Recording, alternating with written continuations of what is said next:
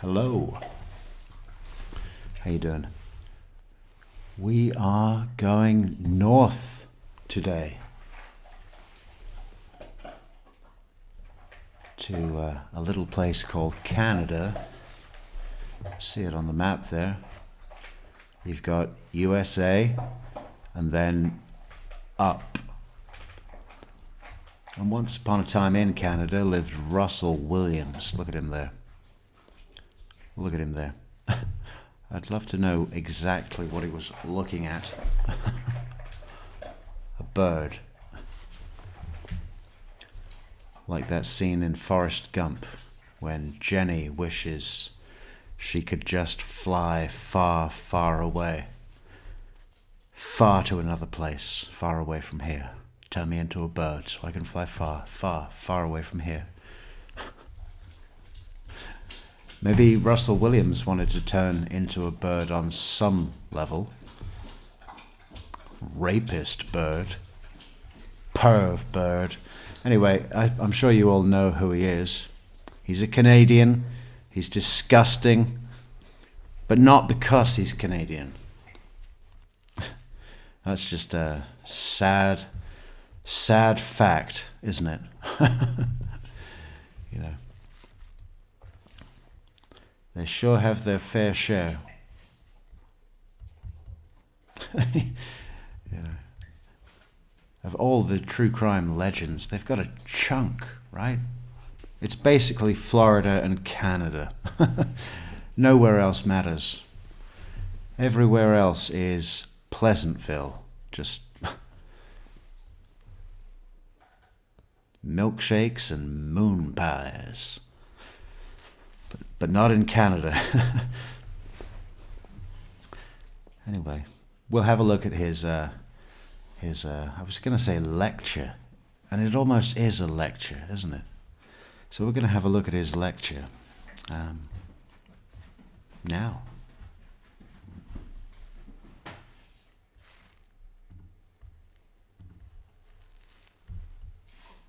Or now. Is that we don't give up on somebody being alive. Hey, whoa. I want to see him walk in. I want to see him walk in classic Perv yellow raincoat. What? What are you? Paddington Bear? Is that what he wore? Only in the rain, right? Well, rain or shine. And he's got a yellow watch as well. I think that is so tacky. What would be more tacky? A red Dodge... Gotta slow down with my talking. I have all these teeth in my mouth, and they attack me when I talk at the moment, for some reason.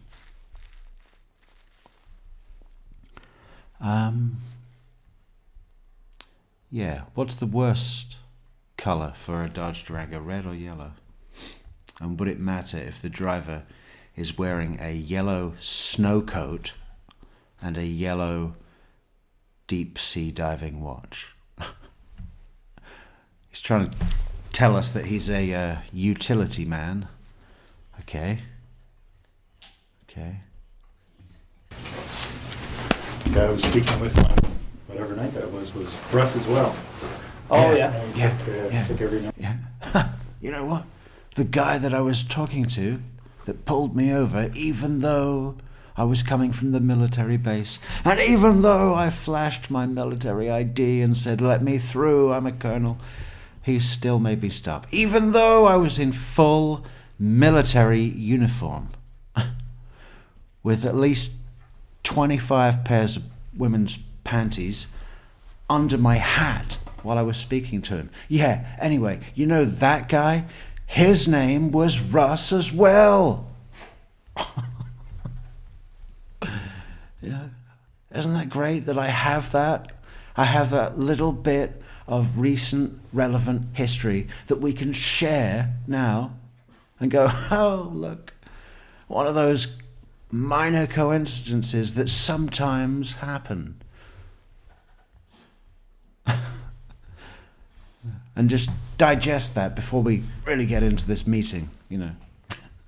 Russell Williams is definitely the kind of guy that goes to Borders and says, do you have any self-help books about shy colonels speaking to a room full of boardroom delegates? And they say, yeah, actually, in Canada we've got a whole section just for that. And page 1 is, always try to mention a light coincidence as you go in to digest before you sit down and get to business. That's the kind of thing he would read and think about and go, yeah, okay. Remember I had. Yeah, no, they were It's just like flying a plane. doing some pretty thorough interviews that night. So. Yeah, absolutely. It was All right. glad to see it. I was so glad to see it. I was so glad. I was also glad to be checked and to have them take imprints of my tyres that I had just driven through a snowfield the week before when I abducted that 27-year-old girl and murdered her after about a full day of, various psychological and sexual torture events that I had planned. But I was really glad to see the check and that they were doing a thorough job, yes. Gotta move your gloves here. That's a little microphone, just to make sure there's nice and clear. As you can see here, everything in this room is videotaped and audio taped. Check. Did you see where he put his gloves? I couldn't help but think, are all Canadians taught that in school? Because you need gloves, right? Where do you put your gloves? On your chair, right at the back. So they, top tip. They do it in Norway too. And the other one, Sweden. Whatever night that was Russ as well. Oh, yeah. Whatever night that was, because I haven't been, thinking about it ever since. Whatever night that cop stopped me and didn't let me through and took imprints of my tyres. Whatever night that was, his name was Russ. Took every number I had. Yeah, no, they were doing some pretty thorough. They took every number I had. What? How many were there? Both of them. He took both. They took every number I had, every address, every bank account I'd ever had. Thorough interviews that night. Yeah, absolutely. It was All right. glad to see it. Just gotta move your gloves here. That's a little microphone, just to make sure there's nice and clear. Yeah, look. There. That's where they put them. That's where they all put them. As you can see here, everything in this room is videotaped and audio taped. Check. Check. You ever been Military. interviewed by the police in a room like this before? Or? Negative. Yeah. No, I think the closest thing would be being interviewed by NIS for a top secret clearance. Because I'm that high up. Never been interviewed like this. Oh, no? Okay. No. Let's get this set up here. I guess the closest interview by NIS for top secret clearance. Oh, yeah? Oh yeah, you're that high up. Is it the closest thing? Because if it were me and I were in there and I had to give a comparison example, I would say, I have never been interviewed by police like this. Well, I guess the closest thing was when I was transiting through Kuala Lumpur and Malaysian Airlines lost my bag and I had to go and wait in this room for 6 fucking hours and, they eventually brought me my bag. But the room was actually just like this. So I guess that'd be the closest thing. You wouldn't say that, would you? Because losing your bag on Malaysian Airlines in Kuala Lumpur doesn't fucking matter, does it? All right. Well, again, Russell, I appreciate you coming in. An investigation like this, I mean, I'm sure you can appreciate. Russell, I appreciate you coming in a fucking yellow raincoat, because that confirms our suspicions that you are definitely a massive perv. It's been big news. Yeah. Oh, and you've got a yellow watch too. Okay, I changed my mind. It's Sunday. We don't need this interview. You're arrested. I'm going home.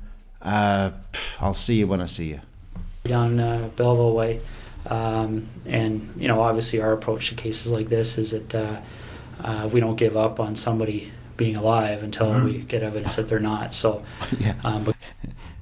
Yeah. I don't think that would be a very popular public policy, would it? We've been investigating the murder for almost a full week, and we haven't found anything. I mean, it's really difficult to even know where to start. So, you know, we could keep throwing money at this. You know, we could keep just throwing money, but we don't know.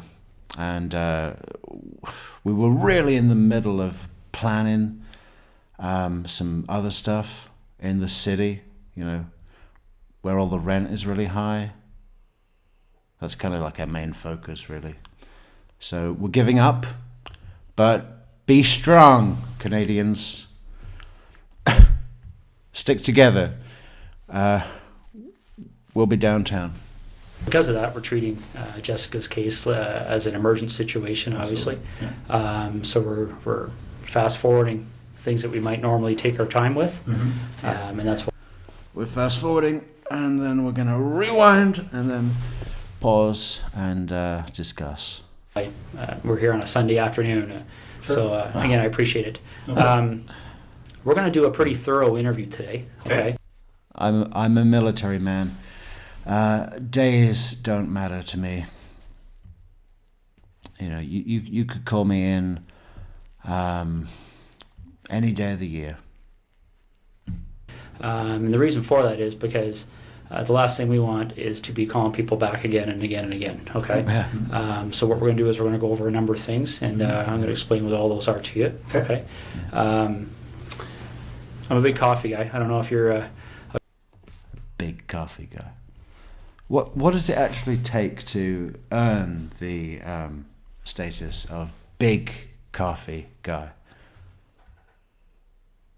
You know, obviously coffee drinker, that's a pretty widely accepted standard, self-explanatory.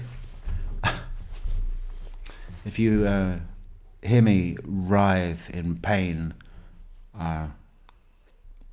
at any point, which I'm sure you will, don't panic. We do have some 600 milligram ibuprofen in the cupboard, but we're going to start this now. a coffee guy or I am a not, but I coffee didn't guy, want to actually, drink in yeah. front of you. So No, I appreciate that. all right, go ahead. I could definitely. Are they black? Yeah, they're just black with.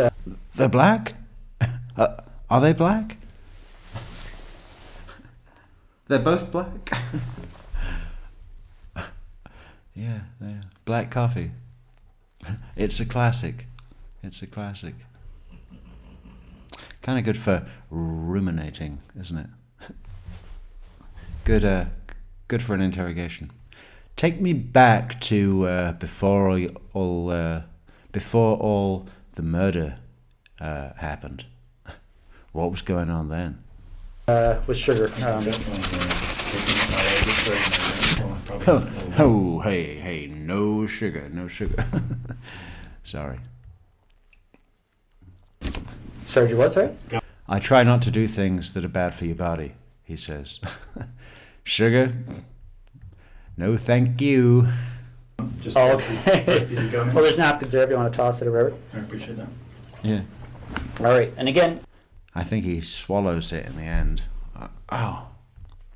like I said, this interview is going to be very thorough. But again, I have a simple rule when I talk to people. It's I'm sure you're the same way. I treat everybody with respect. I don't want to ask if they do the same for me. So what we're going to do is we're going to start off by. Well, if your respect how about you run yourself out of the room and get me a couple of creams? Yeah? That'd be nice. It would be nice to offer, at least, even if you didn't have any.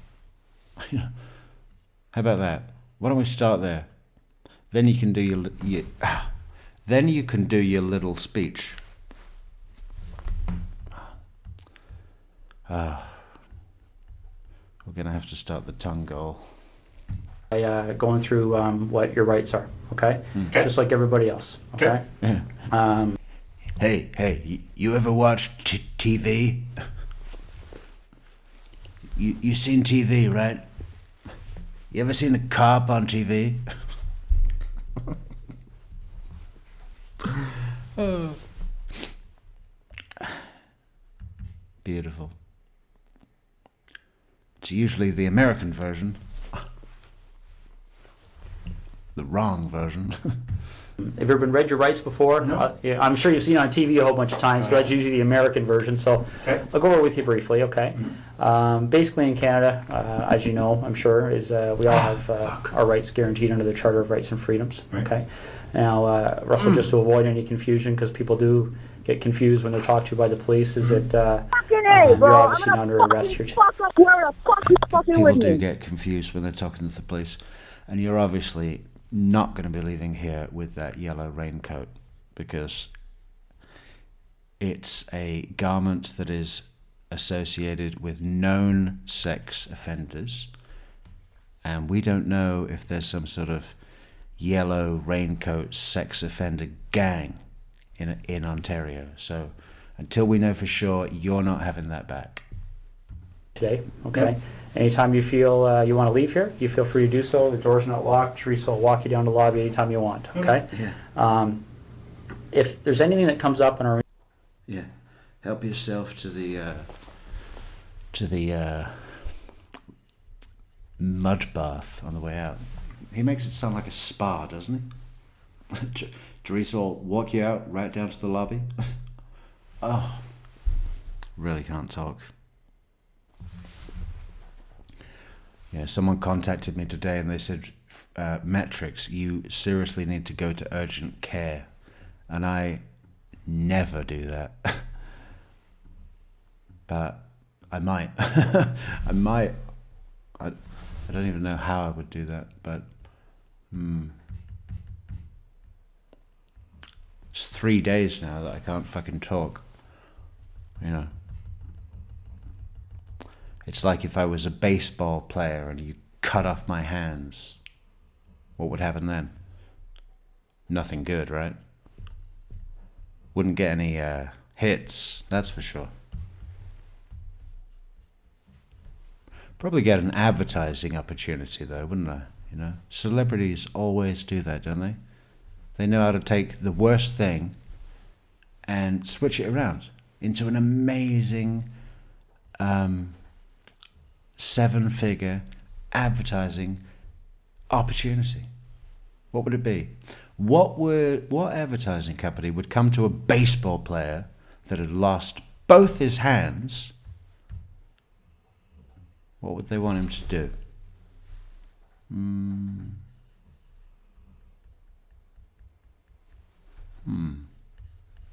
It's got to be something. We'll come back to that later in the break. Interview today, Russell, that you feel you want to talk to a lawyer about, you just let me know, okay? Sure.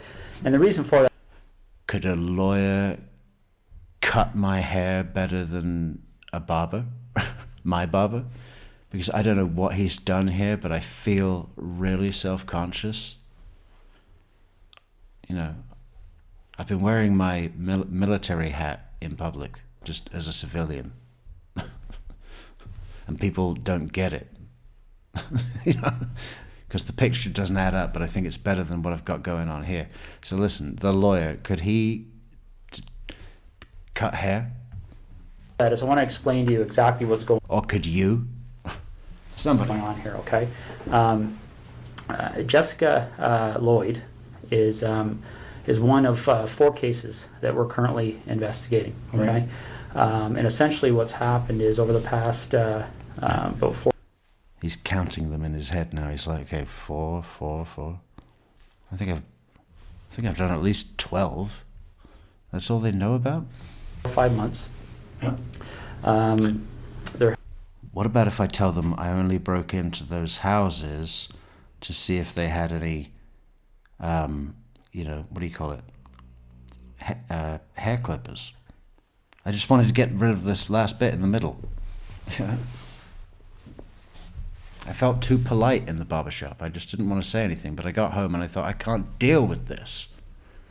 But I don't want to go back and pay another $12. I was just looking for, hair trimmers. That's why my DNA is in there. There have been 4 occurrences, that, like I said, that we're looking into.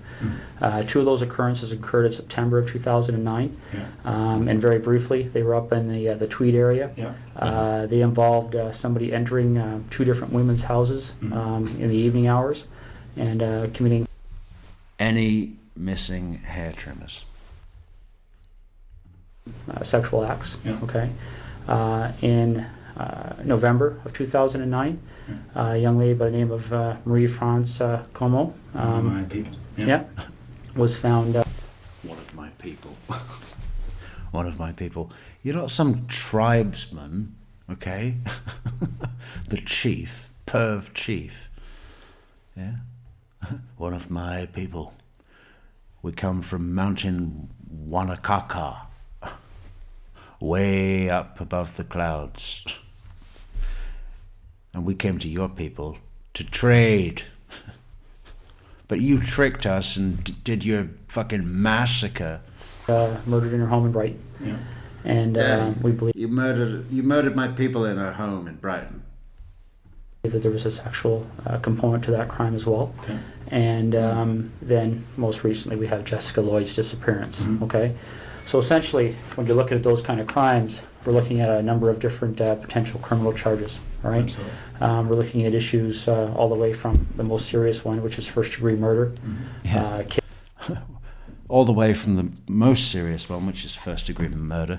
Then we've got all the rape stuff, and then scary stuff, torture, breaking in, and then the haircut. Okay. It's obviously the least serious issue, but it is an issue, and it's on the list. Kidnapping, sexual assault, break and enter with intent to commit sexual assault. Yeah. Breaking and enter with a yellow rain jacket. I mean, I feel like the penalty should already be. I mean, just wearing that alone could cause severe psychological distress, right? Because it's known to be associated with rapists and predators. Yellow raincoat. So if someone was breaking into your house, you would feel worse if they were wearing a yellow raincoat, wouldn't you? Because it just sort of confirms the worst case scenario. Not only is this going to be violent, it's also going to be, a rape, frankly, in a yellow coat. Forcible confinement, okay? And so what I want to make sure you understand, and this is what we've been doing with everybody we've been talking to, is that clearly when we find out who's responsible for one or all of those crimes, they could be charged with one or all of those offenses, okay? Whether it's you or whether it's anybody else, all right? Absolutely. Whether it's you, which we know it ain't, or whether it's anyone else with normal hair. Yeah? Whether it's you, or someone else in a yellow coat. I mean, whoever it is, we know they've got a yellow coat. And that's why it's important that we make sure that people understand what they have to do and what they don't have to do when they're talking to us, okay? So as I said before, any point today you feel the need, you want to speak to a lawyer, you let me. Notice how he doesn't go straight into so you want to give me your DNA and blood now? And what about those boots? We want to have a look at those boots. Because we found boots.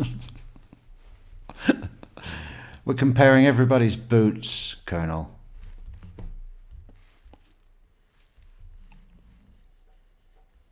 Let me know, and we can take you to.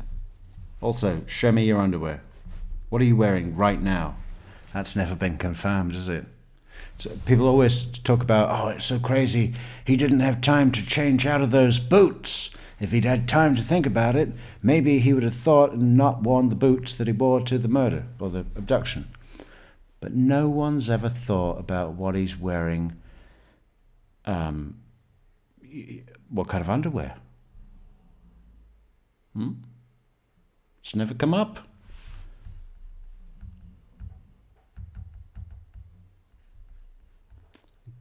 You know, and Canada are so cagey about it.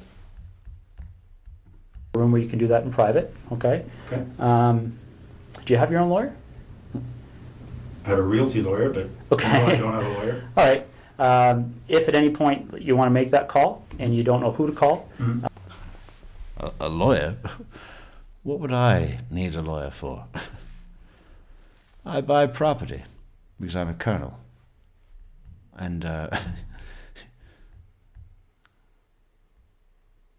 so a realty lawyer isn't even really a lawyer, right? That's just an estate salesman.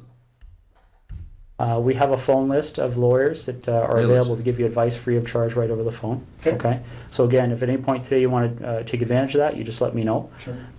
Is there any reason you want to call a lawyer now? Nope. Okay. Do you think that was selective language? Take advantage? Because he loves taking advantage, doesn't he? It's like, hey, that's my main thing. Dominate and control. Take advantage. That's actually what I was going to put on my business card. Colonel Perv. Call now. 0800 Colonel Perv.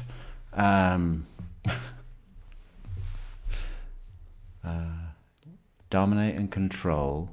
Take advantage. The ironic thing is there are probably an enormous amount of sick Canadian women. I mean, maybe that I should say that differently, shouldn't I? There are probably an enormous amount of sick women in Canada, whether they be Canadian or not, that would have actually paid him to do this as a service. Do you want a intruder, break-in rapist scenario where I wear a ski mask and subdue you with my flashlight? It's a big one. And then you set up the camera and you do the whole zip tie around the neck thing and stay for a few hours and then go. And that's your, call girl. Well, not a girl, That's your experience, your liaison, what's the word? Escort. Your liaison escort. People would pay.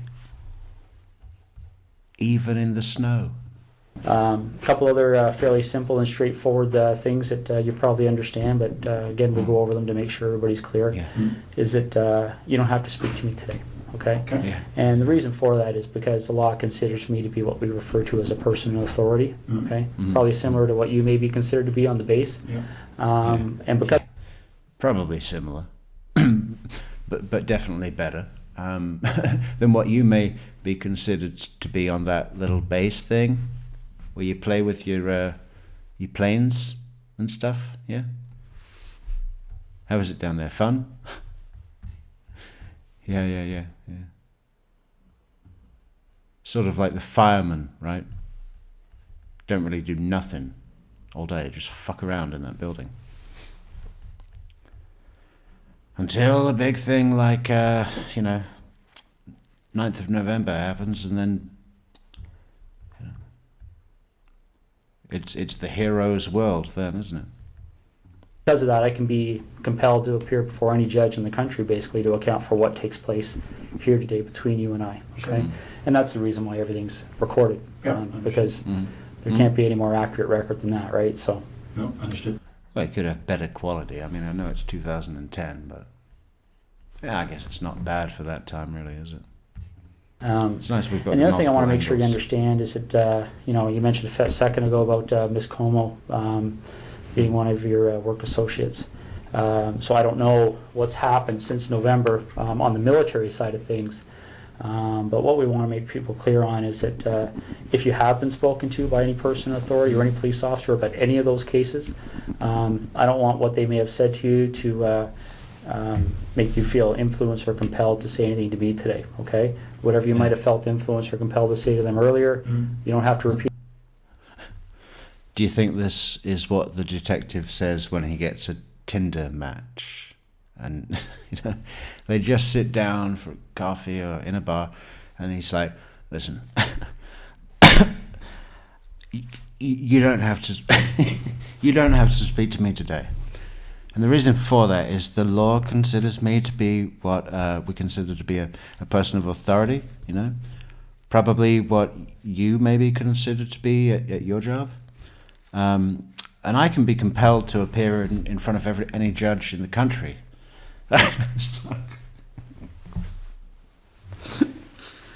The date is just holding her gin and tonic, sipping it very slowly. Yeah. It's good. It's good. It's good.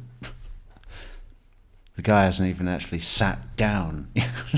It to me, and you don't have to say anything further, okay? But obviously, what you do say.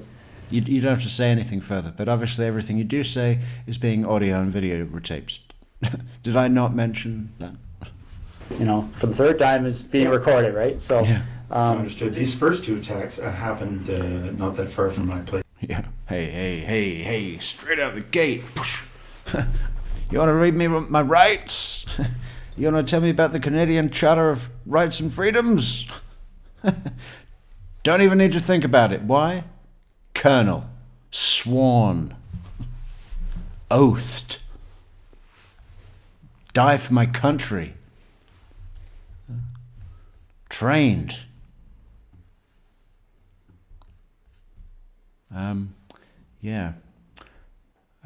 Straight off the gate, straight off the bat, straight out of the gate with a bat.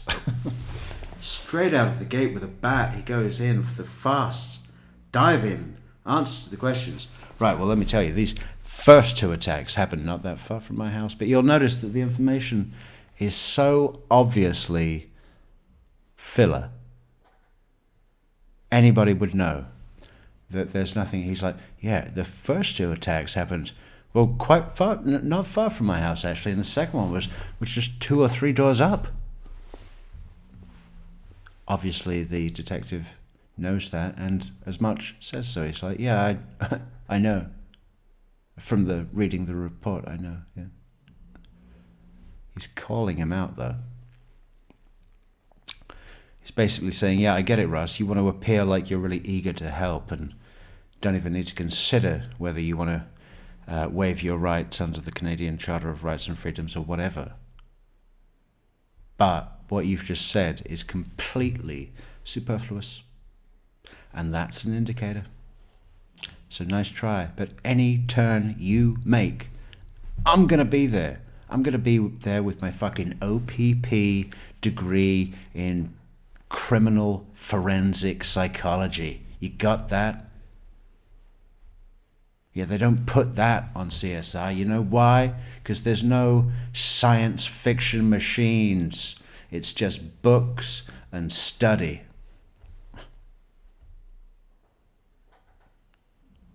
But maybe after you can show me how to fly a plane. Listen to well, the second one. On your little base. Yeah. We didn't even know the first one had happened, but I understand that was. You might be police officer about any of those cases. I don't want what they may have said to you to make you feel influenced or compelled to say anything to me today, okay? Whatever you might have felt. What if they have advice for my hair? I want to know. Don't be shy with your opinions. I want true advice. What do they think I should do with my hair?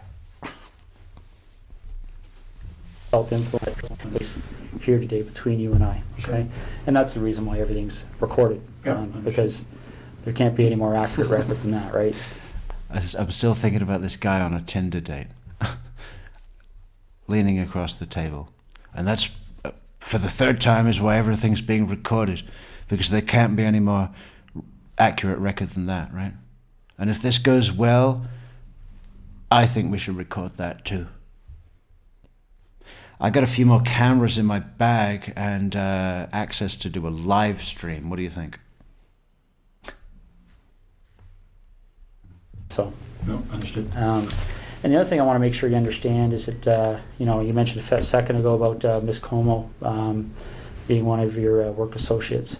So I don't know what's happened since November on the military side of things. But what we want to make people clear on is that if you have been spoken to by any person in authority or any police officer about any of those cases, I don't want what they may have said to you to make you feel influenced or compelled to say anything to me today, okay?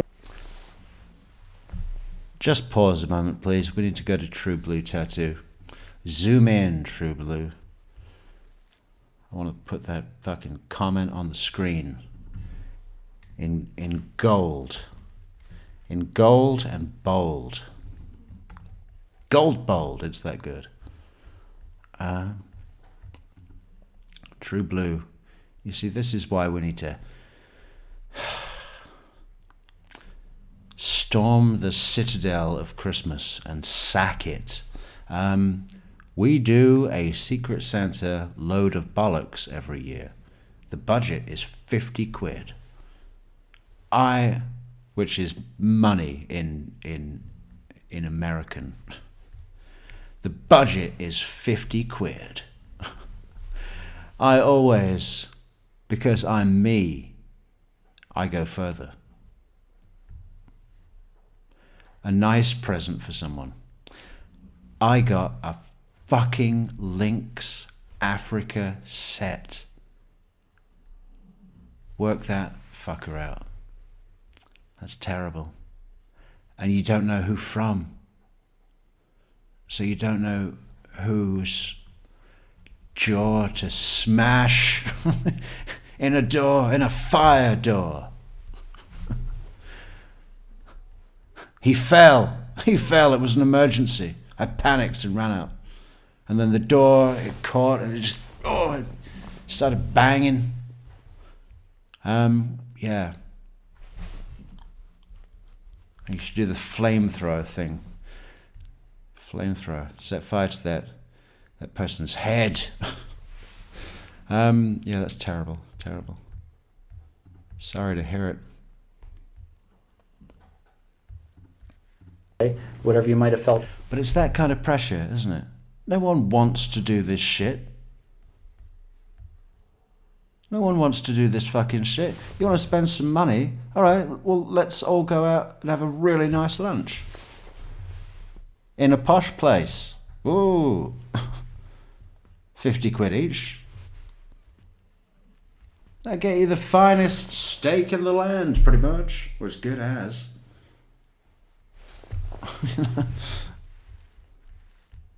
Yeah, that's what you should do. But no, society says, hey, work colleagues that, you know, really only get along because you have to until some of you fuck and then it's a problem for the company and we have to sort it out. Thanks. Yeah, but you're all going to do the Secret Santa thing again, right? And then you have to decide, and then it's a secret, and wow. And what do you end up with? Fucking can of deodorant. Influence or compelled to say to them earlier. You don't have to repeat it to me, and you don't have to say anything further. Okay, but obviously, what you do say, you know, for the third time. You don't have to come back to my home address.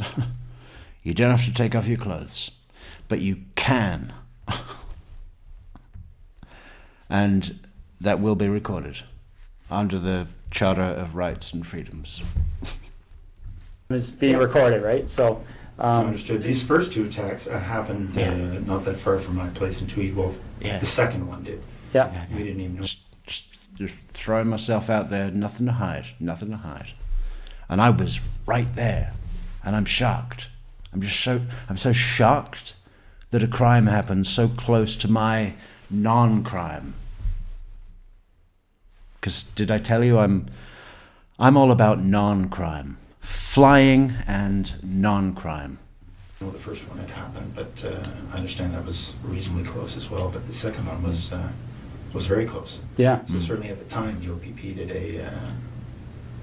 a door-to-door. Yeah. And, within a couple of days, probably the same night. So I spoke with a couple of guys then. Okay. Yeah, and I'm aware of that from looking at the different cases. Yeah. And essentially... Yeah, I think I read about that. And a lot more. Russell, in a nutshell, that's what we wanted to talk to you about. Okay, those 4 cases are of concern to us, and you've kind of almost hit the nail on the head about some of our issues that kind of make us want to talk to Russell Williams. Okay, because essentially there was a connection. Yeah. Yeah, because this isn't a pleasure visit. In fact. Did you bring a hat? Could you put it on? I just can't handle this. But Detective Smith doesn't let it bother him one bit. That hair thing on his head there. Because that'd throw me way off, but I'm nowhere near as highly trained.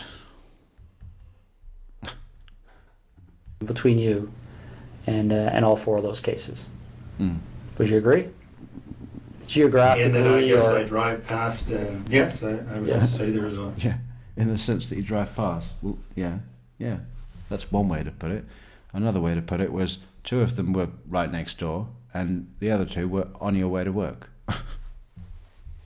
In the sense that I have my geographical proximity close to,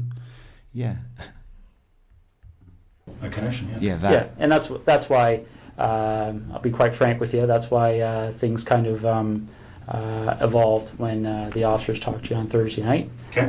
We kind of went from there because when I think you discussed with them the fact that you were a Wow, look at that.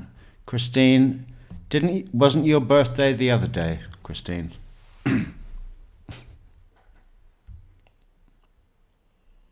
I distinctly remember us all wishing you a happy birthday not more than 2 weeks ago.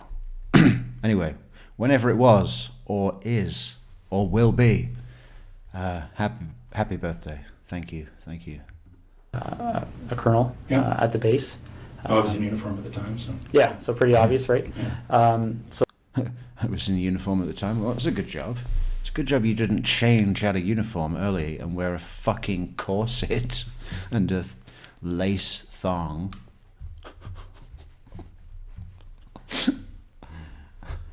Let me through. Let me through.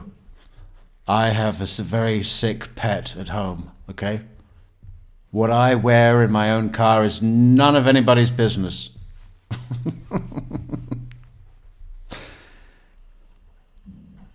It's comfortable, okay?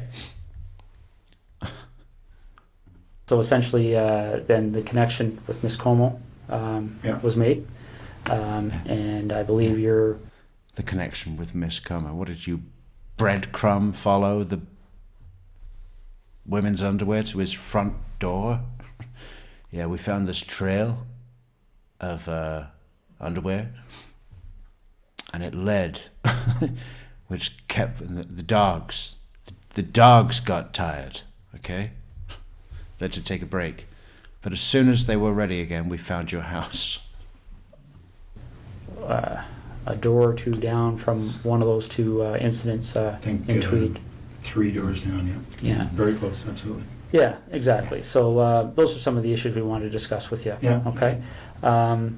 So just getting back to these 4 incidents that we're talking about, maybe you could just give me a little bit of history as to your arrival in the base in Trenton. When did you start working there? Friday on the day I was... Friday on the day? When did you start working there? I think Detective Sergeant Smith wanted to go back to the beginning, right? Your arrival as a well, employee, but you know what I mean. Military personnel. When did you become personnel? Pervanel. When did you become a massive perv? Was it when you came to Trenton?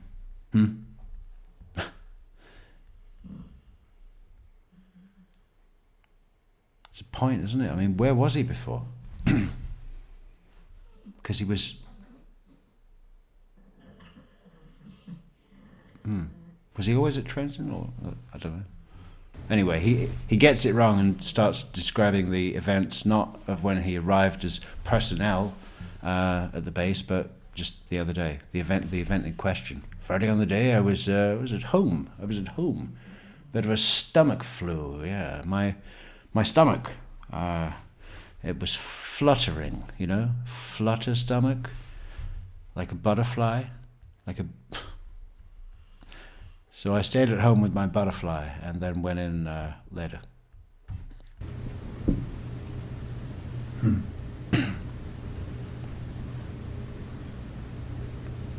Friday on the day I was at home most of the time. Most of the day I had a stomach. How about that? Yeah. Friday on the day, at home, no alibi. But I can tell you everything that was on Martha Stewart. Flapjacks at 11, okay? Okay. In Ottawa or Tweed? Tweed. In Tweed? Okay. Yeah. So we backtrack then. So all day Friday, you're at home. Yeah. And then what time do you leave to go to the base to sleep there on the Friday night? Not sure. Probably just, went in for just before bed. So I probably left Tweed in between. You know what I forgot to do? I forgot to put this goddamn thing up. There we go. I'm a big coffee guy, actually. Yeah, that should be our soundbite, shouldn't it? Is coffee good for your tongue?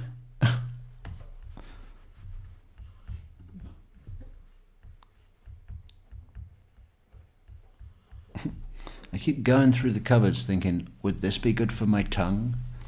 You just don't realize. I can't believe I've gone almost 2 years to the day doing this, whatever it is, radio program. Is that what a podcast is? Is this a podcast? I don't know what it is. 2 years on a radio program and you never took out any kind of special protection for your tongue. Why not? People insure their hands, guitarists, don't they?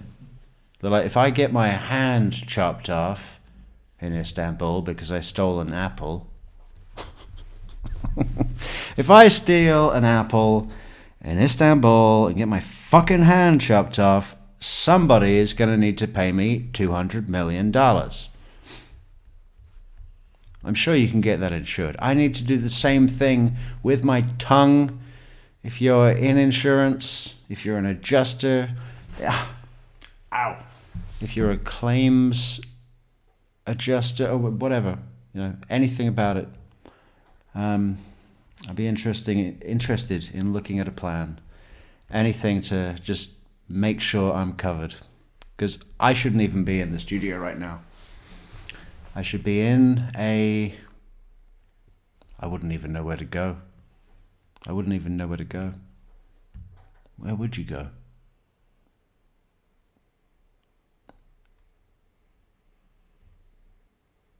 ear, nose, and throat, I guess, right?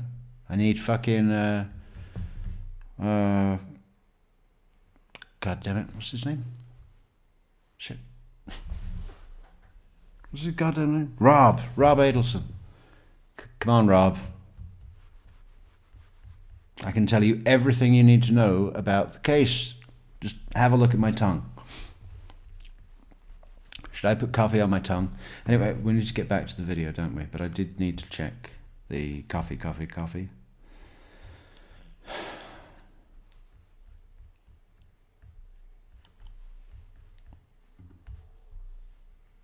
Boom. Toyo Open Country. I'm a coffee guy. Black with a side of rape, please. Oh, how mature. Yeah, absolutely.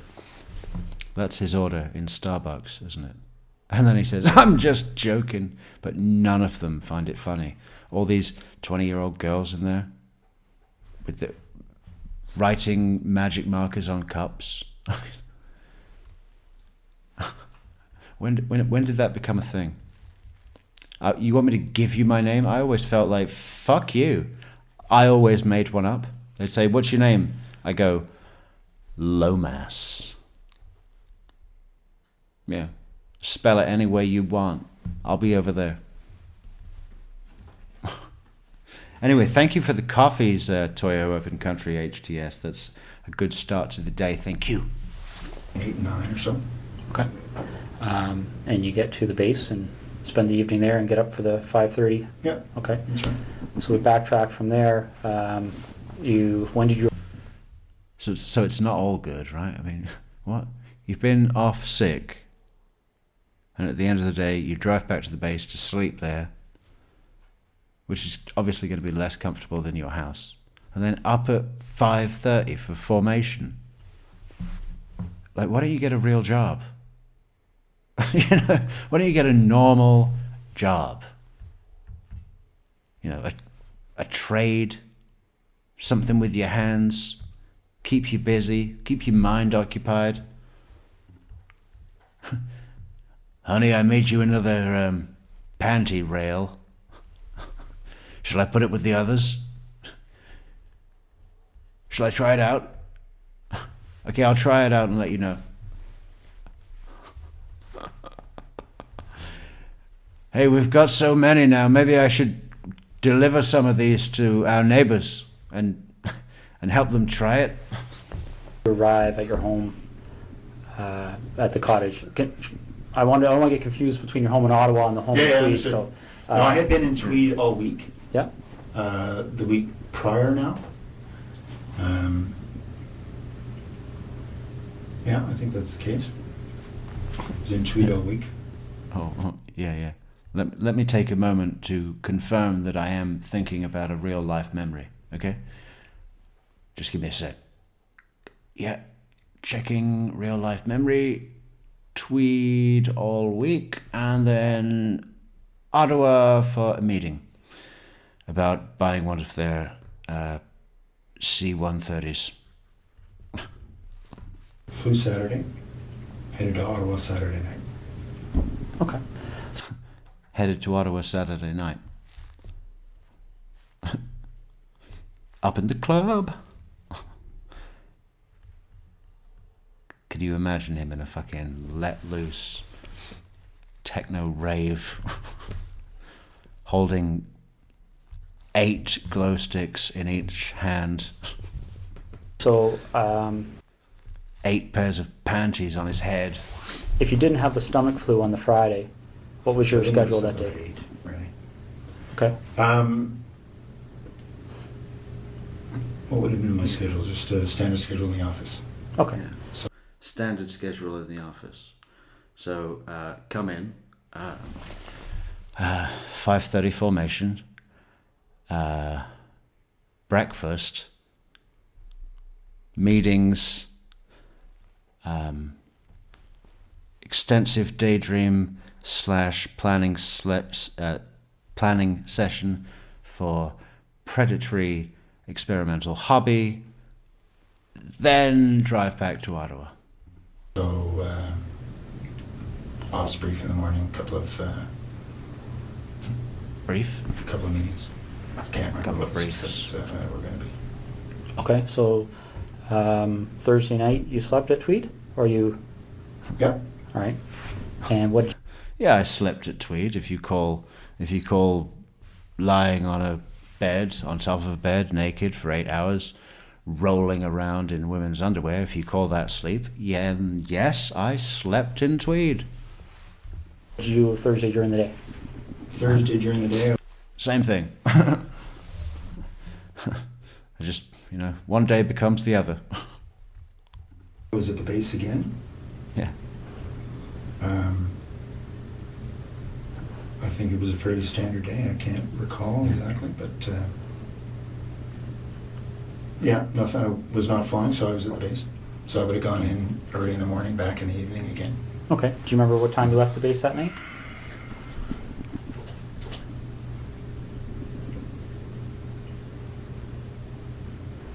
I don't remember anything peculiar, so I would say, I don't know, probably 7 to 9, somewhere in that range. Okay. And that's when you left. Left the base, yeah. And what it was? It's a 45-minute transit. So 45 minutes home. Or as I like to call it, urge o'clock. I left the base about 10 past urge. Yeah. Okay. Okay. Now I'm not going to walk you through November, but I'm going to take you to a date that's probably pretty fresh in your mind. The day that Marie Franz coma. Yeah. I'm going to take you to a date that's probably pretty fresh in your mind. When you were at that barbershop and he did this to you. What was the date?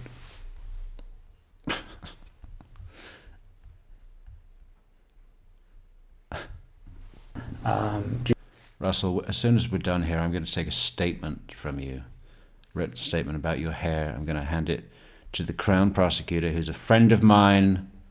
I just want you to know that whatever the outcome here, you're still a person, you still have rights under the Charter of Rights and Freedoms, and that haircut, is an abuse of your human rights. Even though you're a sick, murdering rapist, we're Canadians, and we're not going to let that happen. Okay? I just wanted you to know that, Russ. Do you remember how you found out? I do. Yeah, I was sent an email. Yeah, I remember how I found out. I thought he wasn't done. Then he started to put all the fucking scissors away and the comb and take the fucking thing off my shoulders. And he got the mirror and showed me the back of my head, and I was just too damn Canadian to say anything else than, yeah, it looks great. Totally happy. 100% happy. How much? And I'm definitely going to tip you.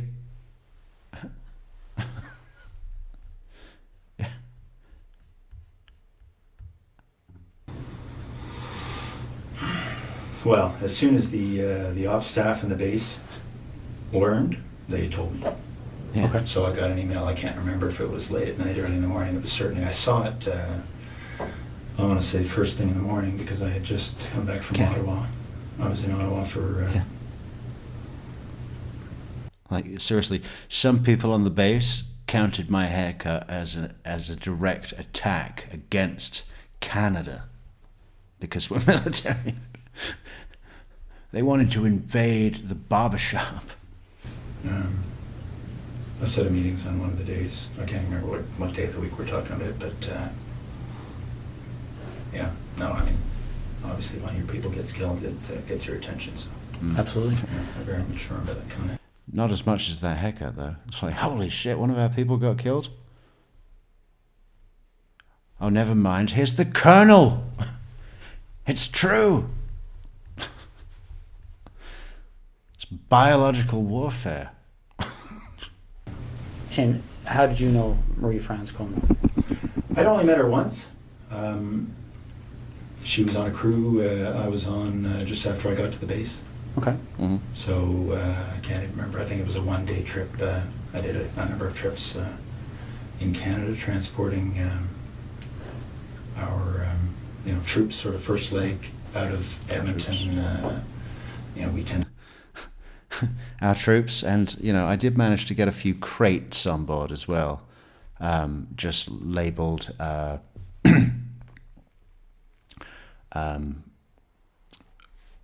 articles. Russell Williams possessions.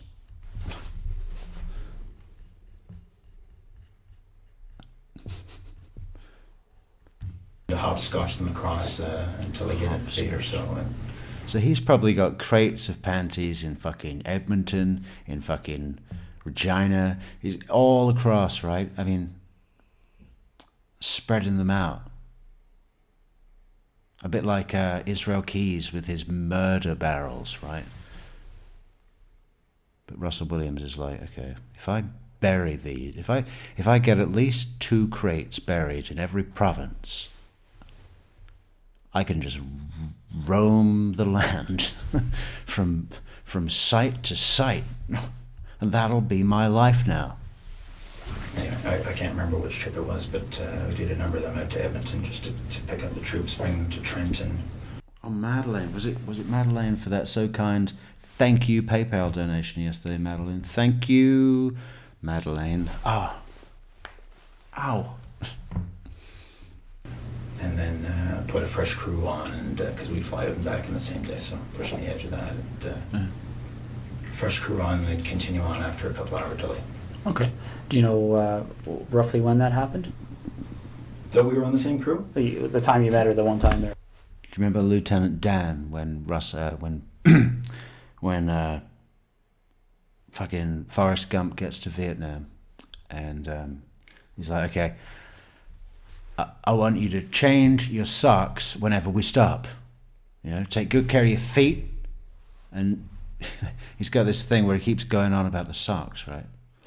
Do you think Russell Williams does that every time he hopscotches across, from base to base, I guess? He comes back to the recruits and says, okay, I want you to change your underwear every time we stop, okay? Take good care of... No. Yeah, I just think there's so much more to his obsession than the breaking in, right? Like, he must be doing something with recruits. Like, at least going into the locker room or something, right? For sure. He's doing something on the base. We don't know what. And I guess there was a big investigation from the base, the military police, I guess, whatever. And they probably found a bunch of stuff, right? But I think they would have wanted to keep it quiet. They're military. They're Canadian. They're fucking embarrassed, right? Shamed. Just totally shamed. So they're not going to volunteer, hey. We found his, a few of his project rooms on our base. What would have been in there?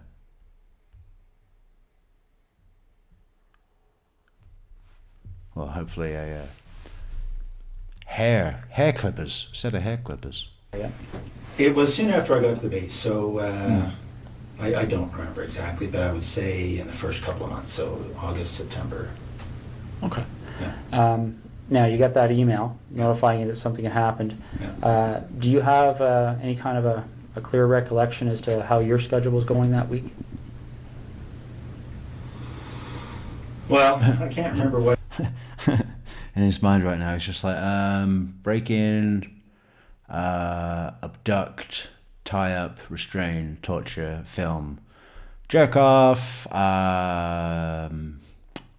film, try on underwear, photo session, murder, ditch body, back to base. And Friday on the day I was in Tweed. My stomach had a flu and turned into a butterfly. What day that the message came in? Just a second. Yeah, just a second, going back into memory again. Okay. Shutting down, standby, reboot, Blue screen.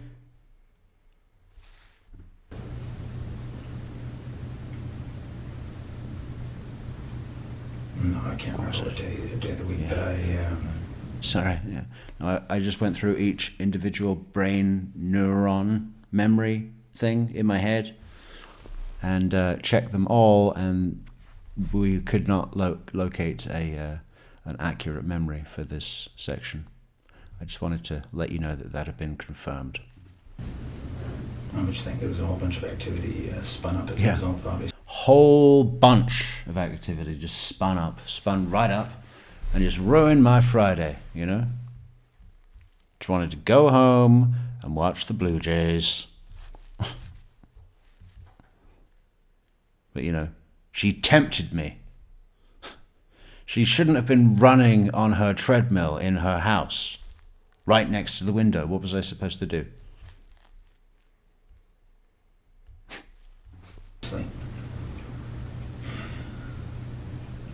I can't remember the day of the week.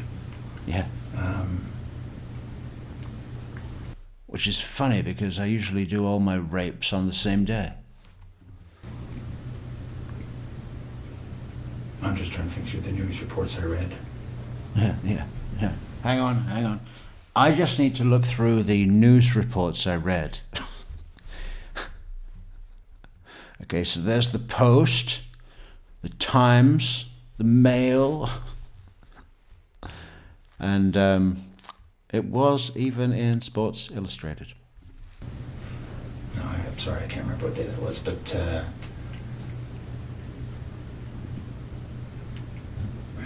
what we learned after the fact. Fucking hell, Russell. Let's start with the days you remember, shall we? He's been through 3 different things now, going, hang on, let me check everything in my head. Nope, don't know the day. Hang on, I need to remember every newspaper I read. Don't know the day. The fuck? You're just confusing the matter. Yeah, he's already very nervous here. And I think many people, even those proper big experts that have real YouTube lives, not like me that just has a broken tongue. Ugh. People that can afford tongue surgery and an opinion, at least I get one of those for free. But no, people say, oh yeah, he was so confident at this point. He thought he was going to come in and just go, yeah. Big Colonel, thank you. Yellow raincoat, doesn't matter, doesn't mean anything because you can't touch me. You know? So, but no, I don't think he thought that at this point at all. He's already very nervous. He's stumbling. I've never noticed how many times exactly he just went like, let me go and check every memory that I can find in my mind. It'd be funny if he made a buzzing hum while he was doing it, wouldn't it?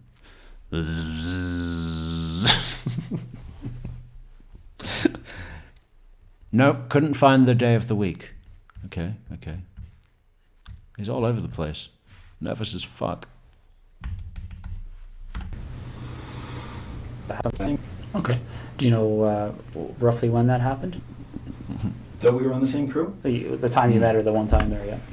It was soon after I got to the base, so I don't remember exactly, but I would say in the first couple of months, so August, September. Okay. Yeah. Now, you got that email notifying you that something had happened. Yeah. Do you have any kind of a clear recollection as to how your schedule was going that week? Well, I know how it was going off the base.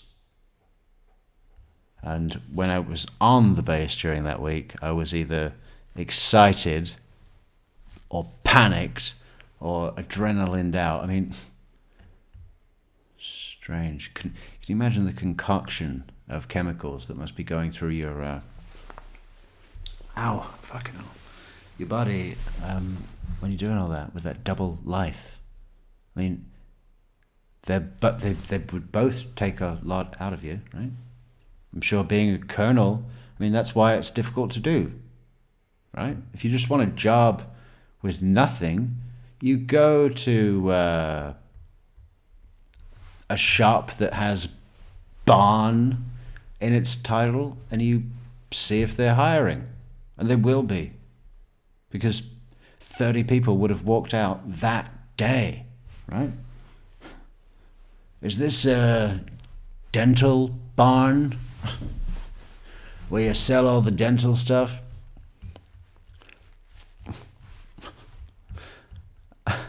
But obviously there's no Colonel Barn, okay? That's the military, and that's a real job, a serious job, in a place that matters, even in Canada. Yeah. So he must have some brain in there, is what I'm saying. I can't remember what day that the message came in. Just a second. Just a second. Bzzz. No, I can't remember what day of the week, but I just think there was a whole bunch of activity spun up as a result, obviously. Yeah. No, I can't remember the day of the week. That's not a big deal. And it's so obvious that you're only making it a big deal so that you can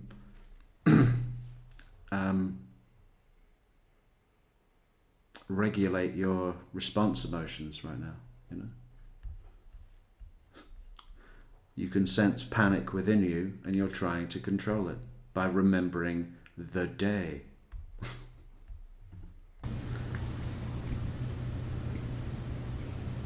I'm just trying to think through the news reports I read. Yeah. I'm trying to think about the news. I'm trying to think through all the news reports I read, but for some reason, whenever I do that, I end up on the page of the newspaper where there's a pair of tits. So I'm stuck, basically. What was I going to put up? We need to put this up, right? Is it still Christmas? Does that still count? We should change it. What's special today, then? December 28th. Let's say it's President Day?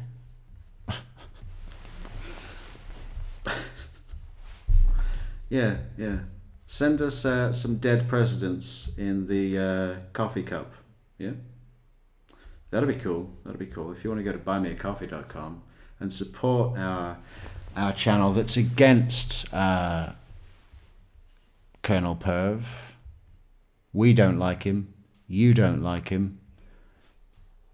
So we support each other, don't we? And we're happy about what his barber did to him. So that this would be how he was remembered. No, I'm sorry, I can't remember what day that was, but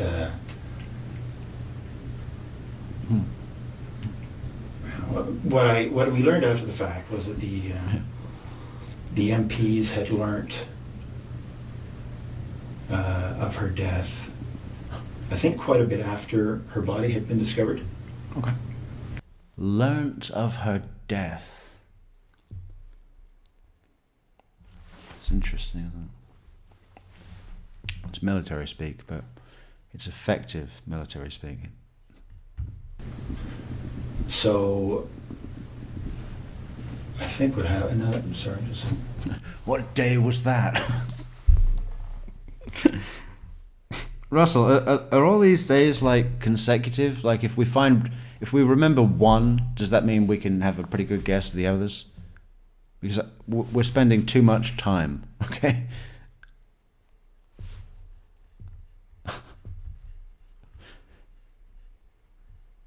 What about if instead of a map, he's like, got a calendar? He could do it for everything, couldn't he? He could do everything. One for each of the Apple Office apps. What is that? Calculator, map, camera, spreadsheet. Got a spreadsheet. Got a word doc. That's good. I like that. What else could it be? Got a... Well, where's my phone? Got a tongue. Yeah, I used to. I used to have a tongue. Yeah, that's pretty much it. There's a compass. He doesn't need a compass. He's got one on his horrible watch. Ah.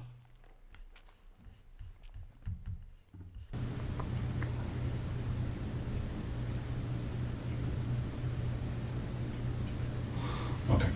So I think, if I remember correctly, the MPs learned late that evening. Can't remember when, obviously, her body was discovered. It was probably in the news report. I remember for dinner that night we had sloppy joes in the mess hall, but I don't know the day. And then the MPs learned of her death while they were eating the sloppy joe. But so they learned, and then they passed it to ops. So they immediately passed it to me. Well, okay. After the sloppy joe, they learned, finished sloppy joe, told the ops. The MPs work for the wing operations officer, so they go, through their chain of command, and then as soon as the... Yeah. Let me give you a little guide, detective, okay? Because I know everything on the base. You've heard of your country, right? Well, you've heard about these Air Force that we have, yeah? That's me. Yeah. So, so let me give you a tour, virtual tour, okay? Sit back.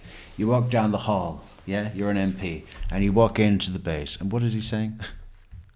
He's just expressing his association with the base, right? That's all it is. That's all it is. The duty one. I think quite a bit after. How often do you think they get the trampolines out on the base? Because I don't know, something about looking at Colonel Russell Williams, especially with what he's wearing, tells me that he is an amazing trampolinist. Double jumps and somersaults and everything over multiple trampolines. That's his thing. Her body had been discovered. Okay. Wasn't under a trampoline, was it? Somebody hid her body under a trampoline. We think there may have been a sexual component. So, I think what happened... I'm sorry, just a second.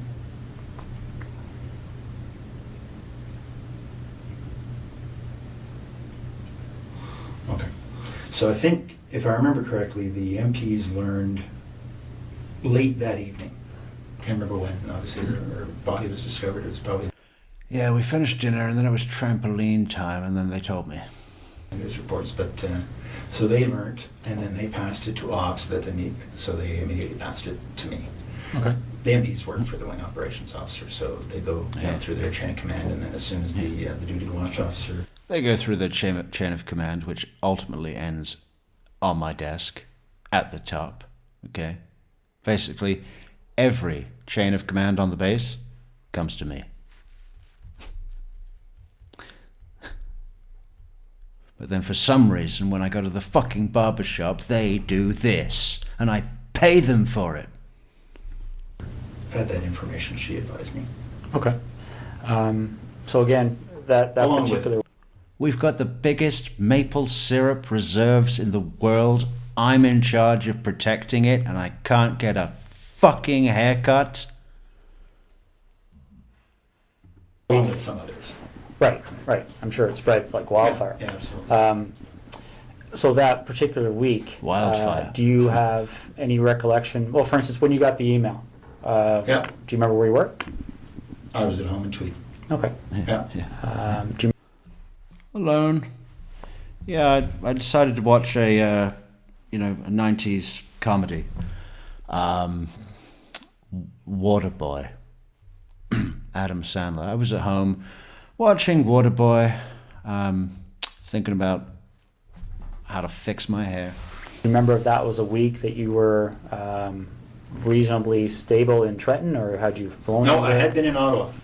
I had been in Ottawa earlier in the week for some meetings over in Gatineau for one of the, it's actually for the C-17 acquisition. I was project director when I was here in Ottawa for that, so just some follow-up stuff for that. Okay. So I had been here at some point in that week. Again, I can't remember how the days all fell together. Well, why don't you try and remember what the newspapers were that you read that day, and maybe that'll help. This isn't repeat, he's doing it again. Oh, just let me try and think of the day. I remember my mother's father being like this. With everything. you know, what did I order? What does it matter, man? They're just going to blend it and put it in a bowl. You ordered blendy, blendy, blendy. But I seem to remember that I got this word shortly after having come back from Ottawa. It seems to me it was the same week. So if we were to... What was the word? Perv. I got this word, perv.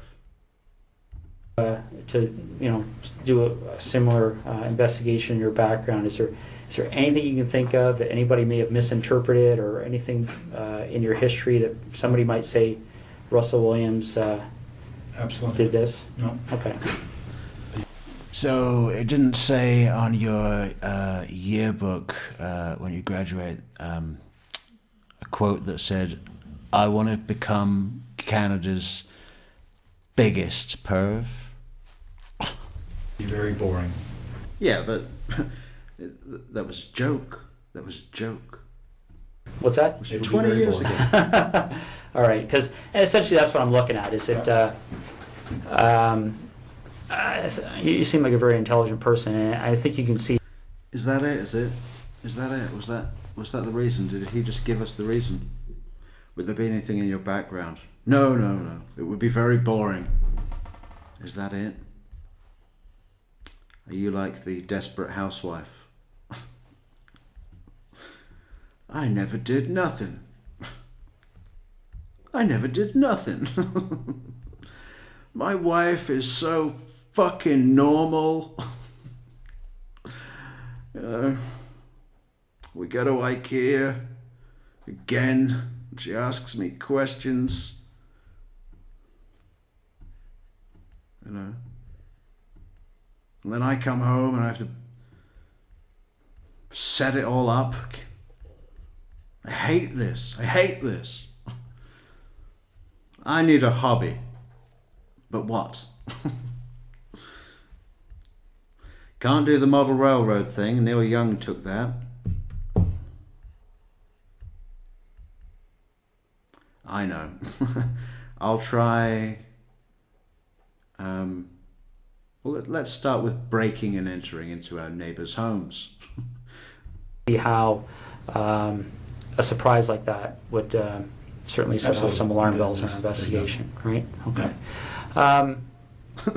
So the next thing we need to cover off is, well, I'll just ask you this straight out. Given the types of crimes we're investigating, do you get much chance to watch television shows, CSI, things like that? I do. Yeah, do you ever watch CSI with that stupid, futuristic, exaggerated technology, flashing light, spaceship bullshit they have? You seen that? Yeah. That's what the FBI is really like, but even better. Do you think that you would get away with this on an episode of CSI? If this was the story, are you the only one that's ever going to get away? Like, how far do you want to go with the analogy? Do you believe we're in CSI right now? I prefer Law and Order, but I do watch CSI occasionally, yes. Okay. So yeah. What's that supposed to mean? That if I was round your house and I said, hey, fucking my favorite program, let's watch it. CSI's coming on, yeah? And then Russell Williams, what, he's just going to get Like, say yes, but then get really passive-aggressive about it. I guess you could call that a plot. Little obvious what's going to happen. You know, my show is quite a bit better than this. But this is good. This is good. Thanks for sharing, but my show is better. I like it. I'm just saying. It's shit. An idea of, obviously, the forensic capabilities, things like that are out there. Do you have any idea what the FBI can put up your ass these days? And what they can find out? Everything.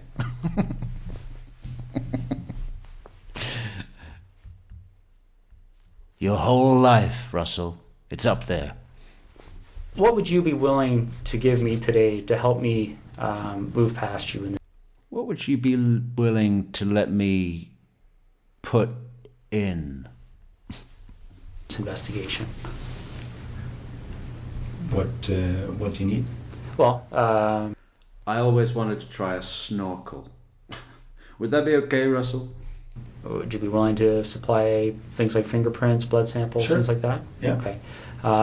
Footwear impressions. Yeah. Okay. All right.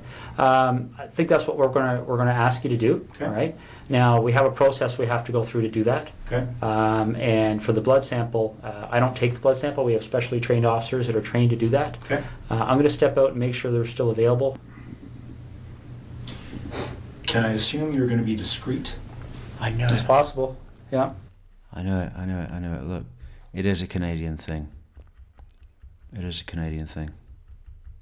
That's the Canadian way to vent your TV show choice anger. Yeah, like, no, thank you, thank you. I love that we're sharing this right now.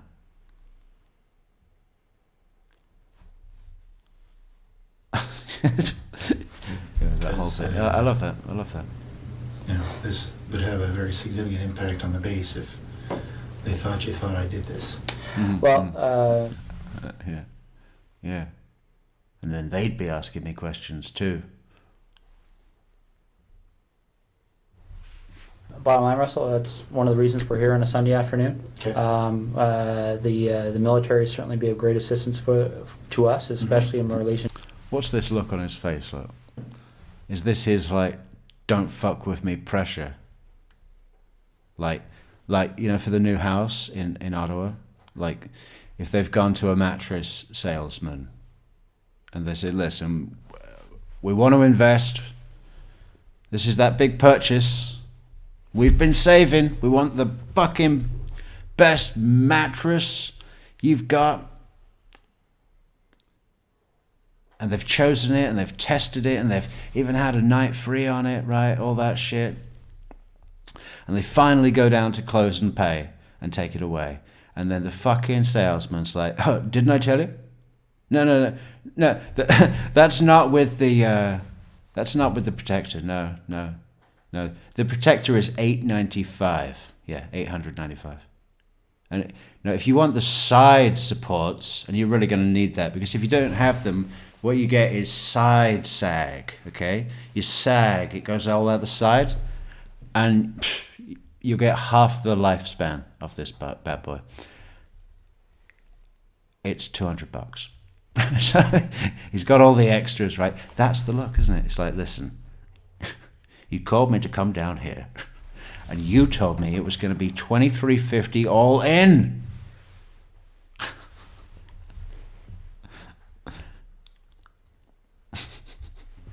Well, bottom line, Russell, that's one of the reasons we're here on a Sunday afternoon. Okay. The military certainly be of great assistance to us, especially in relation to Ms. Como's investigation. So that's certainly one of the things that went into our decision to give you a call at home today and see if we could deal with this today. Okay. So, okay.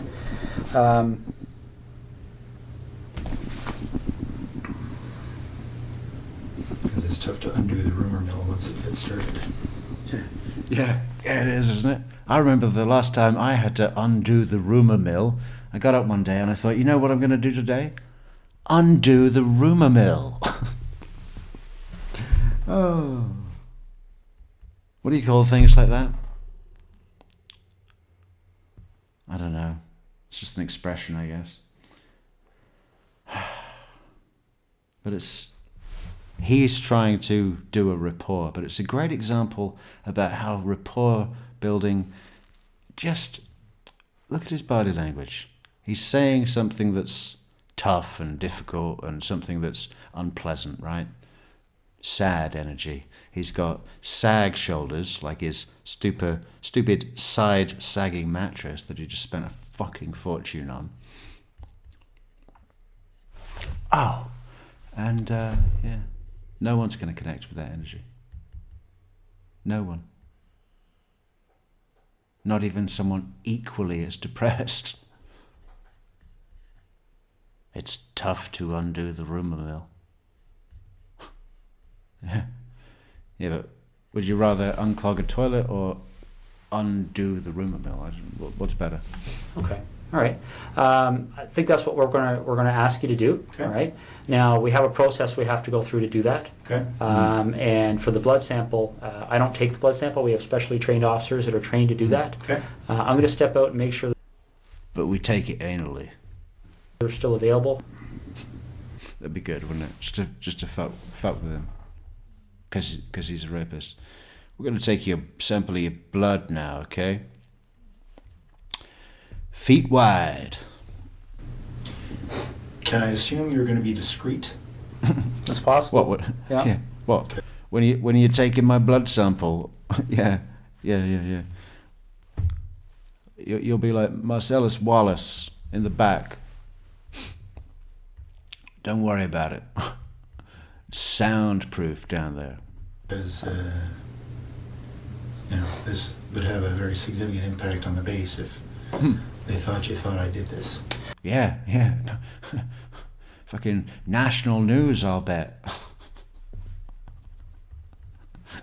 Listen, buddy, if the Queen of England is going to get a personal memo that says, hey, dear Queen, you know that pilot that flew you back from Canada and gave you a little fucking novelty gift of Canadian Forces maple syrup that you threw away? Yeah, that guy. Well, he's like the biggest perv in the country ever.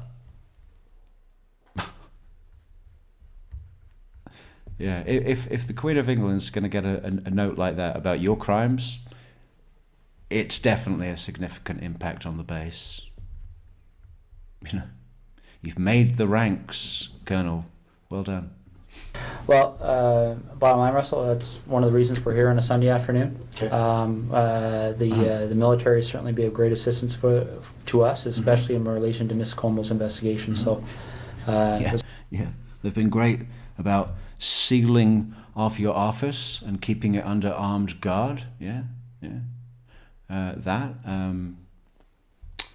What else? What else are they going to do? Doing a deep bodily fluids scan of the locker room everywhere you've been. We're doing that scan where it turns purple, okay? Everywhere. Certainly one of the things that went into our decision to give you a call at home today and see if we could deal with this today. Okay. So, okay.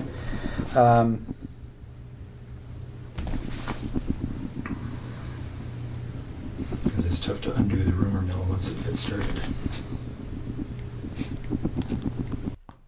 Yeah. That's probably going to be trending on Google now, isn't it? Everyone thinking, okay, what is the easiest, most efficient, practical way to undo a rumour mill? Where do you start? Because someone's worked it out. Someone's gone through that problem logically and gone, okay, how do we tighten down on time here? But I appreciate that. Okay. Yeah. Now that you've had some time to, I know we've been throwing a lot of things at you here, but now you've had some time to think about things. Is there anything that you're concerned about that buccal swab matching in any of those 4 residences? Is there, I guess, let me explain what I'm getting at here, Russell, okay? This is a significant investigation, as you can well imagine. Yeah. That DNA is going to be significant in our investigation, both quite possibly. That significant DNA is probably the most significant thing in our significant investigation. Significantly. That's how significant this is, Russell. Am I getting through to you? To help you, quite possibly to help us. Understood. I don't know yet. I don't know what the result is yet. And I'll go back to the example I gave you. Could go either way, right? It's a very similar issue, I think. And you talked about the idea of discretion here. Okay. You talked about the idea that I think hopefully you appreciate the fact of how we approached you here. Yeah, absolutely. And essentially, we have no issues with that. Okay. We talked recently about the whole idea of any unusual sex acts in your history. But another thing that can often happen in cases.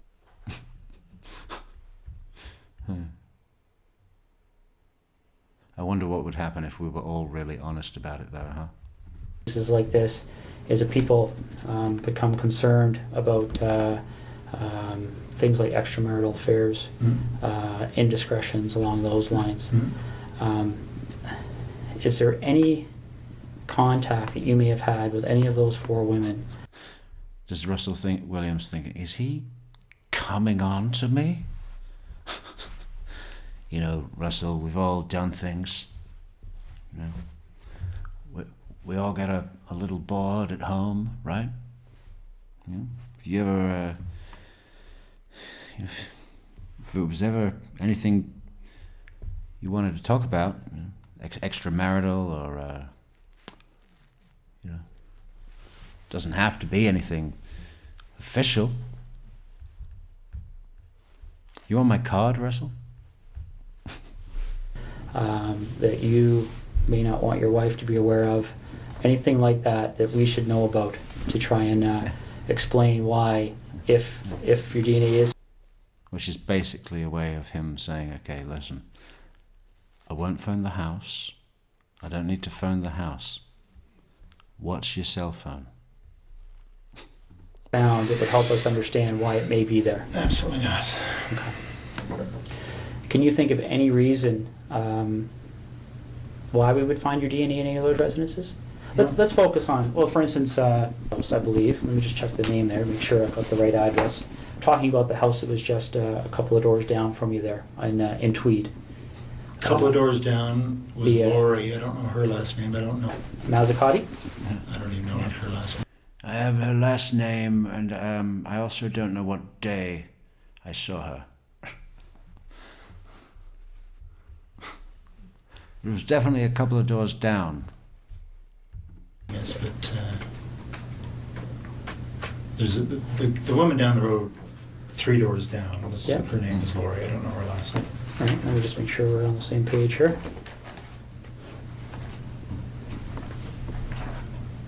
Okay. My understanding is she lived at 76 Cozy Cove. Yeah, so she would be the one, the second one, the second incident on your road there. Yeah. He doesn't need to do that. All he's doing there is just giving him a little bit to say, oh, you wanna sit there and act like you're helping us follow a lead? Yeah, the second one was Laurie something, and I don't know what day that was, but there was a couple of doors down. Russell Williams wants to say something and feel like he's not got a big guilty sign over his head, so he's like, okay, you're here to help, right? You're military, he's police, you're here to help. Let's go through this. Let's go through this like a military problem. It's like I'm training a cadet. Hello, cadet. Top 3 things about Canada, go. What would they say? What does every cadet say?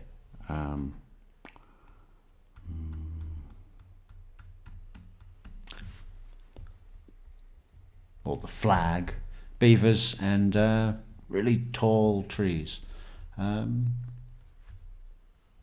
was he saying? Russell, the Smith is like, ow, fuck, ow, shit. Yeah. Her address was 32 Cozy something. Does that sound right? Does this sound like a good lead, Colonel? Yep. A couple of names, I believe. Let me just check the name there, make sure I've got the right address. I'm talking about the house that was just a couple of doors down from you there in Tweed. A couple of doors down was The, Lori. I don't know her last name. I don't know. Mazzacati? It's great. It's great. Because Agent Smith is set, ready to go with accusation, evidence after evidence, accusation, everything. Just throw it at him. But so much better to, yeah. Let's make you feel a little bit more comfortable now. Yeah, I think her address, does that sound right? You wouldn't know what day that was, would you? What newspaper were you reading that day? I don't even know what her last name is, but there's the woman down the road, 3 doors down. Yep. Her name is Lori. I don't know her last name. All right, let me just make sure we're on the same page here.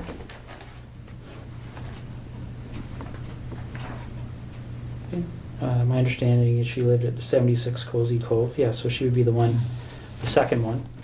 The second incident on your road there. Yep. A couple of doors down. Ever been in her house? No. We met her once, I think the first summer we were there, so in 04. Okay. Yeah. And that's what I'm getting at. Yeah. She helped us pull our canoe up the bank, right? I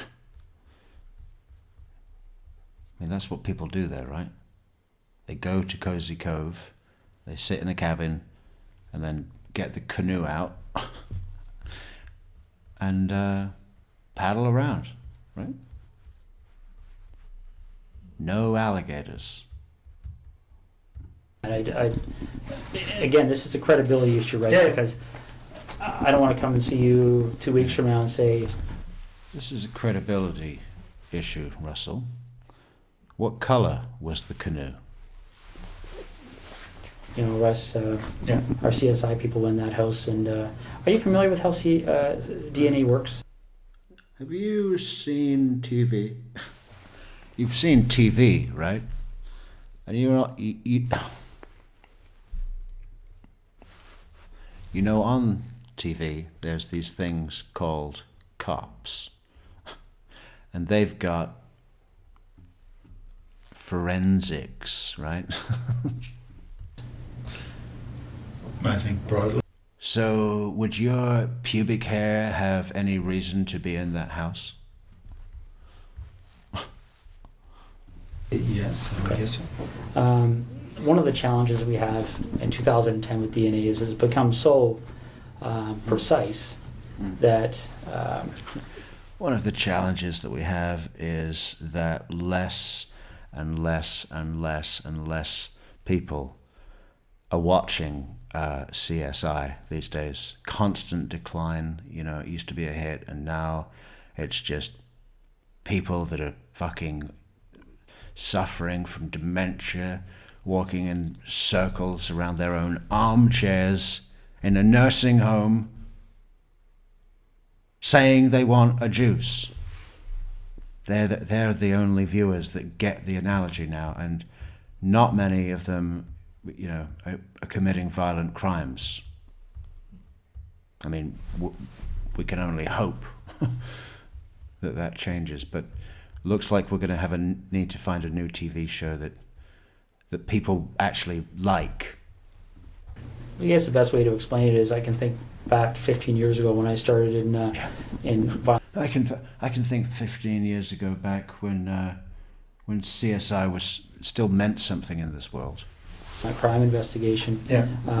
For us to get a DNA match, the sample we had to find was, probably would have filled half of one of these cups. Those are- You know, because they destroy so much of the sample in the testing. Okay. Essentially, DNA has become more and more precise to the point where when you and I walked in this room earlier today, we could have sat down, talked for 30 seconds, Yeah. walked out. CSI officer could have come in 3-4 days from now, Yeah.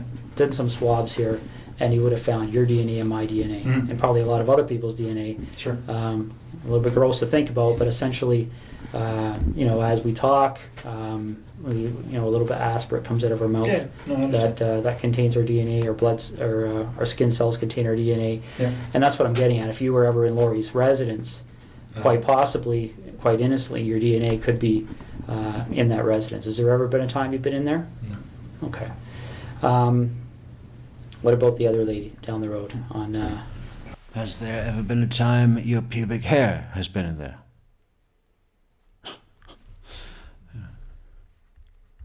Because you wouldn't have had to be in there physically for that. I hadn't even heard that. That could have happened quite innocently, Russell. So, you know, a squirrel. There's trees around your place, right? Squirrels everywhere. Big problem. That name, so no, I don't actually know who that was. Okay. Have you ever visited Marie France Como at her residence? No. Okay. All right. So you're quite positive there would be no reason why your DNA would be in any of those Absolutely. 3 locations. Okay. Did you know Jessica Lloyd even in passing for any reason? No, I didn't hear her name till it was on the news.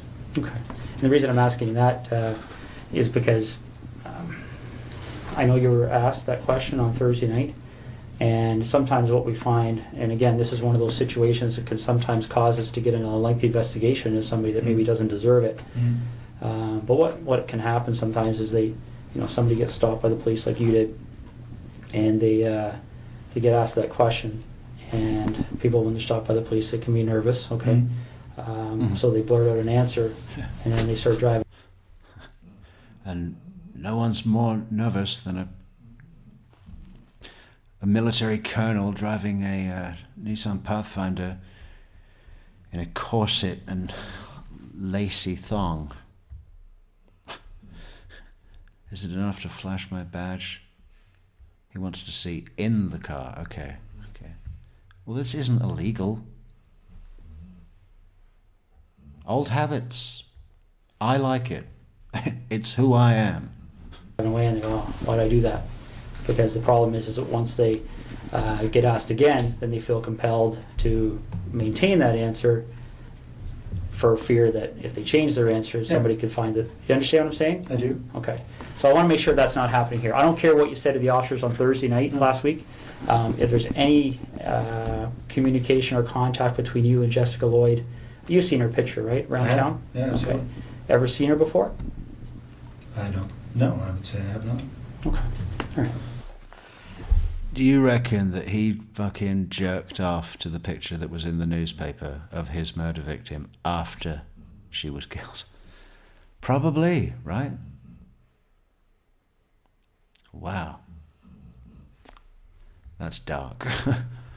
That's dark. All right.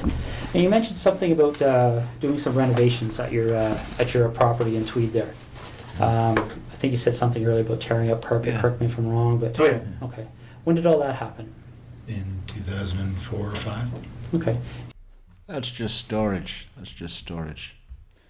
Yeah, we do a lot of storage here, so we needed more.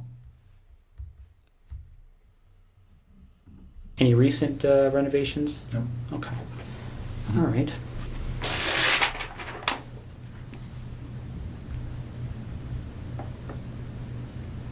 Just want to make sure I'm covering all the bases here. Yeah, I mean, that's what made me think of it, Toyo. Toyo says he trims his pubic hair next to the victim's window, and can't help it that she had the fan on. Victim blaming, classic, right? If she didn't have the fan on, then my pubic hair wouldn't have blown in. Unbelievable. They can just never admit fault, can they? It's always someone else's fault. Okay.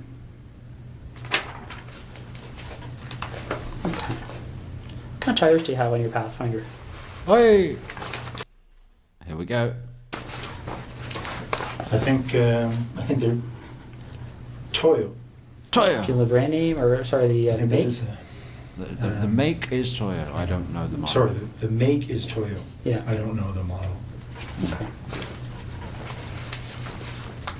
Just see, I'll read this off to you, see if it rings a bell. Mhm.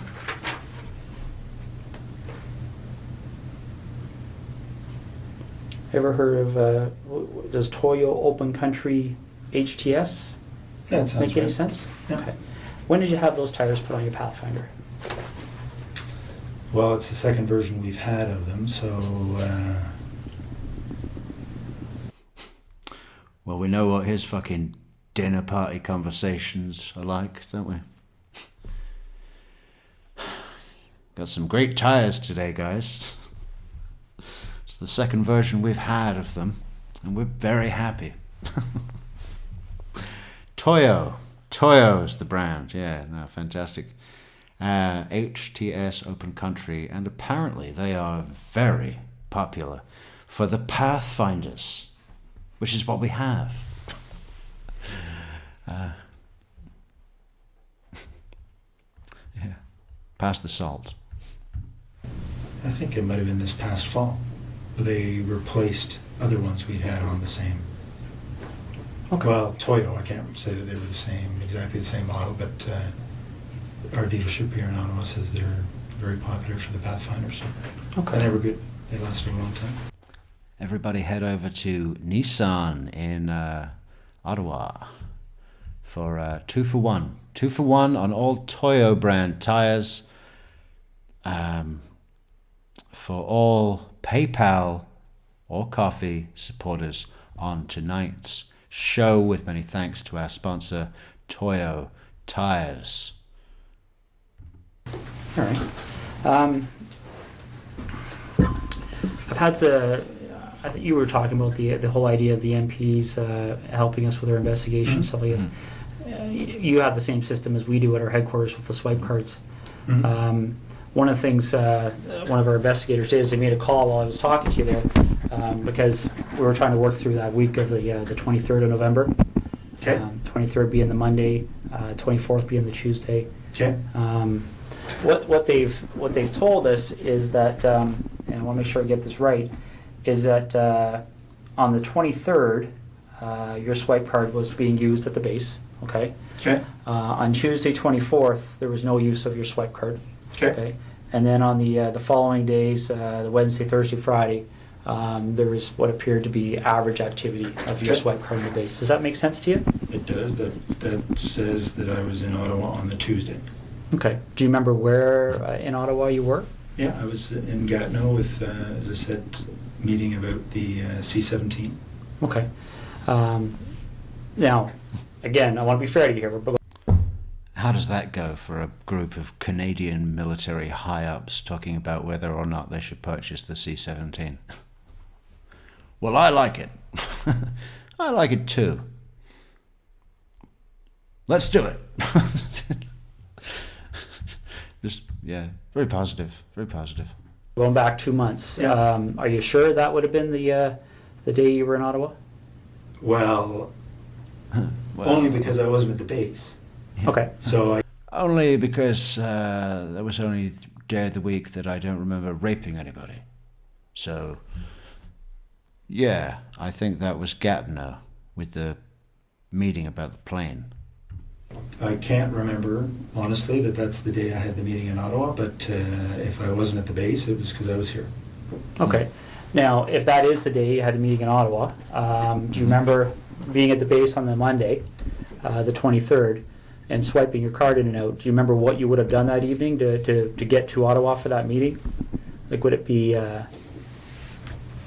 I drove to Ottawa in the morning of the day of my meeting, so if it was the Tuesday, then I would have left Tweed. It was a very foggy morning Okay. that morning. I drove in that morning. Okay. So I would not have been at the base the day I was in Ottawa, because the meeting started at 8:30 or something. Okay. So you leave the base, you would have went home to your residence in Tweed, Yep. and then you left Tweed in the morning and drove up to your meeting in Ottawa. Yep. Okay. You leave the meeting in Ottawa as a daytime meeting, evening meeting, or... Do you remember? Yeah, it was a daytime meeting, finished, I don't know, mid-afternoon or so. Okay. We had lunch and then finished. I think my wife and I had dinner because she was here for work, and then I headed back. Okay. Well, these are the kind of things I'm trying to draw out here. That's helpful to us. Sounds memorable. Is that really all you do? God, you're worse than Wendy Adelson.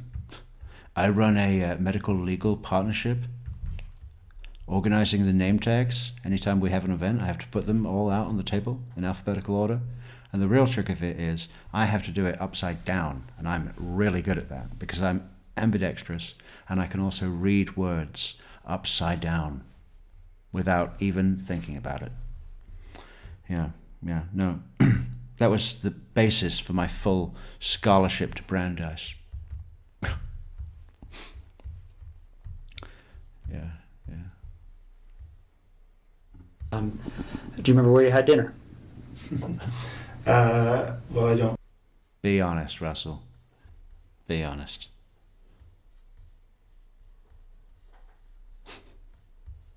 I wonder what the worst place possible in Ottawa is to have dinner. I don't know.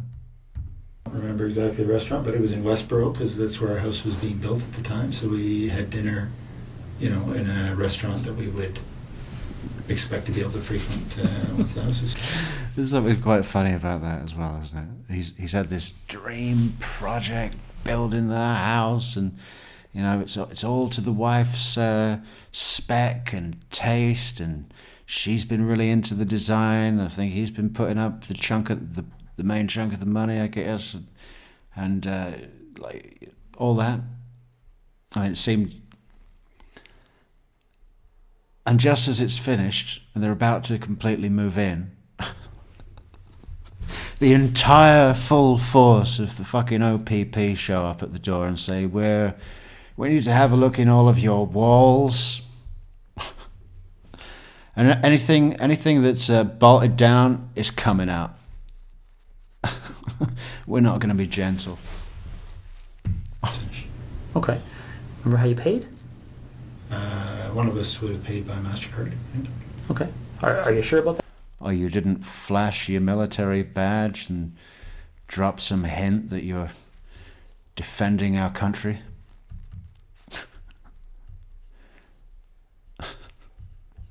Do you realize that I could bomb your house? I'll get you next time. Don't embarrass me. That or Pretty sure that's normally how we okay. we pay for meals. All right. Can't remember if it was me or my wife that paid, but one of us. Okay. And do you remember which restaurant it was again? No. Okay. All right. And you see what I'm getting at, right? I mean, Wow. that can be. Wow. How modern, huh? How metrosexual. I can't remember if it was me or my wife that paid, but one of us would have paid by MasterCard. I can't remember if it was me or my wife that was wearing a thong, but usually one of us would when we would go out to eat. Be very helpful for us because if we can track that issue, right? I remember halfway through the meal I had to go to the bathroom and drop my pants and take a picture of my thong while it was on me in the bathroom. So I guess it was me that was wearing the thong, but I don't remember who paid. We can put somebody paying for a meal at a location. I was meeting with So there was somebody in a thong paying for a meal. 15 people or so that day. So 15. What time did the meeting end? You see, that's how Russell counts people, doesn't he? He doesn't remember seeing 15 people. He remembers seeing 15 opportunities. He's like, okay, how much underwear is in the room right now? And how do I get it? How do I get all of it in my bag without them knowing? There's got to be a way. It's like a military problem. Say that everybody in this room is a spy from a hostile nation and they have listening devices installed in their underwear and I have to save Canada.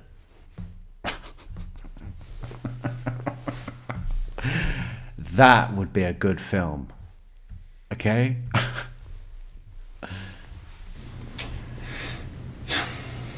I would say between 3 and 4. Okay. And are you sure that that's 100 pairs. I would say between 3 and 4,000 thongs in my collection. But I've been hopscotching them. I've been spreading them around the country when I hopscotch them to Alberta and so on. It's another one of the Colonel's crates. He said just to put it on the plane. He won't tell us. the same day you went out with your wife? Well, I Yeah. think so. Yeah, because There was someone at the table that I was pretending to listen to, but really what I was doing was smiling, nodding, and thinking, you know, where I should plan and who the rape victim would, you know. You don't know what goes into this thing. It could take up a lot of your time. So who was at the table with me? I think it was my wife. she was here, and I think that was the day we went to this restaurant in Westboro, yes. Okay. You finished dinner, and do you remember what you did that evening? I would have driven back to Tweed. Okay. And Mhm. you would have... Now, Yeah. again, Any opportunity, huh? Yeah. You know what, honey? I think I'll drive back to Tweed.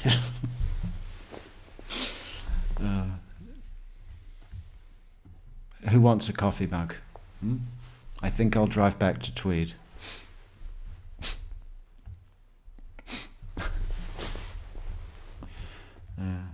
I don't think we can print underwear, apparently. There's got to be a company that does that. That's a bit much. That's a bit much.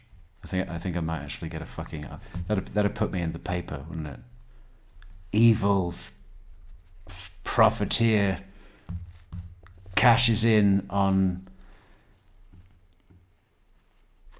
rape Colonel quote underwear.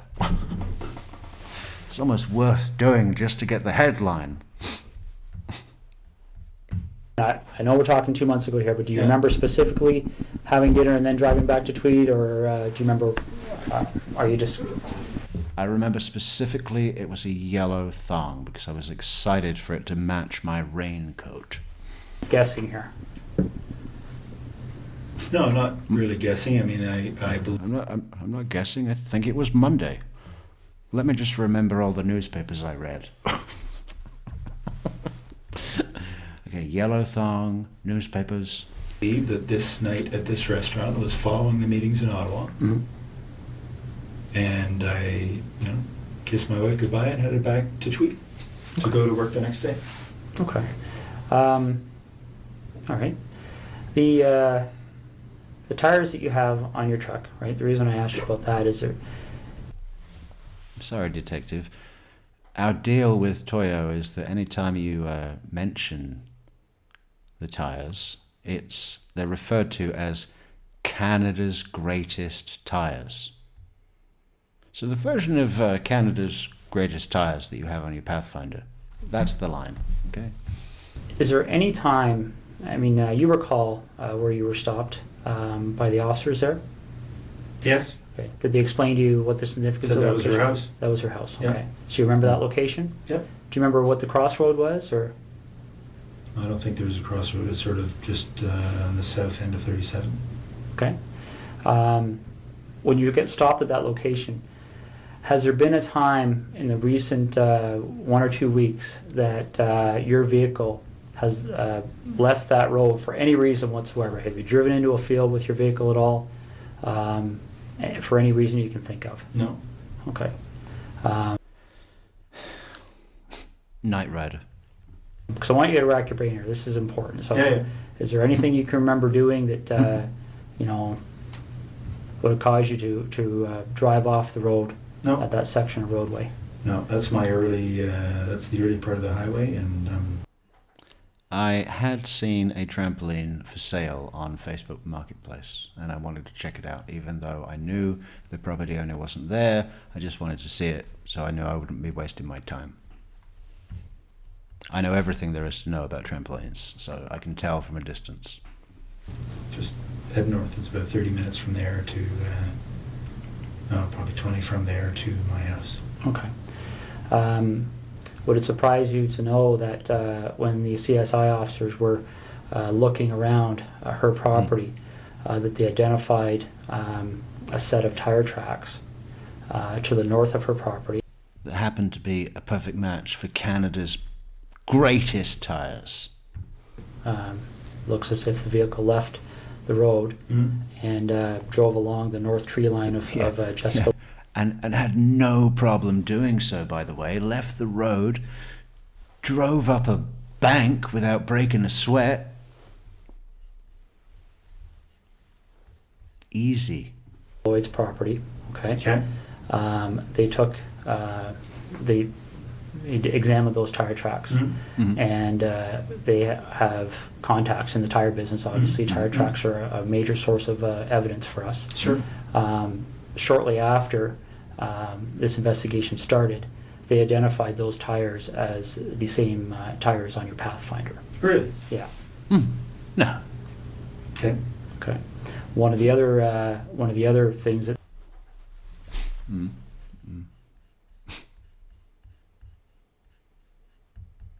they do to try and identify the type of vehicle that may have left those tires, well, is they do two things. They talk to witnesses. Okay. There was a female police officer that actually drove by that location that evening and recalls seeing an SUV type vehicle in the field up to the north of Jessica Lloyd's house, consistent with a Pathfinder. Okay. Could maybe consistent with other things, but consistent with a Pathfinder. And they, what they also do to try and identify the type of the With some badass tires on it. vehicle is they look at what they call the wheelbase width, okay? Because different vehicles, different makes, models have wheelbase width. So they can take those two sets of tire tracks, measure the distance between them, okay, and determine what the width is. I follow you. Listen, buddy. I fly planes, okay? Big ones. I know what a wheel is.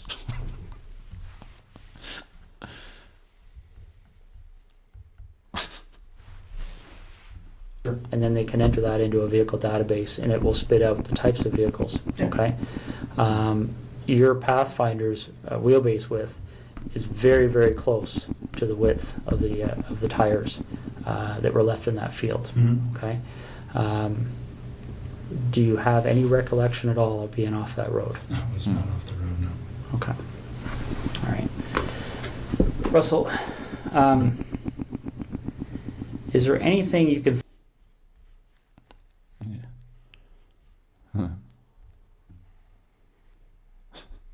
I thought I was in Tweed. I said to my wife, I said, you know what? I think I'll drive back to Tweed. And I ended up here, but it was foggy. Okay?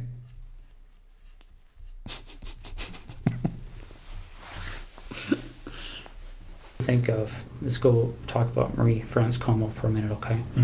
Is there any reason at all you can... Oh, I like that as well. A great tactic there. You know, take him deep down the Jessica Lloyd Pathfinder tires combo.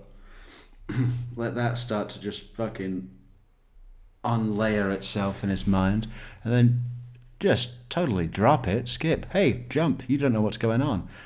Let's talk about your other murder. We'll come back to this when it's more a mess, you know, big old mess. can think of that during our investigation, obviously we're searching computers, things like Blackberries, right? Electronic devices, looking through how...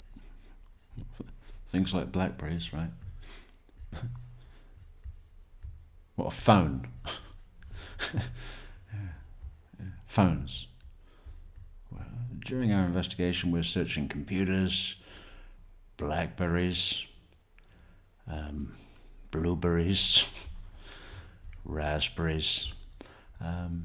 This is for things that are in handwriting, written notes, diaries, things like that. Now, I'm not at liberty to tell you what the content was, but is there any reason at all you can think of why Marie France Como would have specifically referenced you in some of her writings? Not at all. No? No. No. Okay. Is there anything that she ever said to you that led you to believe that there might be something more than a passing interest with her towards you? Not at all. No, we spent, one flight together. She didn't start talking about your cockpit and joystick? Come on, we know it happens all the time. Fucking... The military, huh? We all think they take it seriously, but they don't. Not just Canada, all of them. They're all fucking goofing around, joking around all the time. Getting drunk. Well, I don't know. Sometimes, probably. Probably not on this occasion, but all that innuendo stuff. They love all that. They love all that.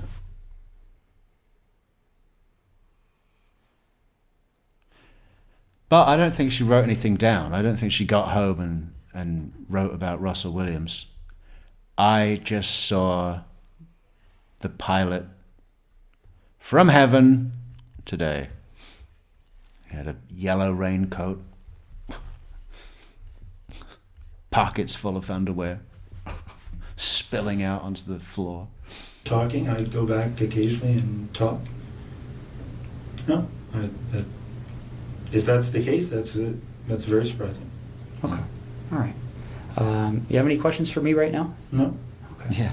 I'm just going to step out and see how things are going. Okay. I mean, it is a... Can I go? I thought I might drive back to Tweed and start burning some evidence quickly.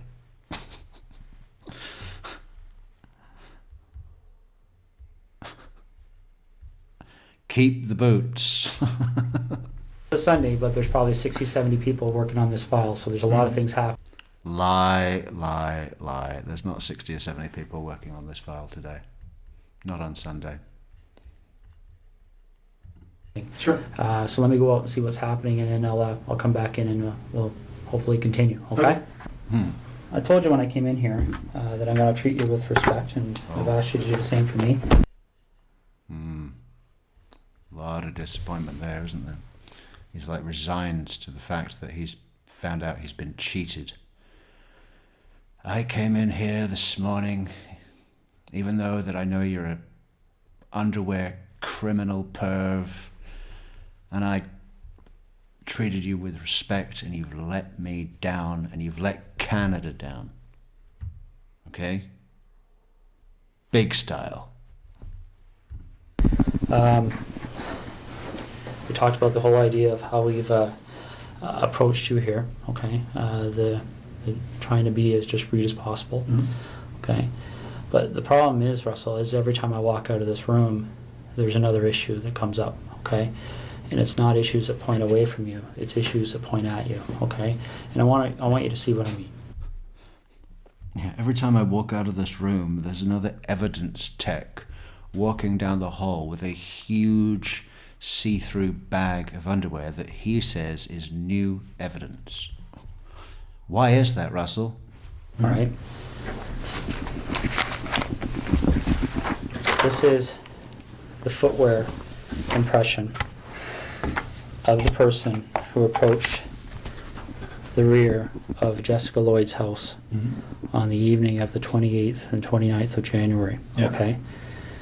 All right? Now, I want you to keep in mind that this is slightly smaller, okay, in scale. Okay? Okay. All right? That's not to scale. The footwear is actually bigger. Okay. If you look here on the ruler, you'll see that 1 inch is just slightly smaller than... Dude, again, he's a fucking pilot.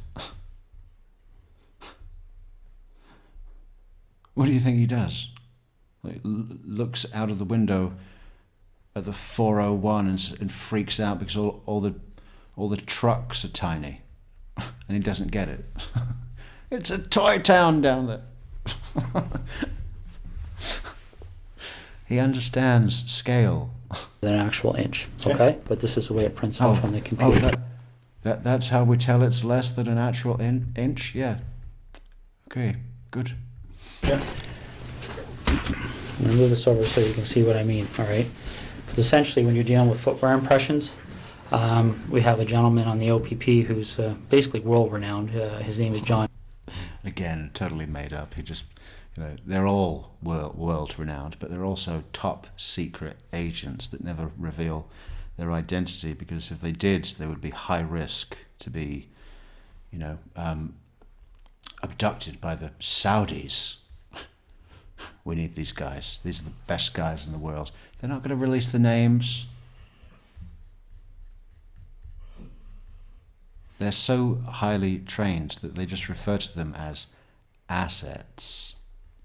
Norman, and essentially with footwear impressions, you're in a situation where you're pretty much in the area of fingerprints, okay? And essentially what we're talking about here is, especially when you start adding in other pieces of information that support an investigative position, okay?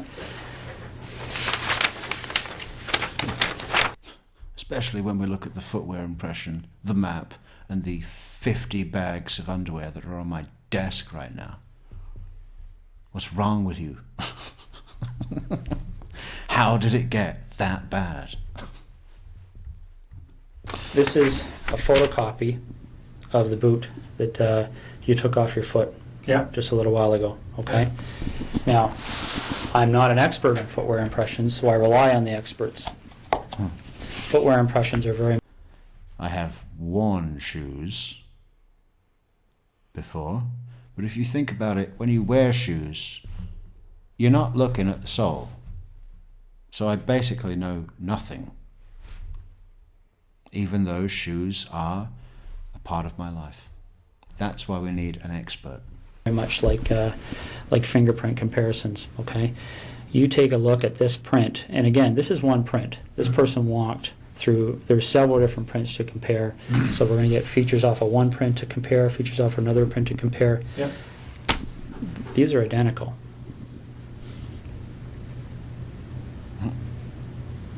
Okay. Your vehicle drove up the side of Jessica Lloyd's house. Your boots walked to the back of Jessica Lloyd's house on the evening of the 28th and 29th of January. Okay, you want discretion. We need to have some honesty, okay? Because this is getting out of control really fast, Russell. Okay, really, really fast. It's a good way to put it to a control freak, isn't it? You don't want to lose control, do you? This is like a freight train, Russell, okay? This is like a freight train loose, running down the hill, out of control. And then a plane goes out of control as well and crashes into that train that was full of underwear. Fast.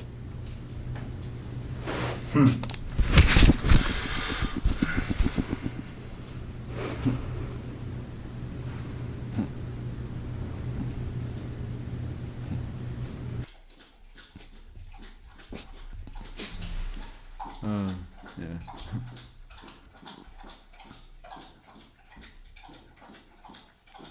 I don't even think he's capable of thought right there. It's total brain freeze, isn't it? Total brain freeze.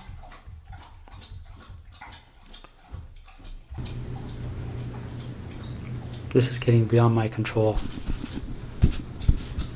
All right, I came in here. It's a nice line as well, you know. This is getting beyond my control. And it suggests that, look, I'm ready and willing to do you a favor. As long as it's in my control. Help me help you. This is getting beyond my control, Russ, and that'd be a great shame, because I want to help you, because you're in the military and we both love, well, beavers. Just beavers and And what else do they have? Moose, elk, all of those ones. A few hours ago, and I called you the way I called you today because I wanted to give you the benefit of the doubt. Mm-hmm. But you and I both know you were at Jessica Lloyd's house, and I need to know why.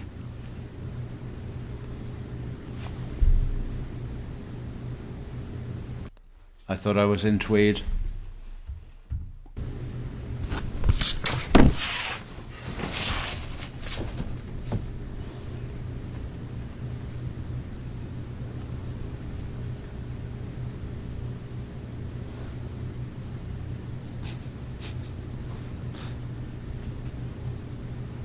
Hey, Russell, you're not trying to remember what newspaper you were reading, are you? What is this?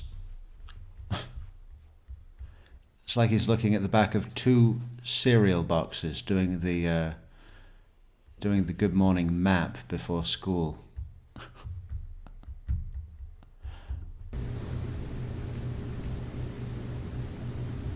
Or maze. Well, I don't know what to say. That's Yeah, I don't know what to say. It's a pretty tough maze. How can this be for the 4 to 6s? I hopscotch planes across all the Canadian bases. And I can't get this fucking monkey on the island.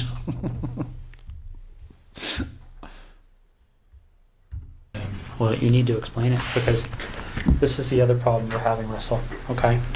Again, these decisions are made by me. mm-hmm. Right now, there's a search warrant being executed at your residence in Ottawa, okay? Yeah. So your wife... And we're taking your wife's underwear as payback. And we know that she's an innocent victim, but it's on you. You should have thought of that. It's going to help the victims heal, okay?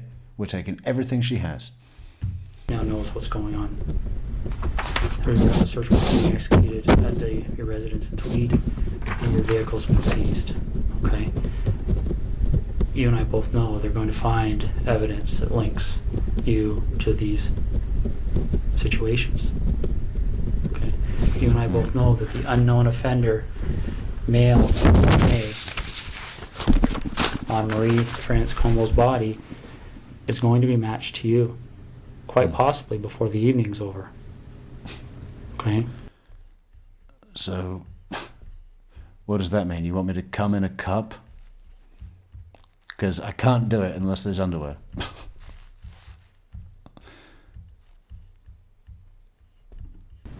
This is a major investigation. The Center of Forensic Science is on call 24 hours a day helping us with this. Mm-hmm. Yeah. 24 hours a day waiting for your sample. Oh, that's a fun job. Oh, God. Your opportunity to take some control here and to have some explanation that anybody is going to believe is quickly expiring. Mm-hmm. Okay? We're applying, the investigators now applying for a warrant to search your office. All right, these aren't decisions that we can say yes or no to. This is the practical steps in an investigation like this. Yeah. This isn't like when I went to lunch and I ordered the chicken salad sandwich and he asked me if I wanted Dijon mustard and I said, I had the opportunity. I said yes or no. And I said, yes. It's not like that. And Russell,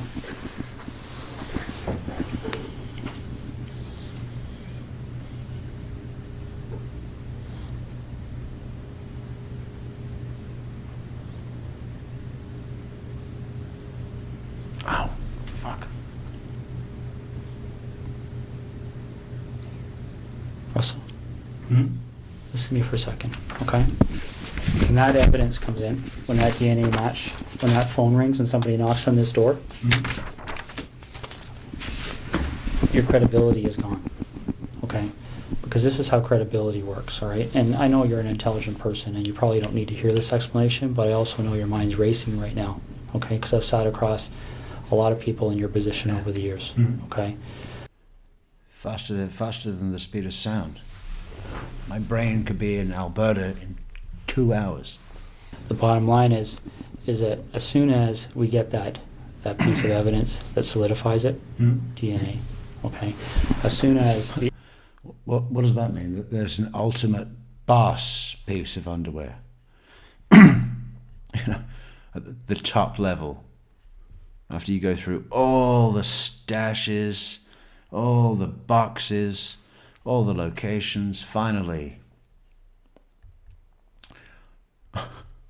there's this huge piece of underwear as big as a house with a gun. The expert in footwear impressions, the expert in tire impressions, calls and says, yes, I've examined those and they're a match. We pulled your boot print off a thong. What's the matter with you? It's all over.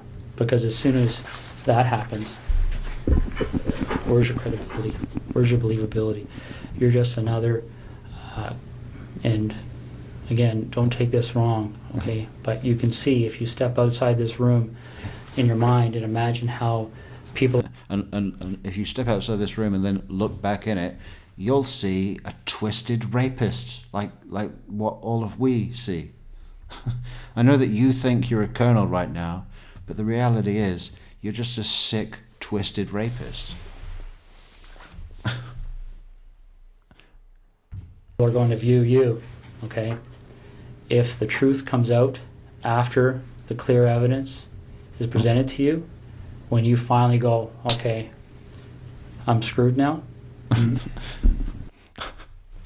Wouldn't it be great if they were searching his house and he was there, and they were pulling apart the printer scanner boxes and tipping it all out, and they just had this huge pile, and they said, "Explain this.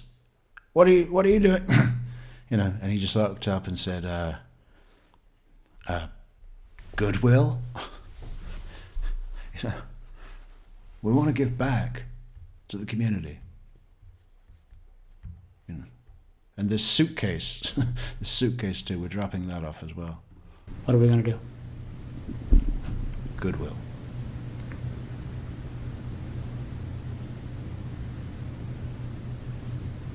Russell. He's thinking, I should have taken it all to Goodwill. I could have just dumped it all off, no questions. And they'd have been happy for it. I'd have been a local hero. Man donates 1 million pairs of underwear to Canadian women, supporting Canadian women. No, there's only one option. What other option is there? What's the option? Yellow raincoat. You fucking twat. Well, I don't think you want the cold-blooded psychopath option. Yeah. I might be wrong.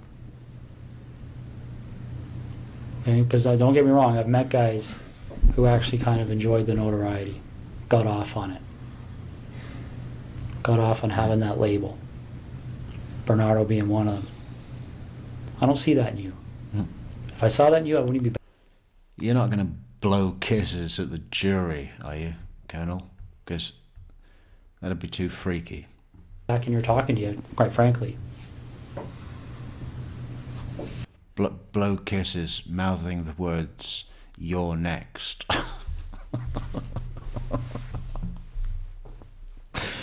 Yeah.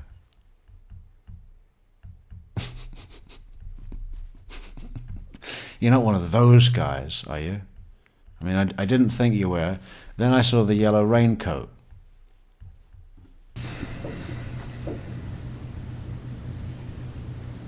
But maybe I'm wrong. Maybe you got me fooled. I don't know. Maybe he's coming for you. This is over. It's not over until I find out whether you wear boxers or briefs. And it can have a bad ending where Jessica's parents continue. It can have a bad ending, where you find out it's a jockstrap,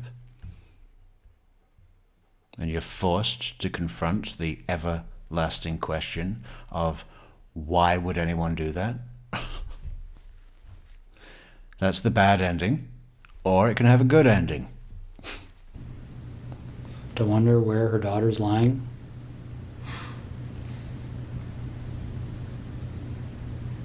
And I don't know. I mean, obviously, there's a huge search still underway, and it'll continue. I hate to be insensitive about it, but follow the raccoons. They already know. It'll continue until her body's found. It'll continue until the raccoons find her body. Then they're,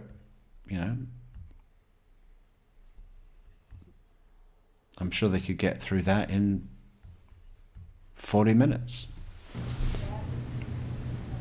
That might even happen tonight, for all I know. Once that happens, then I don't know what other cards you would have to play.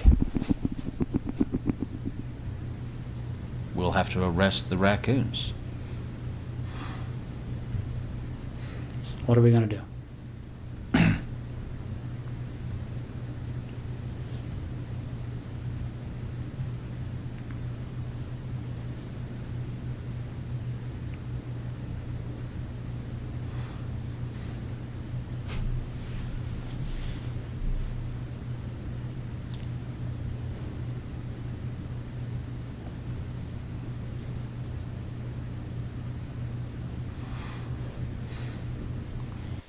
He's thinking about the Queen of England, isn't he? And he was thinking, if ever there was a fucking trophy opportunity for me to go all the way to the top. We've done My Neighbours in Cozy Cove. We've done this military flight attendant, and we just did the Jessica Lloyd. But there was a day in my life when it was all there. We were staying in the same hotel. I could have had the Queen of England's underwear. Russell, what are we going to do? And then I put a zip tie around her neck and told her I would pull on it really hard if I didn't like what she did. Okay.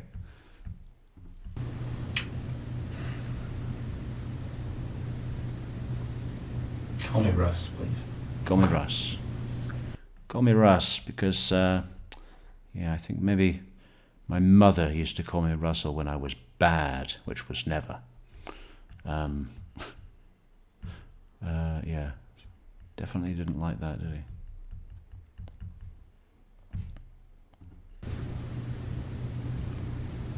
What are we going to do, Russ?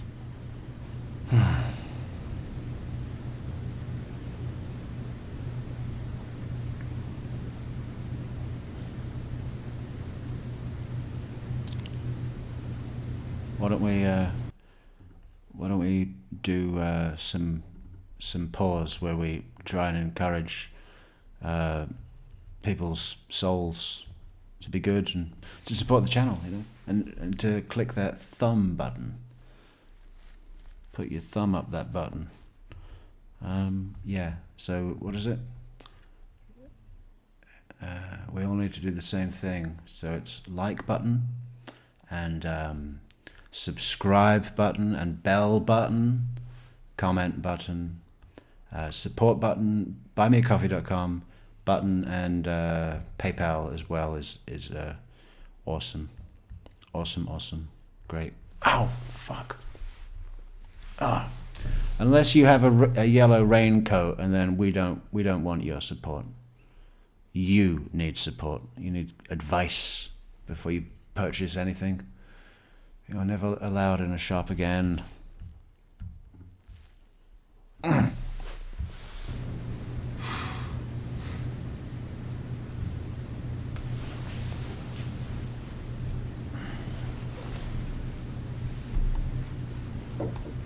Is Jessica somewhere we can find her easily? Like, is this something where I can make a call and tell somebody to go to a location? Is she somewhere where, well, she's just in a field, isn't she? And they're going to find her, or is it something where we have to go and Ow. Take a walk? Take a walk sounded ominous, didn't it? Imagine them taking a walk. These two men out in the snow, cop and killer, and then there's an avalanche and they're forced to become brothers that save each other's lives as they climb down the mountain. How about that?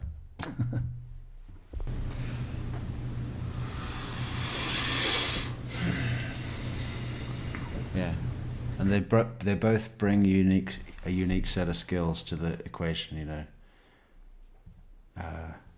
Detective Sergeant is looking for clues of anything that they can use to survive, and Russell Williams is, you know, sketching out some relief map with some pine cones.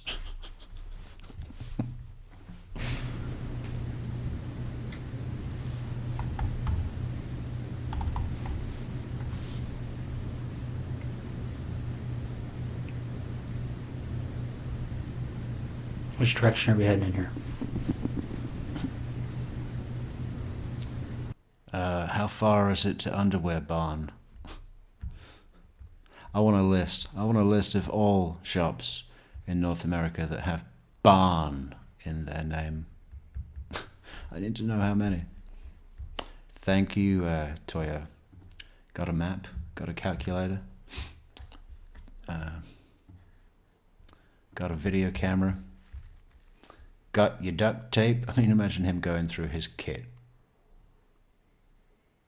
really thoroughly. Duct tape? Check. Zip ties? Check. Flashlight? Check, check. Sick and depraved heart. It's lodged in my chest.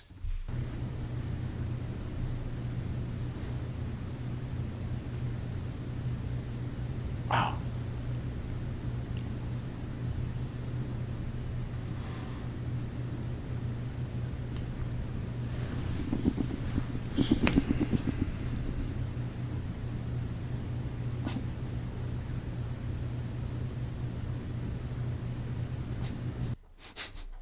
Do you think in his mind right now there's like this proper fucking serious special weapons and tactics team, you know, abseiling down his house in Ottawa, coming through the windows, bursting through the fucking front door with 6 German shepherds,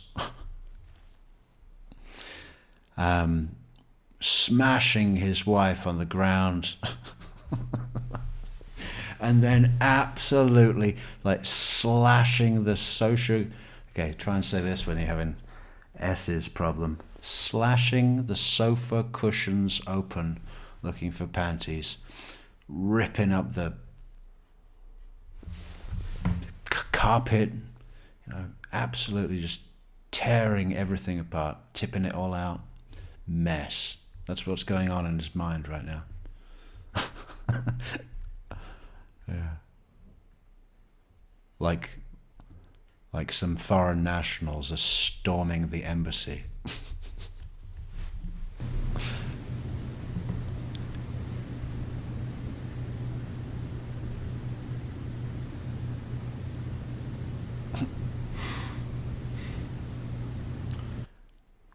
What did I do with that scanner box? I think I put it in the ceiling. But where? Was it the basement ceiling? Or the store cupboard? I think the store cupboard.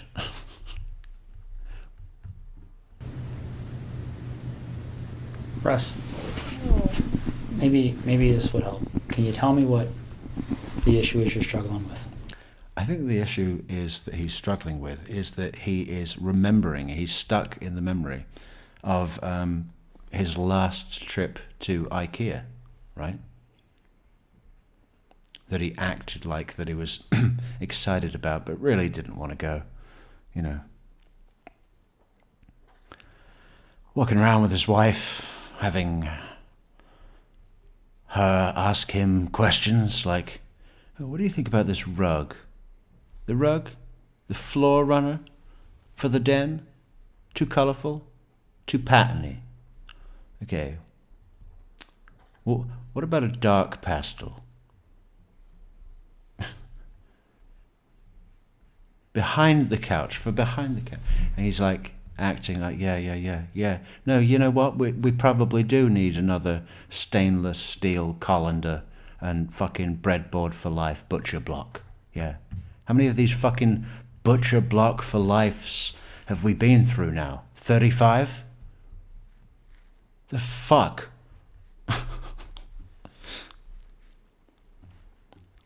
Yeah, he's getting dragged around there going, what colour fucking toilet brush do I think is best? I don't know, I don't fucking care.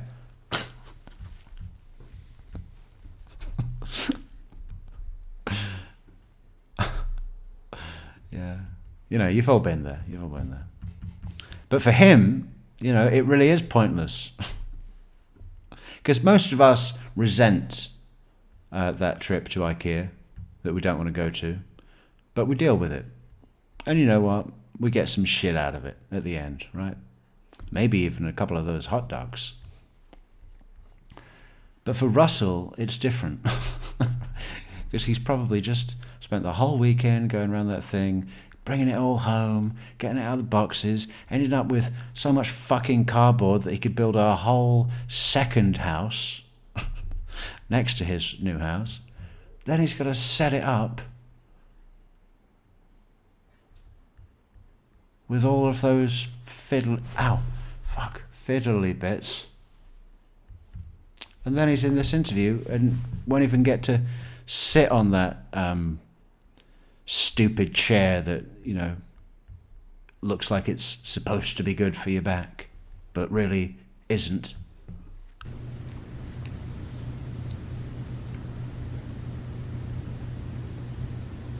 Oh, fuck.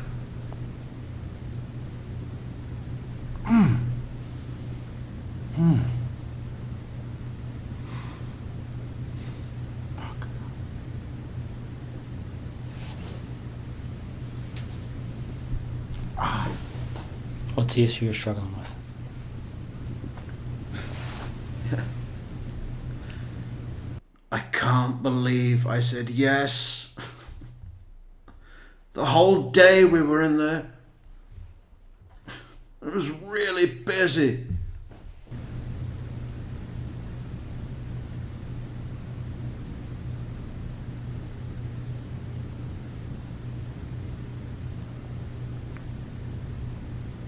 It's probably a small part of him that's really glad that all of that IKEA furniture is being smashed up by the SWAT team now. It's like, yeah, that's what I wanted to do. He's living that vicariously through the SWAT team. Throwing filing cabinets down the stairs.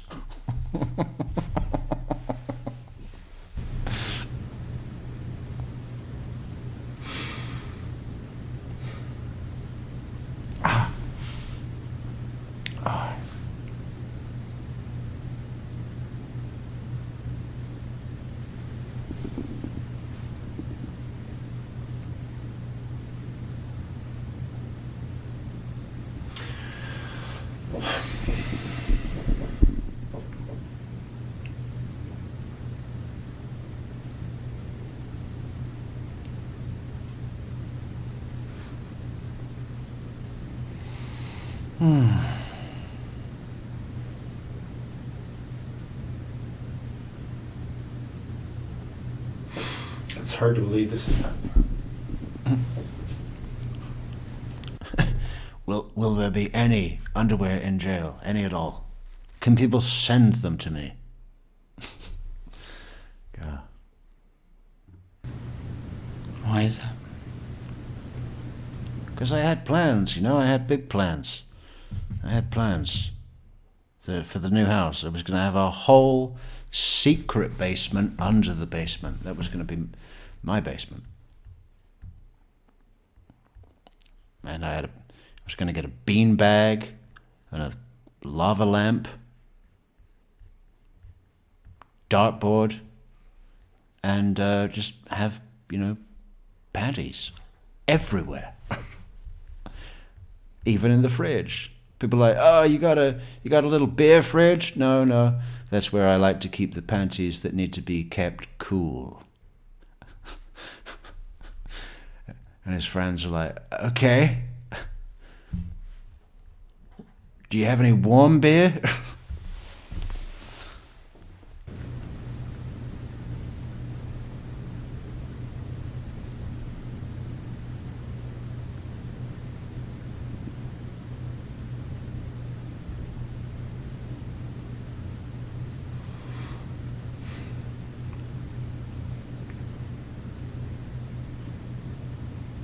Why is it hard to believe?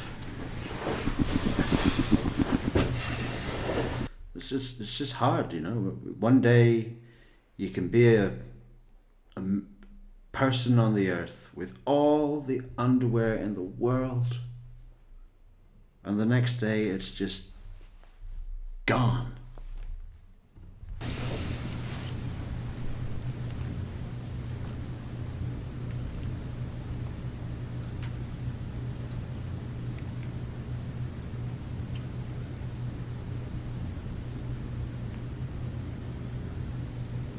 It's just hard to believe.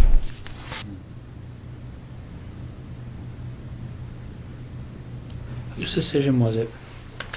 And we're going to find out the answer to this anyway. But whose decision was it to issue the directive? Whose decision was it to remove all of the life jackets from your airplane and replace that little packet under the seat with underwear? The military has been great help to us, and they've been searching the whole base. We've found things in the strangest places. How do you think the whole crew would feel, Russ, if the plane was going down over the Atlantic and they went below their seats, pulled out their emergency life vests, and found underwear? Unbelievable. It seemed like a good idea at the time. I thought I was going to get a chance to hopscotch it to Edmonton. To the base personnel, that nobody had to speak to the police and to seek legal counsel before they were questioned. Yeah, he's running around the base. Listen. If the OPP come in, you don't need to wear underwear to speak to the police.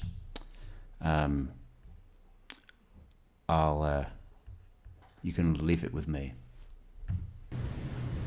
I don't think that was... My understanding, that direction came from somebody that reports to you.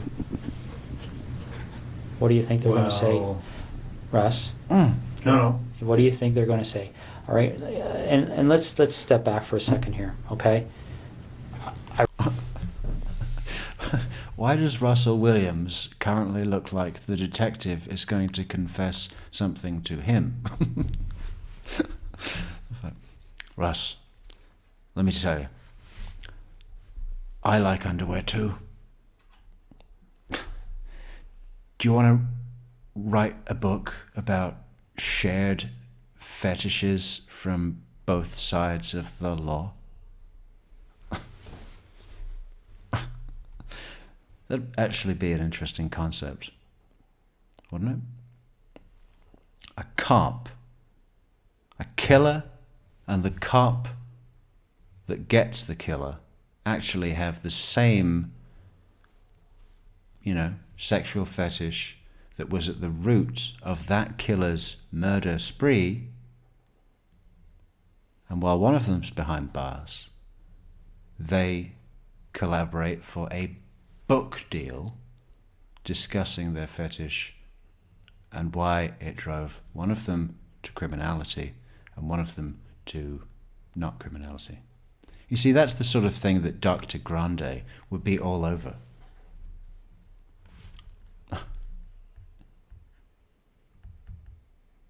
And he'd probably do a good job. I don't know. Would he? Take a while. Long. Pretty long. I really don't think it benefits you or makes you look any better to start debating the little issues, No, okay? but that is news to me. Okay. I have a... I wonder what the thing, what would be the best possible thing that Russell Williams could do right now to make himself look better? Fuck. A legal officer that reports to me, Yeah. who may have given that direction. Okay. But that's the first time I've heard it. If that's true, Okay. that's the first time I've heard that. All right, and that may be the case, but how does it look? Right? We're not even dealing with something that's really even evidence, because it's not. That may be the case. Oh, the case. There's a suitcase in the spare room under the bed. You'll find evidence in there. Not needed. I mean, when No, you no, have, but when you that- have DNA and all this other stuff, that's not even What really was the an issue. direction?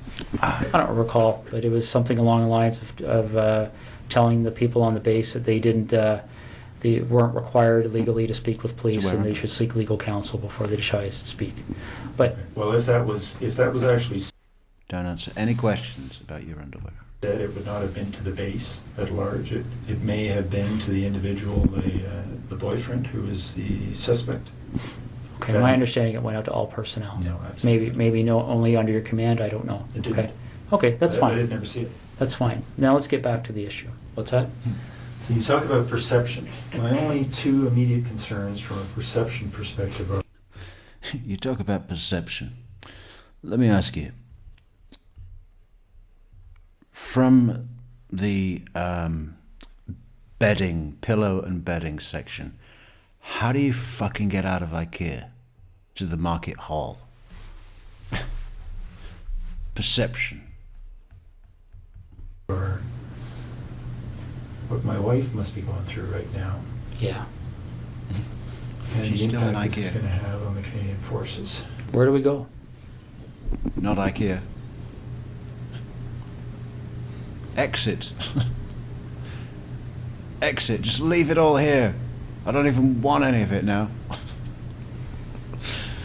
Have you ever done that? It's been 4 hours going around, fill a whole fucking big cart full of stuff from IKEA. You get to the line and you think, fuck that. I'm going. I'm leaving it all here. Fuck it. And I can't even have a Swedish meatball. I'm too upset. I need to leave. Okay, just give me 6 of the hot dogs.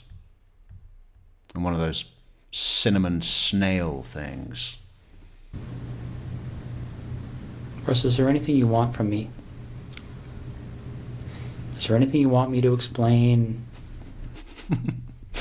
That's a good line as well. When he's in the middle of IKEA trying to find his way out, his wife says, where's the exit?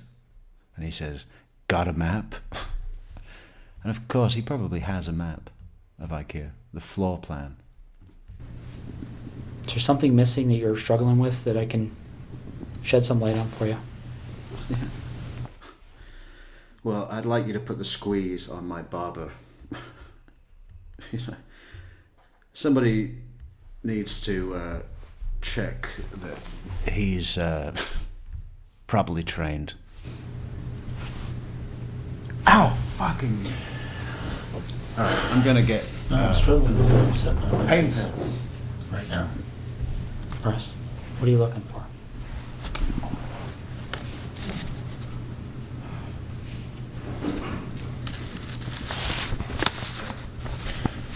I'm concerned that they're tearing apart my wife's brand new house. So am I. But if nobody tells them what's there and what's not, they don't have any choice. I'm concerned they're tearing apart my wife's brand new house. My first thought was for me to rebuild the house completely out of underwear. But you know, I'm probably still a way off having enough. So that's my primary concern. Computers will be brought to Microsoft in California. They'll be picked apart. You can't. Ooh, not Microsoft in California. Where they really know about computers? Just name dropping, isn't it? Your computers are going to go to,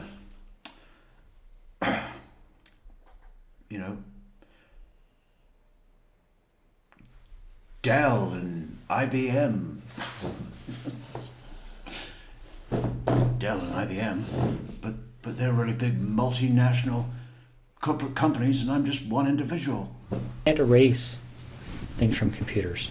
It doesn't happen. I'm sure you've seen that. I'm sure that's pretty common knowledge these days. It just doesn't happen.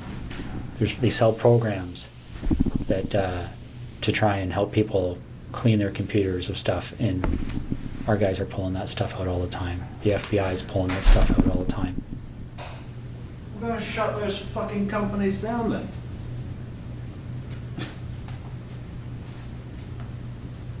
This investigation. I reckon the OPP have got a fucking chunk of that, haven't they? Yeah. We'll make this legal for you hackers to go and sell these programs to the unsuspecting public. Huh? Yeah. Hey, this'll clean all your criminal stuff off your hard drive. $200. And they're all buying it, thinking it's great. All they have to do is take it down to Microsoft, over to Dell, down to IBM, and they've got everything.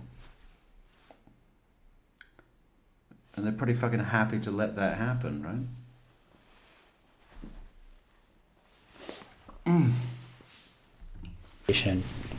Will end up costing no less than $10 million. Easy. And they will say no. Well, my collection's worth $20 million. I'd pay $20 million for my collection any day. If you showed me a original Picasso, early Cubist period, or a suitcase full of underwear, you can set fire to the Picasso. To nothing. Any request this major case manager makes on this case, they've already been told it's approved. Don't even bother asking. I want my collection insured. I know it's not my property, but all of the cataloging and the spreadsheets and the classification lists, that's my work.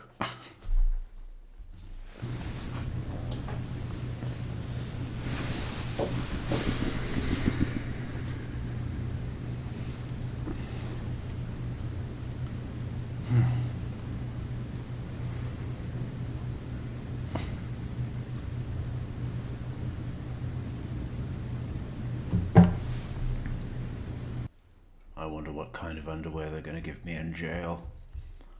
Probably nothing good. I'm not going to get any of that little girl underwear with the cartoon flowers. That's gone forever.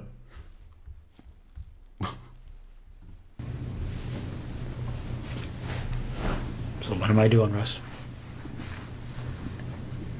I put my best foot forward here for you, bud.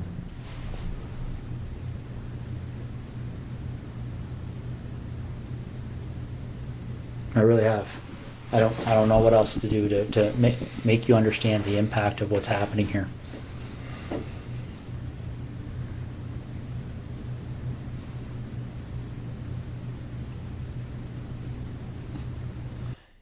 If I gave you a list of my favorite 10 pieces and agreed to tell you everything, Could we do a deal? Number one on the list is the Barney's briefs with the ventilated cotton. I've got to have those. That's like, you know, that's my everlasting gobstopper, okay? Fuck Mount Rushmore. This is Everest to me. It doesn't get better. I need that one.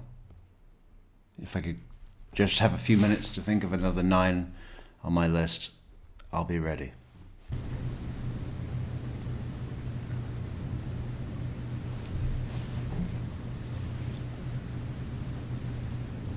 Did we talk? I want to... I only like talking about underwear.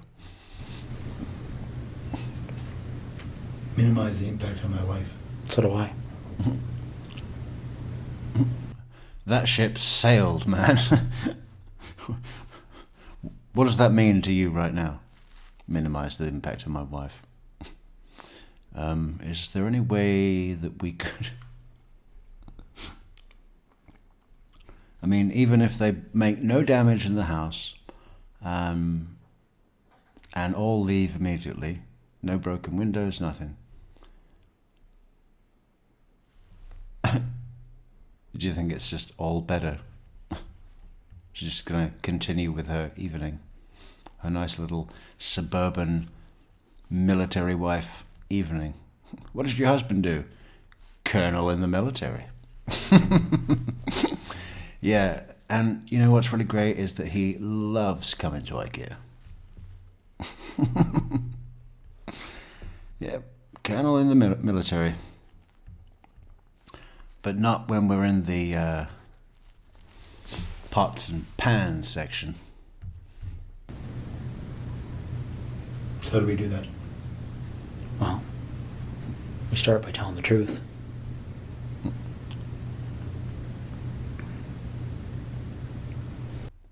The truth is, don't let anything happen to my Barney's underwear with the ventilated cotton.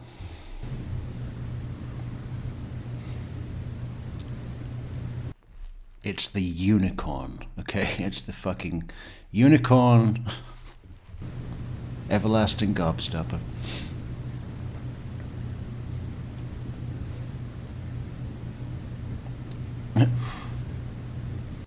His wife sued the OPP for scratching her hardwood floor. Yeah, didn't they give her like 30 grand for that? Did I hear that? That might be false. You know what? I'd have just gone and got some fucking sandpaper from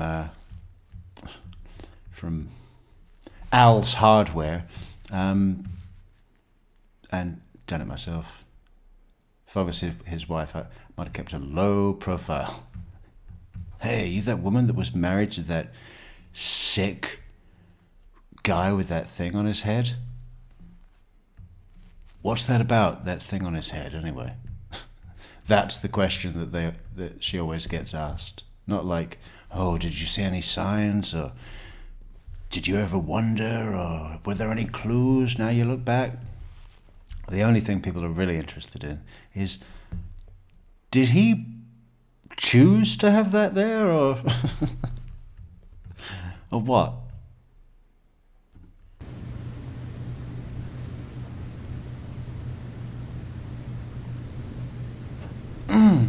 Okay. Okay. So where is she? She's under a pile of underwear. The ones I didn't need. You get a lot of doubles in this game, sometimes triples, and usually the ones that people have a lot of, they're not the good ones, so I really don't care. So I took all of those, and it was enough. It was enough to bury a body, put that way.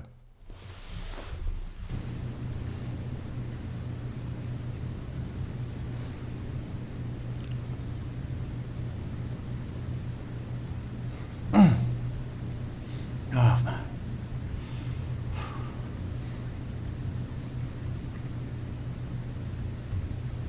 Get a map. Is she close to? We've got 10 minutes to get out of IKEA before they close, and we're somewhere in bedding. Got a map. Just picks his wife up and puts her in the cart. Where she lives? I've got maps of that general area.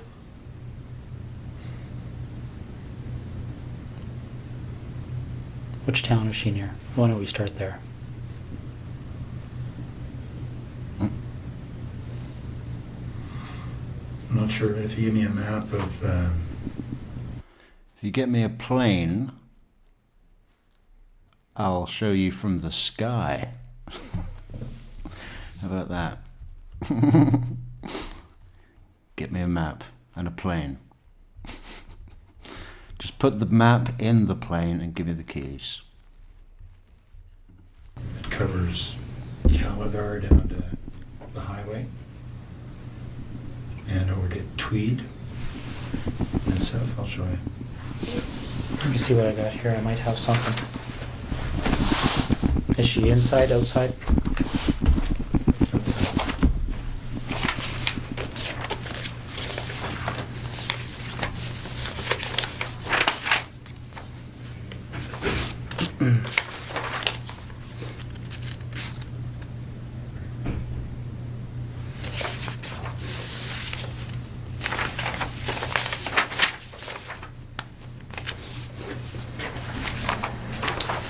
Probably the biggest area I have there, Russ.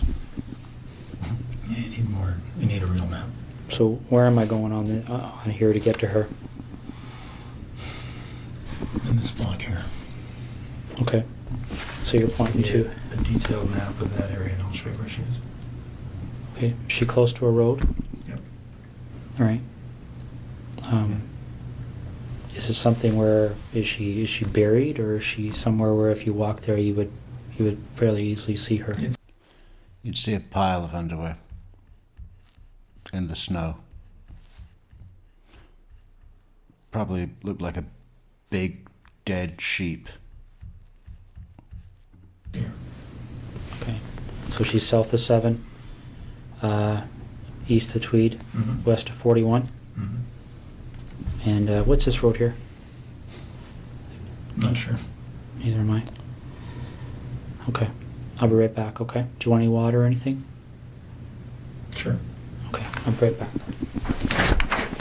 You know what I want, detective. How long has she Fucking been play there coy for? with me.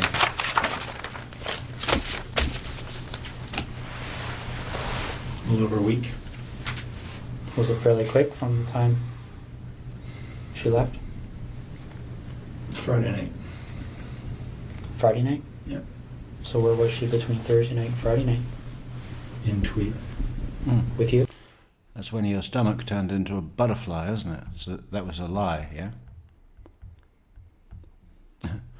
Sorry, I can't come in. I ate some underwear last night that didn't agree with me.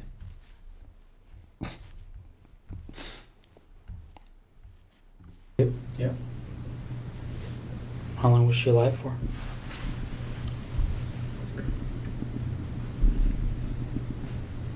Almost 24 hours, not quite. Yeah, until I used and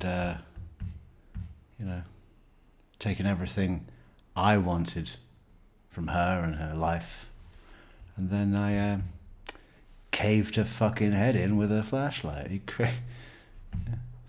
Nice. Okay, get dressed. We're going, and I'm gonna make a big show of tying up your hands so you actually believe this. Great. Yeah, we better get you to the hospital so your seizures don't,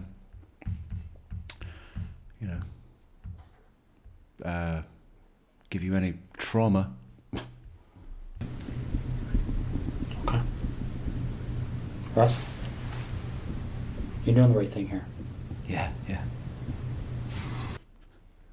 You're doing the right thing here. But you definitely picked the wrong barbershop. Okay. Well, again, my interest is in making my wife's life a little easier. Mm. And Okay. her family as well. Wow. We share that But interest. there's no... And the other your thing. time in Ottawa is wasted, really. I'll tell you where the membership cards are. Where are they? They're in No, we like tearing apart your house. Okay. Wait until you see what we do to your car. the house there, but... In Ottawa? Yeah. Whereabouts? Some in the camera bag, which they would have found in my office. Mm-hmm. And when you walk into the office on the left side, there's a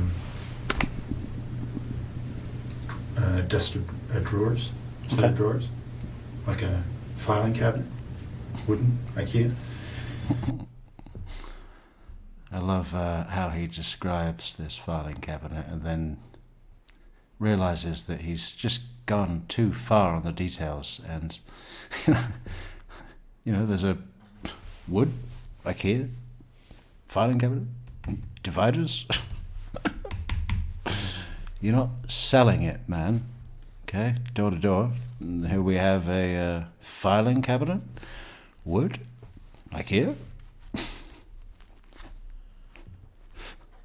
Office? Home office? Desk of drawers, set Okay. of drawers, Desk of drawers? like a... A desk of drawers. He's gone all word jumble now, hasn't he?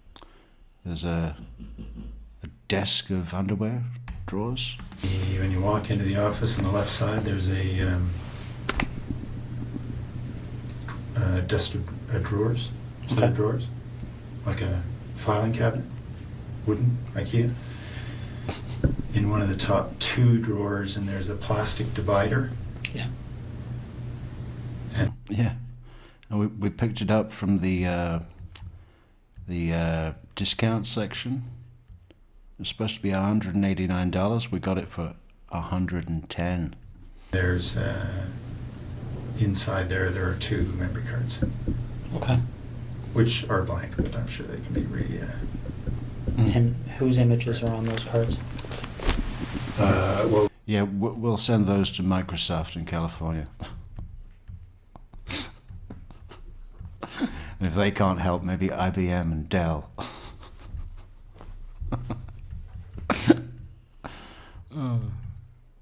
They sell programs, Russell. They don't work. I've erased them, but I expect you'll be able to draw images of Right. Jessica and I. Are you telling me that all of the Canadian military and all of its might can't erase a fucking memory card? What if the Chinese get all your, maps to show you where the fucking moose live? The Moose Survey. 2025 Moose Survey, stolen by Chinese, and the Canadians don't know what to do. Dell Computer has to save the day. What about Marie?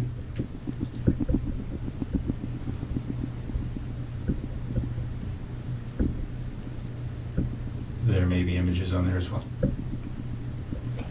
And the two women from September? Yep. Okay. Do you have those images stored anywhere else?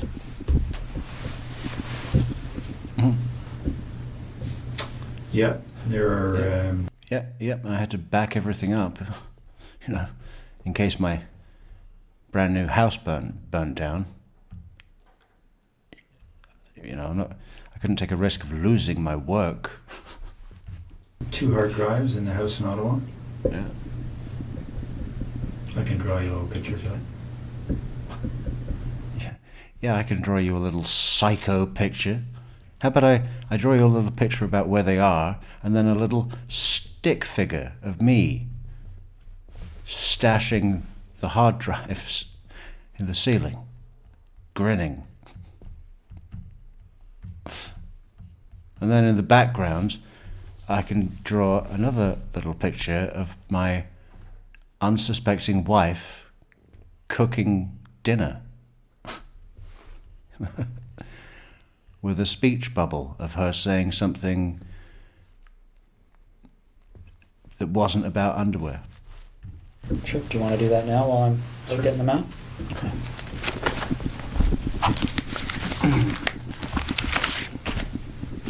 Want anything to eat or anything? You remember the Patrick Bateman thing where he's like doodling, and he's drawing something sick about him putting an axe in a hooker's head or something, you know. But to take that scene and have Colonel Russell Williams sitting at his desk in Trenton on the base and have him doodling of him, you know, ransacking underwear drawers while women are tied up with zip ties around their neck and a little home video camera on a tripod. You know, how do you look at your own activity, your hobby, and go, okay, is this healthy? Why am I carrying this tripod around everywhere? Leave that with you. Okay.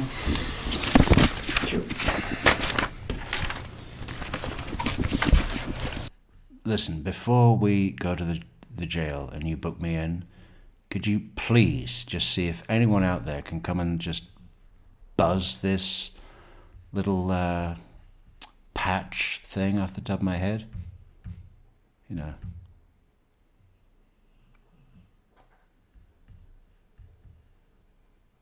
I think he would have done it. If he could have found some hair clippers, he'd have done it. He's been fair.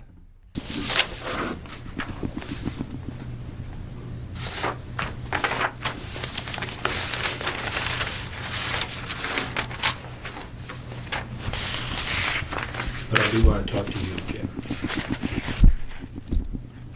That's the plan. Okay.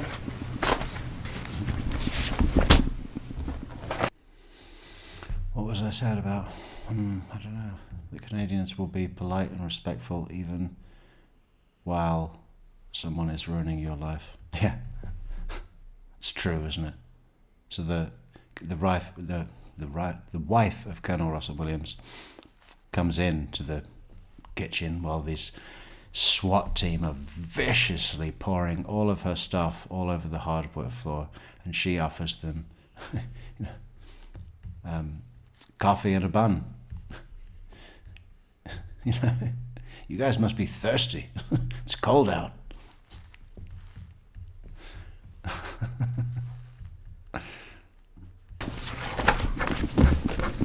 I'll be right back.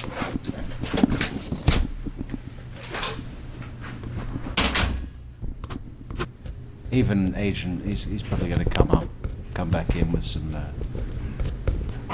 home-baked cookies. How you make it up there? Are they the rainbow chocolate chip? Okay. Thank you. How you making out? All right. More coffee. Did they have my panini? Or one of those bagels? Toasted sesame seed bagel from Tim Hortons. Somebody running around looking for an actual map, but I did the same thing with the Google Maps. An actual map, yeah. That'd be good. You don't have a map in the fucking headquarters? Okay, we finally got this multiple $100 million building. The statement of the OPP all across Ontario and Canada at large, right? Our flagship, brand new headquarters. Everything we need in one place. We've got people running around looking for a map. Oh. It's what's in all the cupboards in the offices? Just treats for guests. Looks like blew them up a little bit more.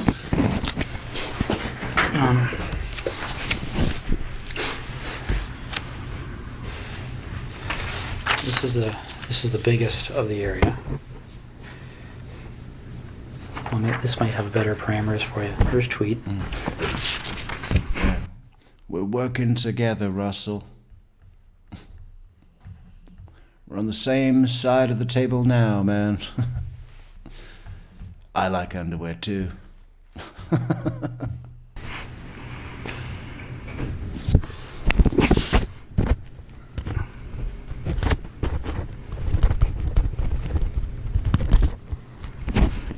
What is he doing? 0.7 kilometer from this intersection on the side of the road.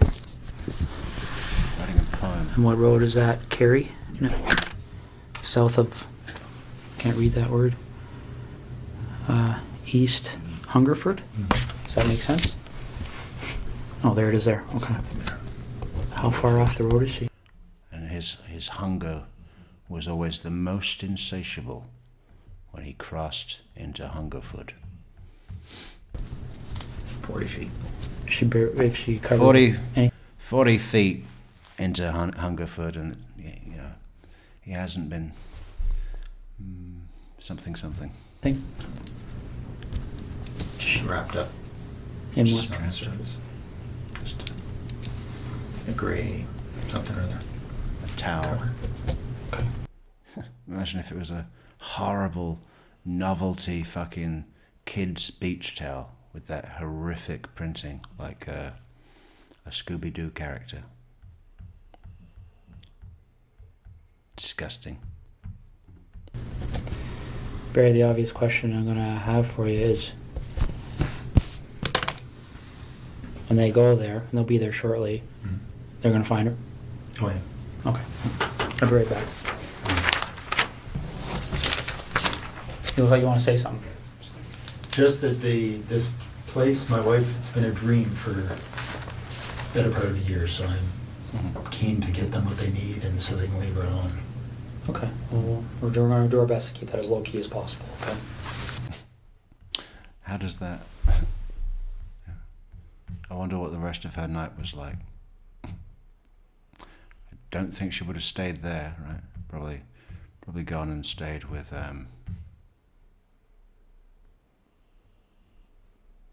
Who?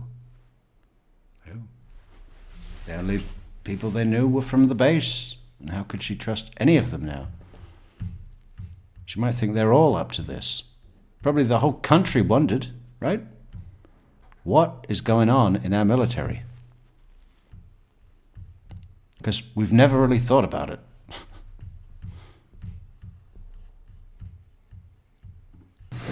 What do you want to talk about? Underwear. Because it's pretty wide open now, eh? Yeah. What do you want to know? Well, do you want to work forwards or backwards? Doesn't matter. Well, why don't we start with Jessica? How does that start for you?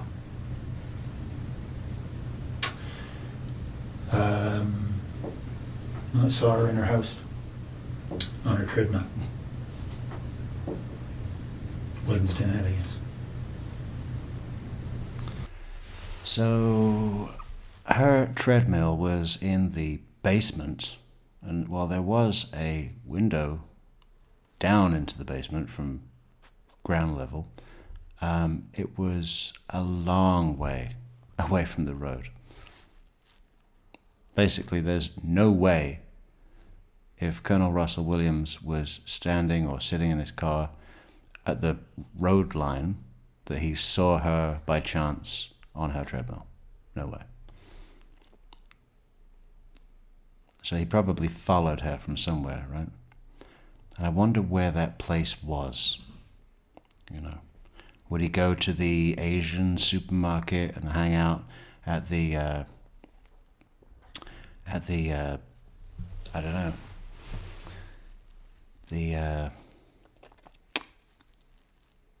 rice noodle section that always seem to have so many different kinds of the same thing, but you're never sure if there's a variant or if it's just the packet or what. So he's just trying to look confused, and then Jessica Lloyd comes in, just knows immediately which one to get, and then he follows her from there, right?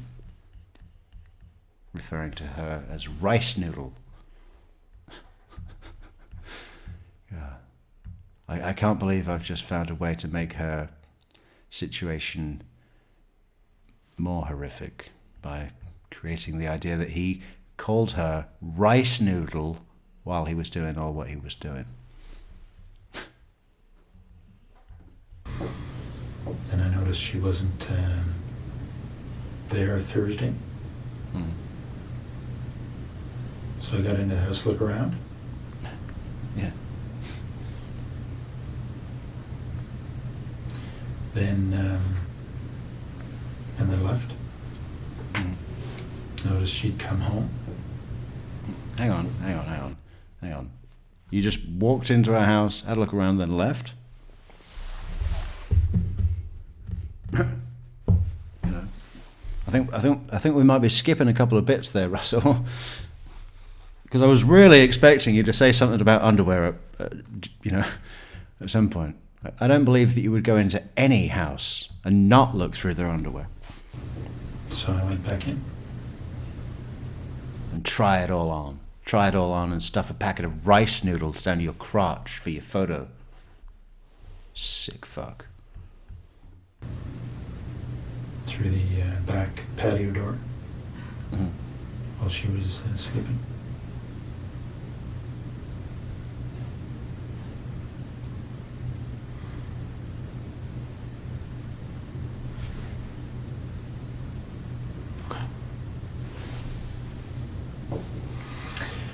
So I woke her up.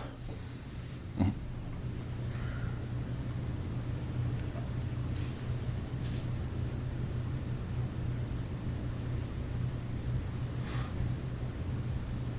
Didn't hit her. She only hit her once. Mm. Friday night. Mm. Oh, okay. Looks like we got some clemency. Hey, Judge. He only hit her once. With a packet of rice noodles. That was it. No violence. No violence in his history.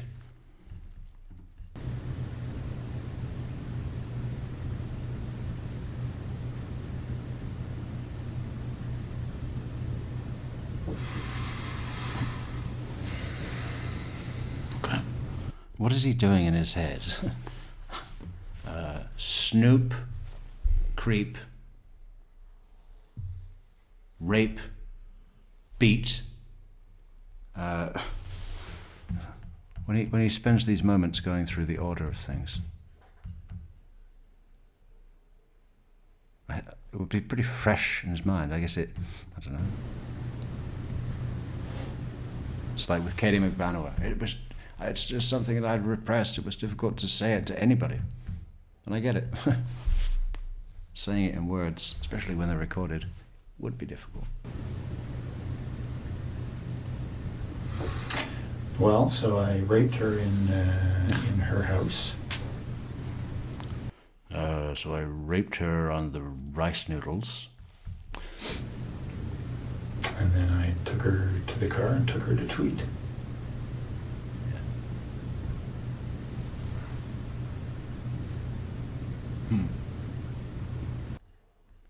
And do you still think that was a good idea now, Russell? Or are you going, God, man, what was I thinking? Damn it. I'm really going to have to try and not do this.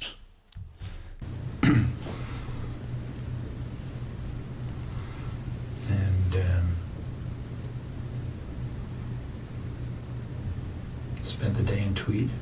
Spent the day. Spent the day in Tweed. Yeah. We sat down, and after we put all the shopping in the fridge, we we sort of cozied up on the couch, cozied in Cozy Cove, and we sat and we went through the TV guide for the whole weekend and circled what we wanted to watch. And then I threw on some Bobby Darin on the stereo, and showed her how to put peanut butter on a pine cone to attract squirrels in the event of an emergency, a survival emergency. We are in the wilderness. And then I hit her as we were walking. She thought we were leaving. Yeah. But that was a trick. Yeah, idiot. She thought she thought we were leaving. And then I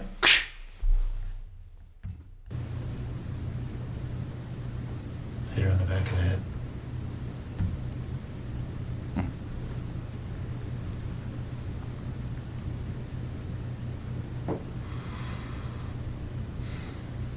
Okay.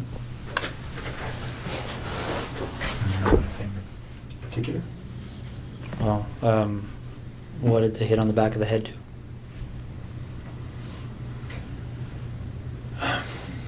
Well, do you want to know anything in particular? Because this is kind of personal, detective, you know. I feel invaded. Can you imagine if he said that? I was surprised that her skull gave way. Yeah. She was there and immediately unconscious. I strangled her. Okay. What did you hit her with?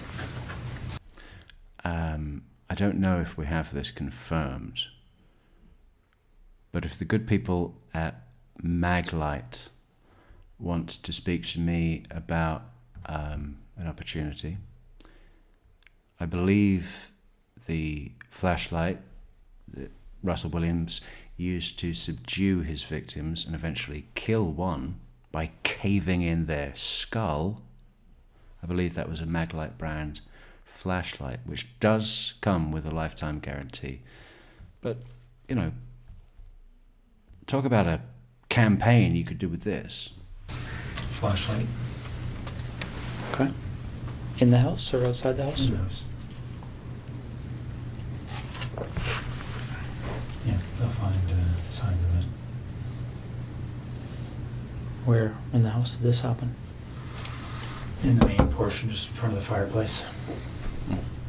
What do you mean they'll find signs of it? Oh, there's quite a bit of blood. I'd expected to knock her out. But obviously generated a lot of blood. What did she bleed onto? Yeah. The floor. Be kind of like if a bear hit you in the head with a flashlight. A Maglite. It's just tile floor. Okay. Did you clean it up or did you? I wiped it up. I know it'll be easily spotted. What makes you think that? Like, if I walked in that house, Because I saw CSI, detective. What have I got to explain it to you? Do you get a chance to watch TV? And do you ever see these things called cops on TV? Well, you would, but I see it. You wouldn't see it, not at all. But you know, the right science will show it, I'm sure. okay. So when that happened, did she have clothes on or was she naked? Or? She was dressed. Okay. Yeah. Yeah, of course she was. What do you think, I'm sick? Fully dressed, and I only hit her once. With rice noodles. So when we find her, is she going to have those clothes on too? Yeah. All right. Yeah, and if she doesn't, don't fucking look at me. There were a bunch of raccoons that were all around the area. You know what they're like. Grabby. Okay.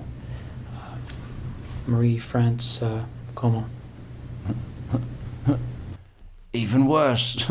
Yeah, with this one, I duct tape her mouth and nose shut and filmed her while she suffocated to death, whispering in her ear, taunting her. Yeah.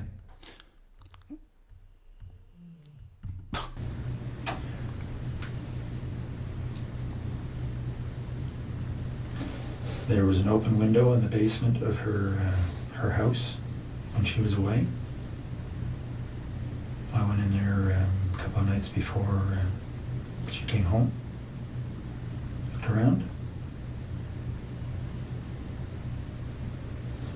I went back in there late at night when she was at home. She was on the phone.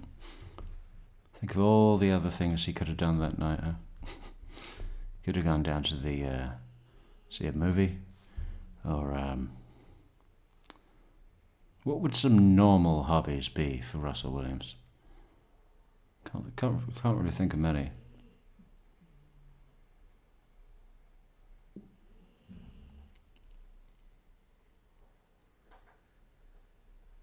I don't know.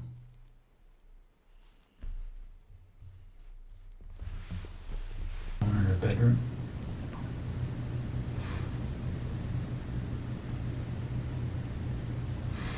She actually discovered me in the basement. Hmm.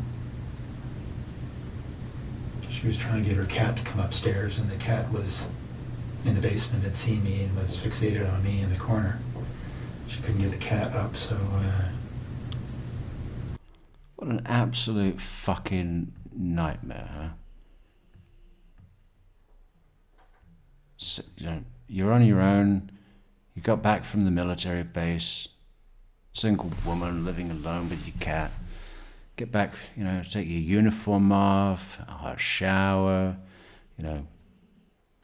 chill for the evening. You have to go down to the basement because your cat... And there's this huge guy dressed in black in your basement having a fucking wank with a flashlight. You wouldn't know what to do. The fuck? What are you doing in here? I thought this was Cozy Cove. No, what was it? I thought I was in Tweed.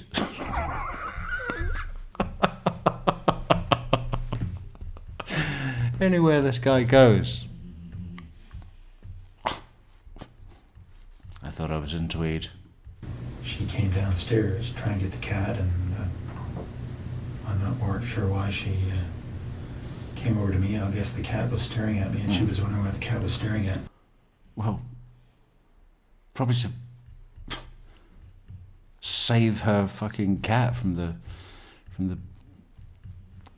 rapist in a balaclava. The lights were on.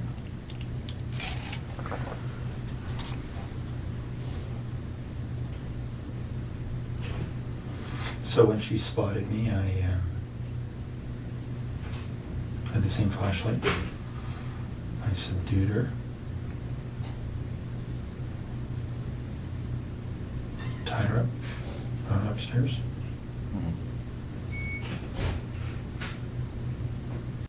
And they're good with knots as well, aren't they, airmen?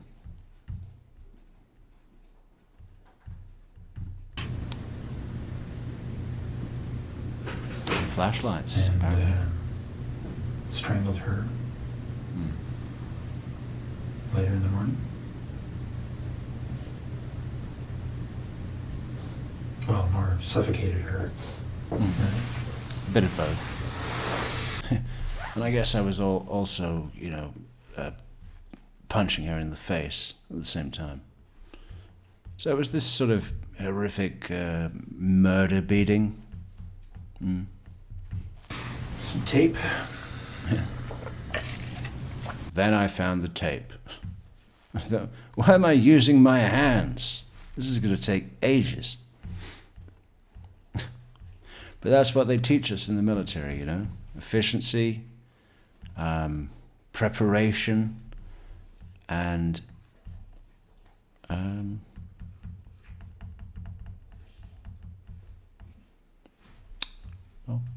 there should be a third one. 2's enough.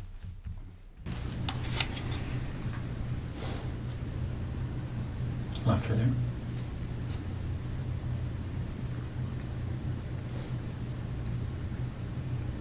How did you subdue her? And when you say subdued her in the basement, what did you do? Well, I had the same flashlight. Mag light. And,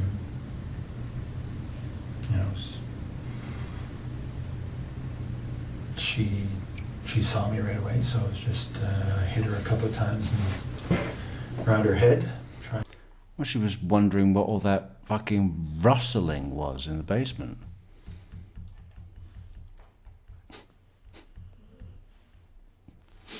Knock her out. Didn't, but Failure. she was bleeding a little bit. You just can't do anything right, can you? Oh.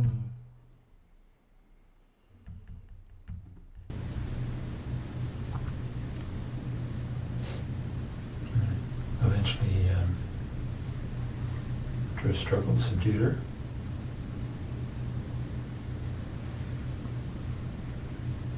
Okay. Any blood from that struggle? Oh yeah. I thought his cat was called something like Kiki. No? I swear I saw a letter that he wrote to his wife saying, take care of Kiki for me. I don't know. But Rosie sounds familiar as well. No, not. Whatever. Why am I questioning fucking Toyo Open Country? I should be shot for daring. Not a whole bunch, but a flashlight did break her skin a couple of times. Yeah. Okay. Not a whole bunch. What does that mean? More than 3, I guess, yeah. 8? I hit her as hard as I could with this big metal torch on the head 8 times. But not a whole bunch. And I hope you're going to put that in your report. I held back. What area of the basement did that take place in? I was hiding behind the furnace, so she spotted me. Yeah, that's a good idea. The big thing. I looked around the basement. I said, what's the biggest thing in here? And it was the furnace. So I thought that'd be a good place to hide. Again, military training. It's just in my nature. Oh. Right there. Okay. Did she recognize you? No, I had stuff on my face. Curia. Thank you, Toya. Okay.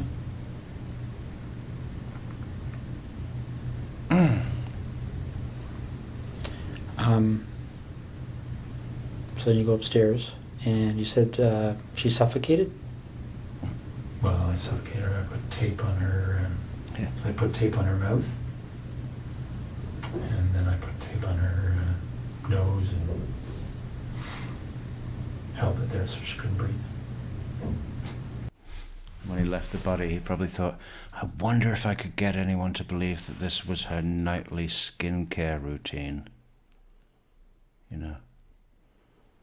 All sorts of money they spend on these masks now, right? Just get a bit of fucking duct tape, bit of lotion on it. Same thing, right? Easy. Cheap.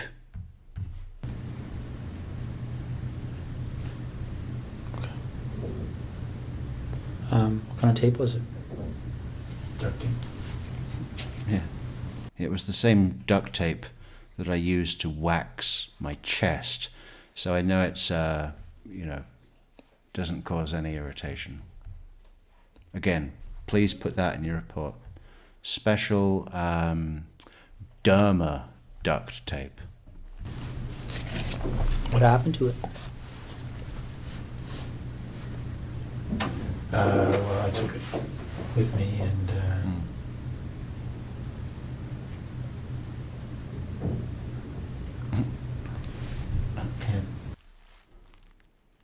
Come on, Ross. Think what newspapers you read that day. I took it with me and read a newspaper. can't remember what actually I did with that tape, but Yeah. probably threw it in the garbage. Did you use tape for any other? Whoa, whoa, in the garbage? Aren't you supposed to recycle? I thought... That's not the Canadian way, Russ. Purposes?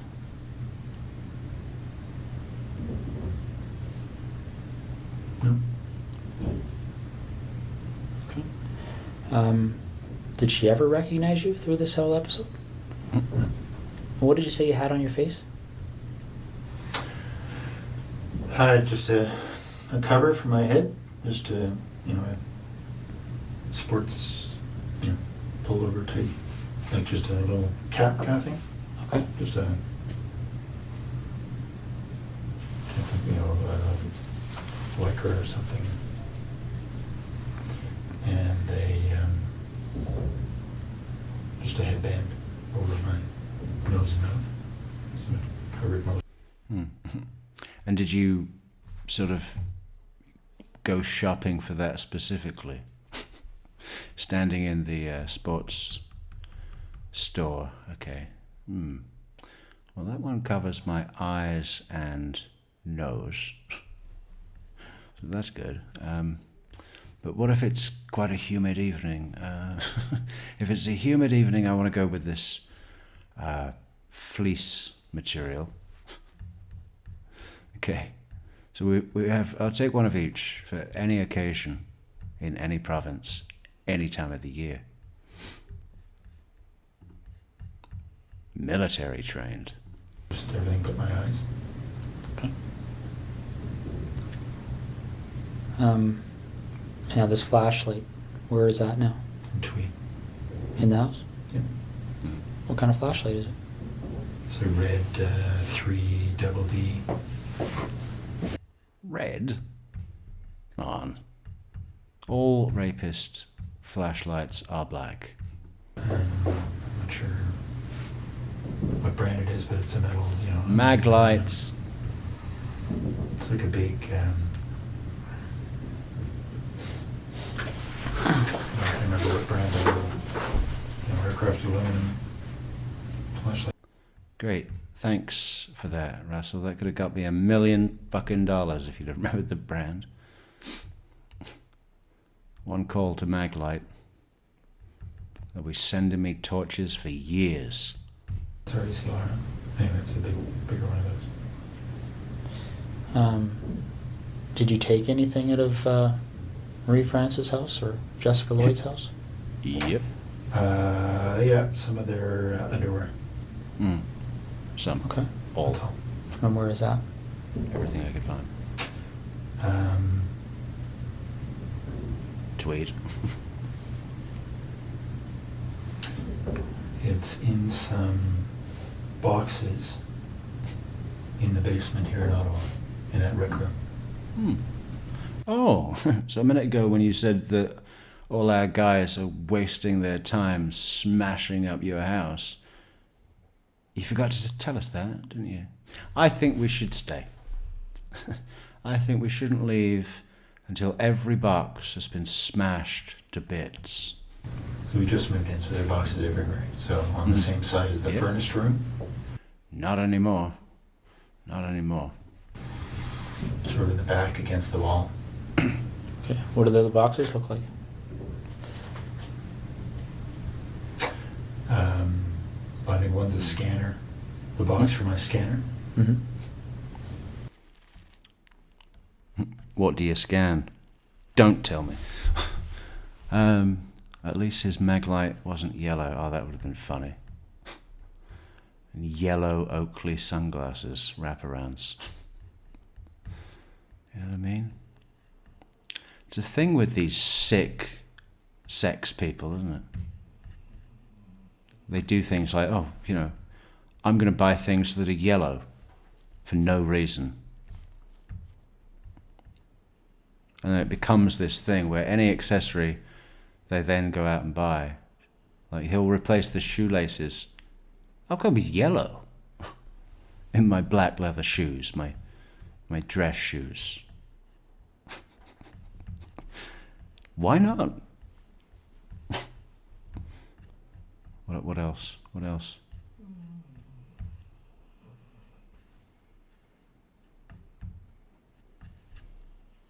No. Butt plug. Can I get one? Yeah, one of each size, all yellow. They're all right next to each other, so a quick look through the boxes there will find it. Aye. Okay. How much underwear is in those boxes? Put it this way: you're going to need a scale, and not a bathroom scale. You know when you go to the scrap metal place and they just weigh your whole car? Take it down there. Speak to Tim. Tim's my guy.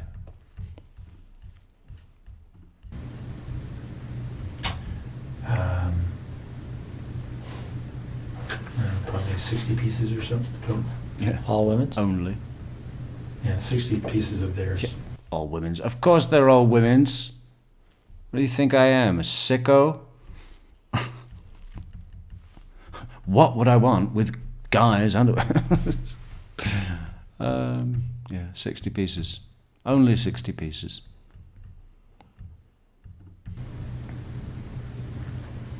Of whose?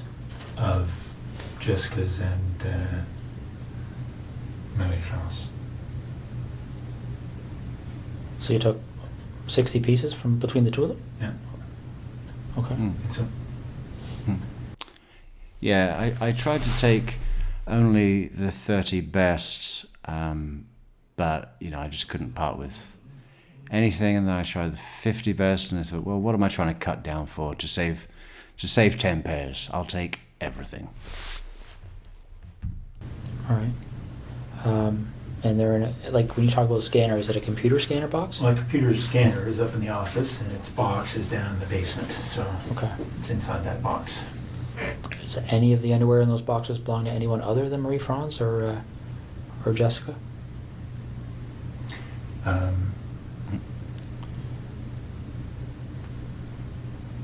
Yeah, there's some from each of the other two women. Okay. Why don't we talk about those two women? Mhm. So the first one happened on the 16th, and I don't know why I can't recall their names, but the lady that was lived closer to you. No, Lori was closer to me. Okay. So the first one, Mhm. I had just spotted her from our boat, actually. I got into the house while she was asleep. Noticed that she was alone.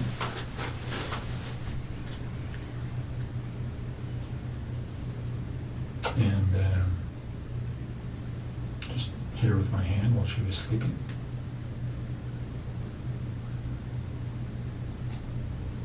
Subdued her. Mostly just my weight on top of her.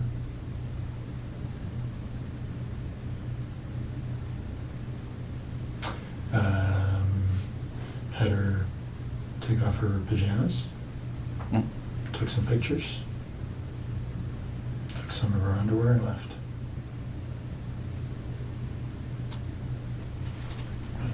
And the other woman?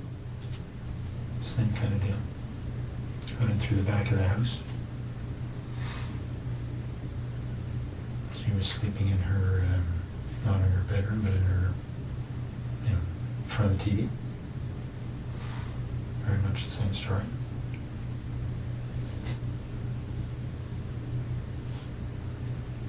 Anything different about that story? I mean, pretty much the same story and exactly the same story are two different things, right? Yeah, no, Well, she screamed more. Yeah, that was different. And my reign of terror, it lasted longer as well. not much different at all. I did have the flashlight that time. I hit her with a flashlight. Didn't think it would knock her out. Did. So, and I subdued her with my weight. Took off her clothes, took some pictures, and left.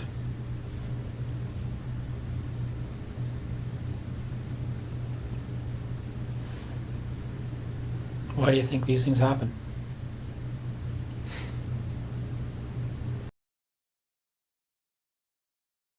I thought I was in Tweed. I was in Tweed at that point. Why do you think these things happen? Well, you know, that'll never be answered. Why did he buy a yellow watch? Sometimes sometimes you just can't expect an answer. There's never going to be one. There isn't one.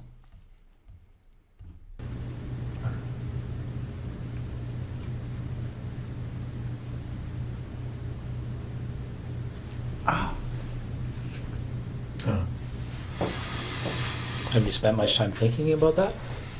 About why? Yeah. Yeah.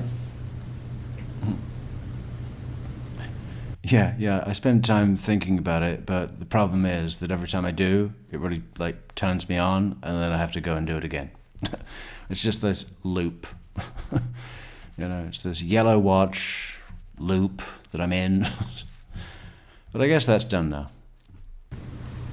But I don't know the answers.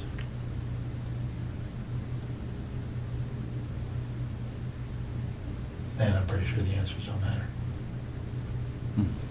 Same. Let me ask you this. Yellow Did you watch. like or dislike these women? Did you like or dislike the yellow watch? I didn't know any of them. Okay.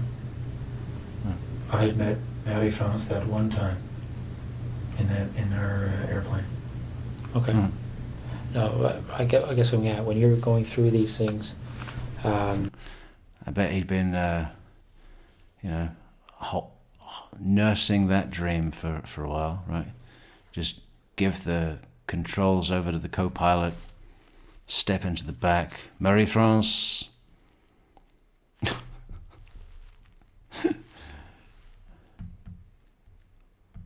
Can you go and check all the life jackets? We're receiving a report that some sick fuck has replaced all of the buoyancy aids with underwear. are you? Well, I mean, let's talk about Jessica because she was there with you for the whole day, right? Mm-hmm. What kind of feelings were you experiencing while you were with her that day?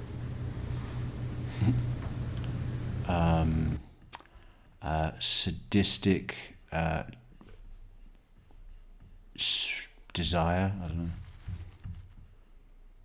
know. There's kind of a limited range of what it could possibly be. Oh,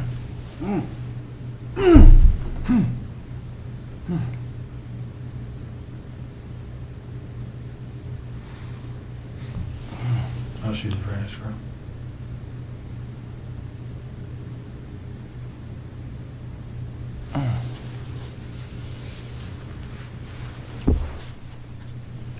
Can you tell me why you killed her?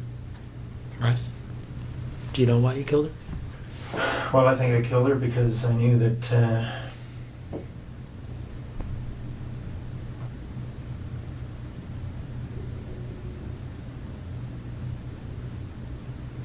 her story would be recognized.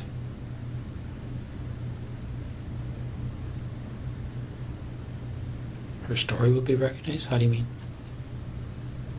Well, because she knew I was taking pictures. Mm-hmm.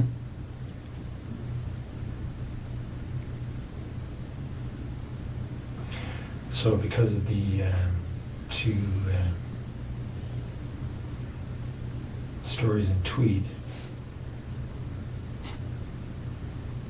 that would have been Which is where you took her in your own car. quite obvious. Quite obvious. Almost like you wanted to So get if you caught. didn't take pictures, what would you have done with her? I don't know. I mean, she's at your house, right? Kept her for a while longer. Well, let me ask you this. Is it two lived, right? And two died. What was the difference in your mind between... Well, the the attention. Escalating. You know, where would it have gone next? He wouldn't have stopped. It would have all been like, you know, he's very got this collections thing, hasn't he? He would have started going around his life. Ow!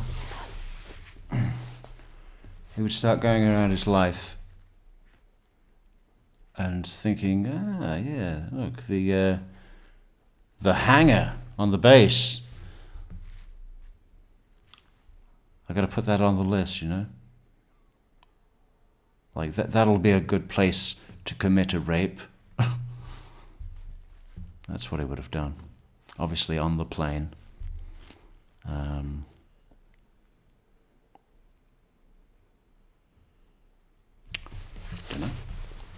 That would have been a matter for him. Mention the first two, God.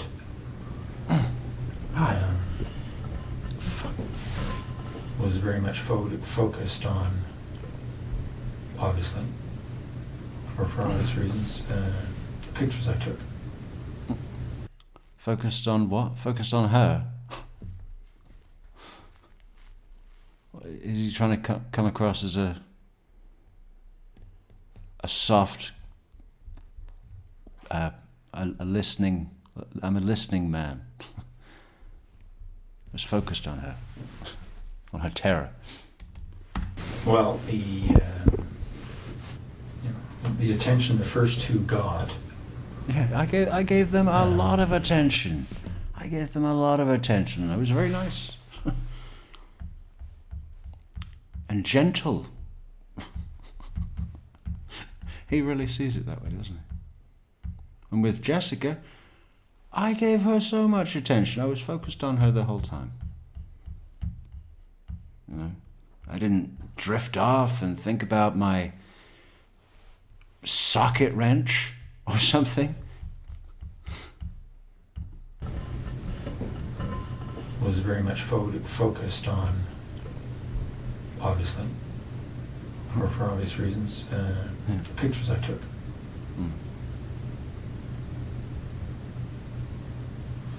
So anybody else telling stories about pictures, right, would have been a fairly straight line. Yeah. Plus, you'd have had a really cool tabloid nickname. What would it be?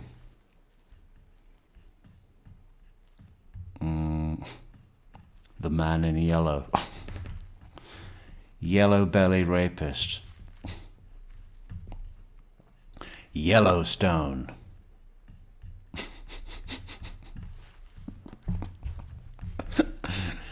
Oh. Yellowstone. That's funny. I like that. I'm just going to call him Yellowstone. Old Faithful. Okay. But when this thing happened with Marie France, it was did you believe that you were already assessed? With this thing, when this thing happened, makes it sound like he's talking about a 2-date relationship that, you know, just got cut early. You know, when the thing happened with Marie France. Suspect for what happened in Tweet? No. I suppose it was 2 dates. So what were you concerned about? Well, because that we worked together. And if she didn't identify me, even with a face mask, I think she probably did. In her subconscious, she would have known, right? So she would have just had to do some, journal her dream theories, and we'd have probably got there in the end. Every night I've been dreaming about this man with a flashlight and a yellow watch.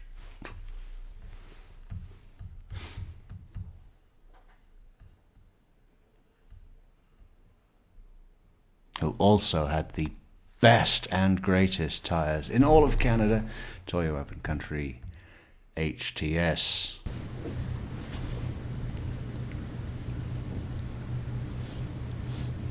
I was pretty sure that, She was serving military, right? Mm-hmm.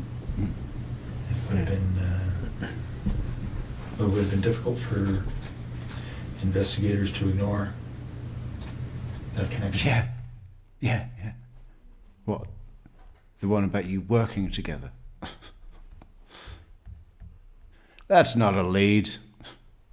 Come back when you got concrete evidence. We'll waste our time with these theories. Jeez. Oh, fuck. Okay. What can I fucking do? It's like something is biting my tongue. It's so fucking weird. Spasms.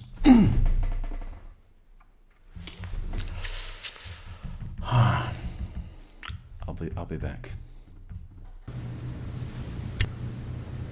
Okay. Yeah, makes sense.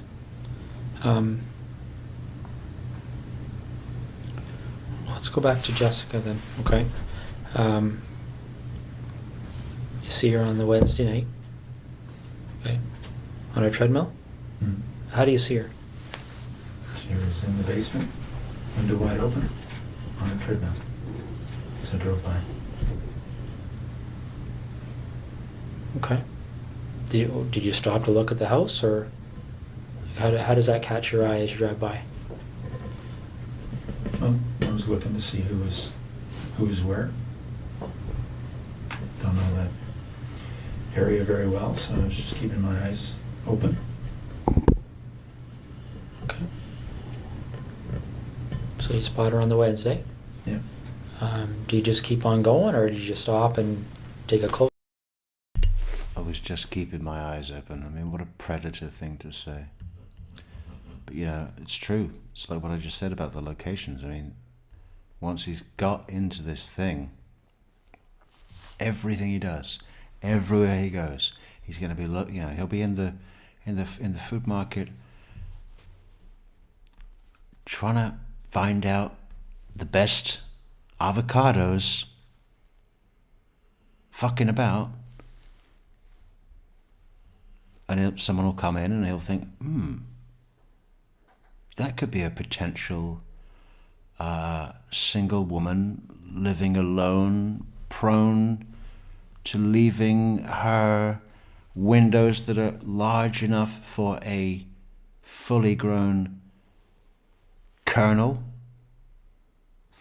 Canadian colonel to climb through in winter months, in November.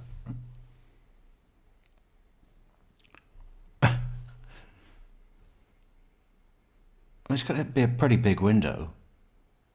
Okay, he's probably fit and, run and jump and do that thing that they do on the big, running up the thing. But he's not like a contortionist. Like the way that Bruce Lee breaks into a building is completely different. It's all bendy. He's not going to do that. It must have been a big window. The kind of window that you could get a washing machine through. But everything's bigger on the other side of the Atlantic. The washing machines, the windows, the colonels. Closer look that night or anything? No? I kept going. Okay. And you went back on the Thursday night, right? Yep. So you go back on the Thursday night, and you went into the house before she came home? Do you think he offered her anything when they got there? Yeah. Well, I don't have much, but there's some cereal bars or crackers. Great. Great. Yeah, she was out. Okay. Done with those.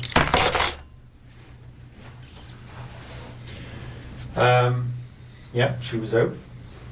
Got in through the kitchen window. It's unlocked. Everything else was locked. Brought my washing machine in. Okay. So you're in there doing what? Looking around? Well, I was exposing myself to her goldfish. I thought it was funny at the time, just don't ask me why. You know, I acted like he was going to be really traumatized, and I laughed as I made him watch. Trying to see who lived in the house. It was just her.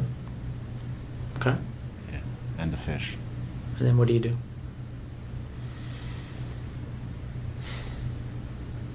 I told her, what I did to your fish, I'm going to do to you. Oh. See, that's the ad break in the movie, right? Where you get the big, long Coca-Cola ad. Or the big, long Doritos ad. What I did to your fish, I'm going to do to you.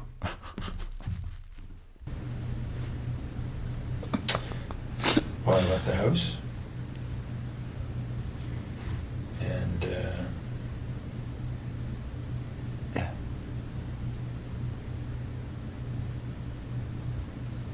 And thought about what I did. she came home.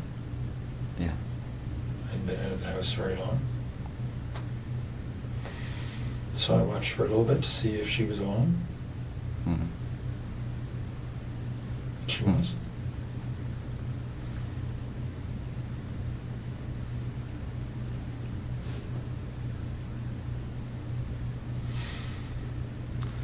There's this gambler thing as well, isn't it? It's like, oh, fuck. Spinning the wheel, playing the odds, you know. Well, I've just been in and out of that house without getting caught. Had some fun with the fish.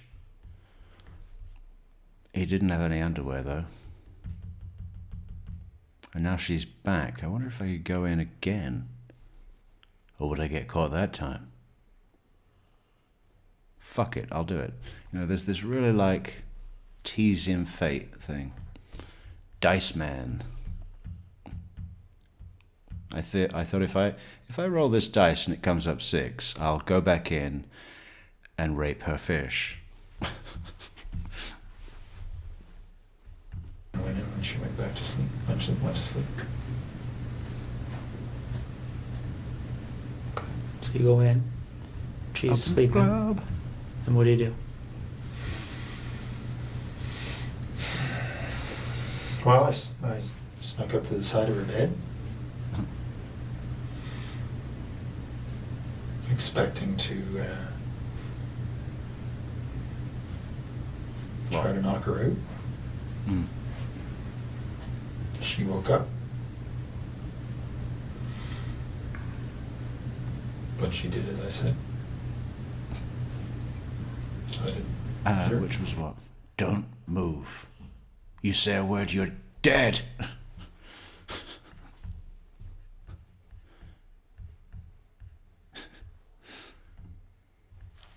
I don't want to hurt your fish. What did you say?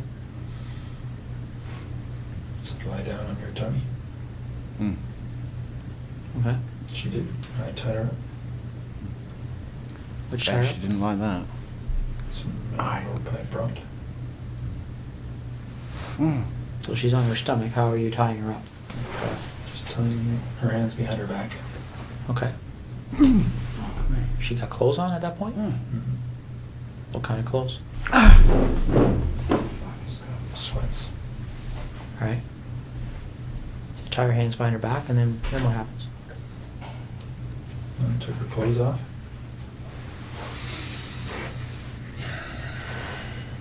Okay.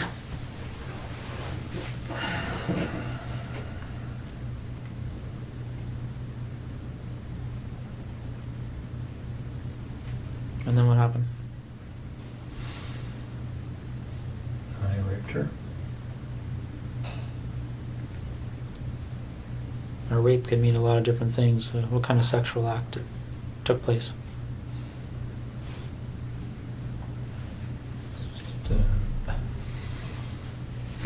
Vaginal, oral. Yeah, just just tick the box at the top that says all listed. Okay. And at the bottom of the list, put and with fish. Oral. Who was performing the oral? You performed oral on the fish. Oral sex. Yep. No, me on her and her on me. Okay. Any condoms used or anything like that? No. So there's, and again, correct me if I'm wrong. Vaginal intercourse. Her Vaginal intercourse, penile, anal, digital, oral.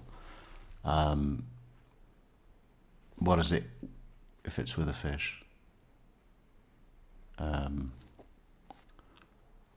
What's the fancy legal word for fish? Pesca something, isn't it? Pesca.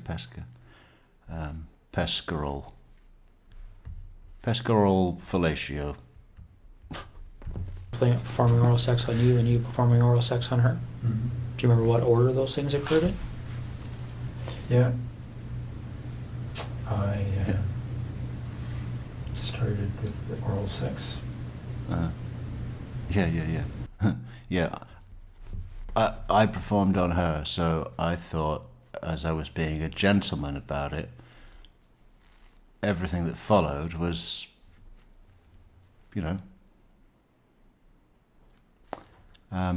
consented to, had been earned. Isn't that the rule? I'm a giver, so. Then I raped her. And then later on I made her perform oral sex on me. Okay. Any kind of conversation happening when this is going on? Yeah, a little bit. What was being said? Well, I threatened her before she...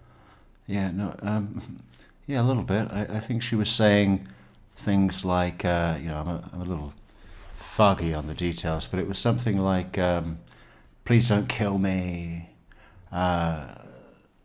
stop. I can't be sure. She, before I had her perform oral sex, What did you say? well, I put a zip tie around her neck. I said that I would pull it if I didn't like what she would do. Okay.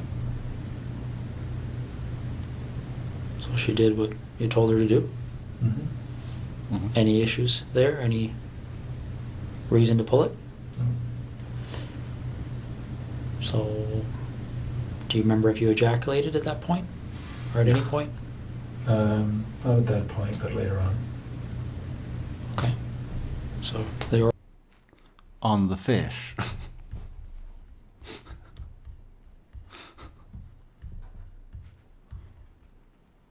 oral sex finishes, and then what happens next?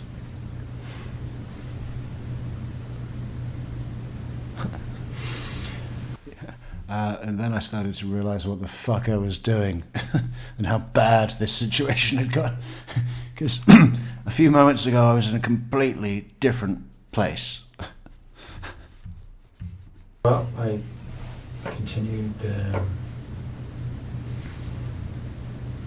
rape her, and I had her put on some of her underwear. Uh-huh. Took some pictures, lots of pictures. Was she smiling? Was she smiling? God, that was fucking horrific, terrifying to see that. And then got her dressed. Why? Walked back to the truck. So antibiotics, yeah? Is that the good one, is it? And that's for your tongue. I'll check it out. But I think I have to go to a doctor to get that, right? I don't think I can do that, which is a shame. We'll sort it out. Okay. At what point did you decide that she was going to leave with you?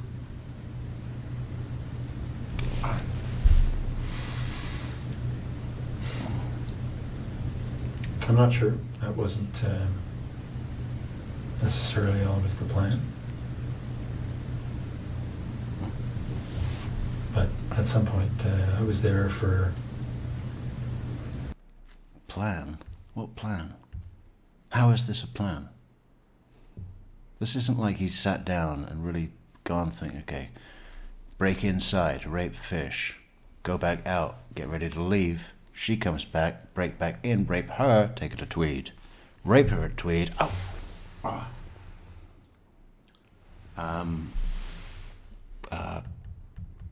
Go back and get fish. This is not a plan. This is not a plan.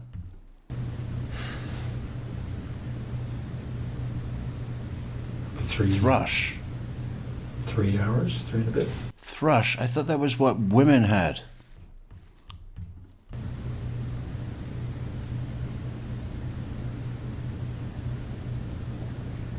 Okay. Do you remember the conversation about leaving? Was there any... Did she say anything about that, or what was she saying to you? She was... begging me to let her go. certainly cooperative. And I was promising that I would. And offering her cereal bars. And shit ones, military ones, that don't even have any dried cherries or nothing.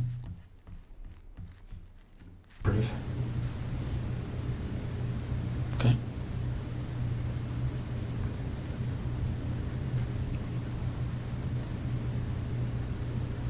A cooperative can mean a number of different things. Was she excited about leaving with you? I mean, I don't want to be sarcastic, but...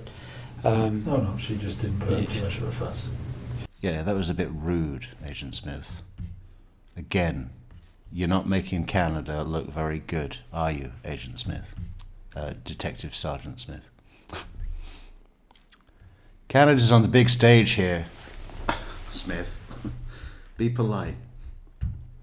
Did she try and negotiate with you at all, or what did she say? Well, I told her that I would let her go later on. Okay. If you want to... Yeah, I'll let you go if you give me a trombone. Do it!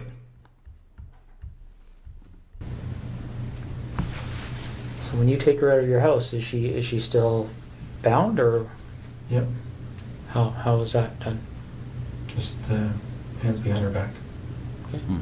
What about her feet? Anything there?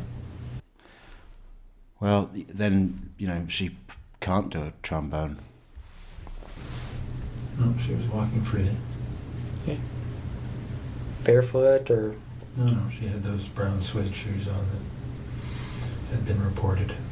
Okay. So where does she sit in your truck when you get to the truck? Front seat, passenger side. Okay. And where do you go? Yeah. I didn't put her in the trunk or anything because I'm not extreme.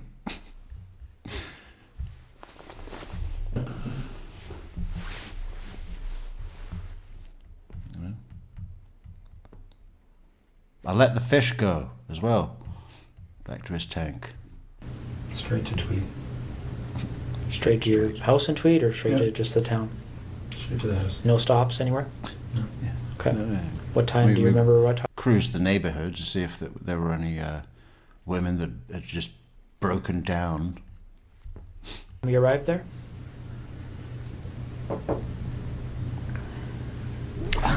I don't exactly, but I'd say between 4:30 and 5:30.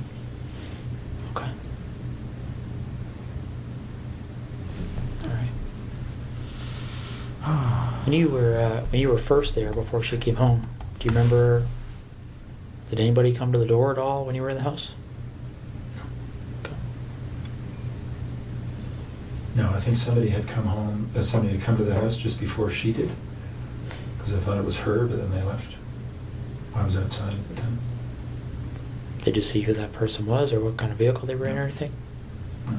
Saw the lights, I assumed it was her, and then all of a sudden they left, so I don't know what happened. Okay. Where were you when that first vehicle pulled up? In the back here. Okay. So you didn't have a view of the vehicle, you could just tell that there was a vehicle there, is that fair? Okay. So you get home, what, 4:35 you say? Hmm. Okay. And then what happens?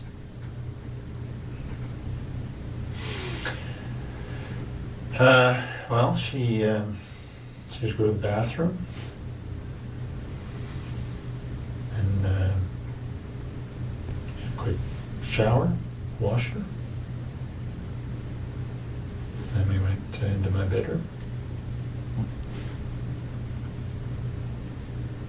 And to sleep a little bit. She was tied up. How was she tied up at that point? Stands behind her back. I put tape over her eyes from the beginning. So that's what she had. Okay. Oh, so she had her eyes covered up the whole time. I didn't imagine it like that. Would that be better or worse? I don't know. Interesting question. Hello, Barbara. And thank you, Cindy. Yeah, thrush. Okay. You see, I thought that was something to do with the menopause. But no, that does sound right. I just looked it up. So I should be able to get something for that from the pharmacia tomorrow. And I don't even have to go to the doctor. Awesome. Thank you, Cindy. Dr. Cindy. When they find her, is that tape going to be there? Or was it ever removed? No, I removed it. Okay. What kind of tape? Duct tape. All right. Never leave home without it. The duct tape that you used, where's that roll? It's all gone. I used the whole I one. used the rest of it to bind her body. So, by all gone, is it with the body now? Okay. So you said who went to sleep when you came home? You had a shower, or she had a shower? Well, we both got in. I washed her off after she'd been to the bathroom. We both went to sleep. Uh-huh. But she was tied up and I had tied the rope. So I could fall asleep a little bit and she could move without waking me up. I'm trying to picture how that would be. So the rope's tied to what on her? Just tied her hands behind her back. Okay. And then the rope just wrapped around me a couple of times, so there was no slack. okay. Do you remember how long you slept for? Not long, maybe a couple hours. Do you know if she slept? I don't know. Okay. So you wake up and And it wasn't, we were up and down. So it wasn't 2 hours straight. It was 2 hours in bed, but it wasn't much. Now, if I'd have had a better sleep, maybe I could have come up with an exit strategy. But, she's a roller. I warned her.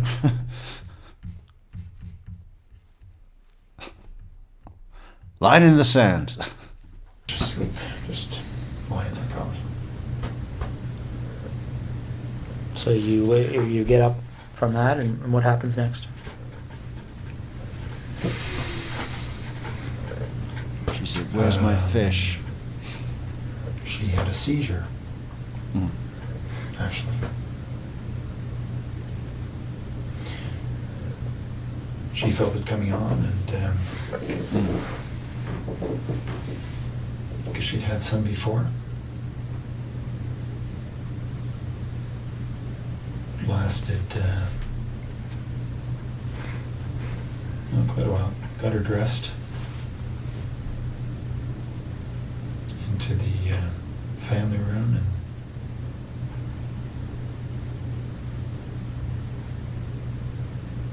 and anyway, she recovered. She got obviously stress, but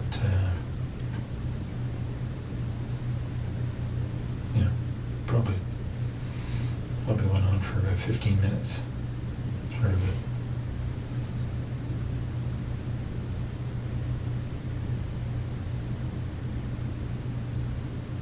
So, Yeah. how do you know she had them before? She told me. Did she tell you why she gets them? Well, she suggested it was stress. Yeah, so she felt herself start to tense up and said she thought she was going to have a seizure.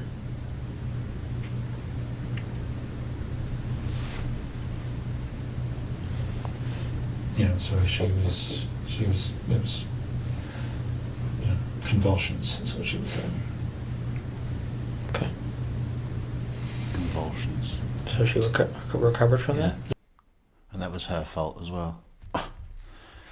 If she hadn't have been having those convulsions...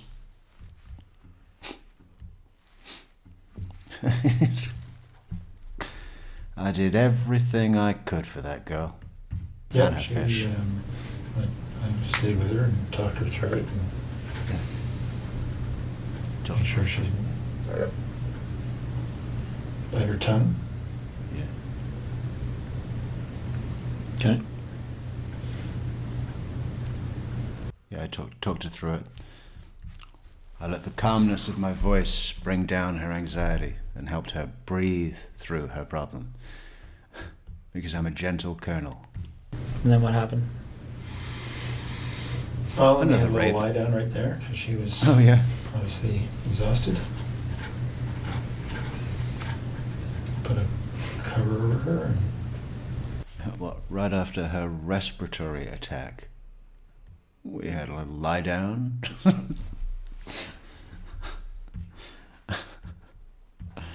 Yeah. Okay. she went to sleep.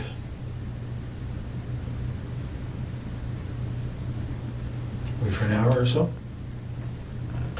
And I had told her earlier that before I let her go, I wanted to take some pictures of her in her underwear. Mm-hmm. Mm-hmm. Makes sense. And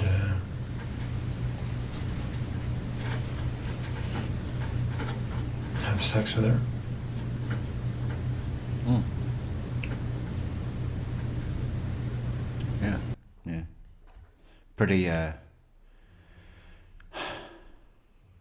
pretty simple, really, isn't it? I feel like he lacked a bit of imagination, to be honest. They could have cooked together, or watched some videos about something that they share an interest in, like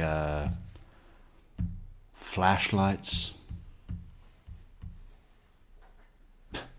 But he's very just simple-minded. What's the word? Narrow-minded? Simple-minded? One-track mind.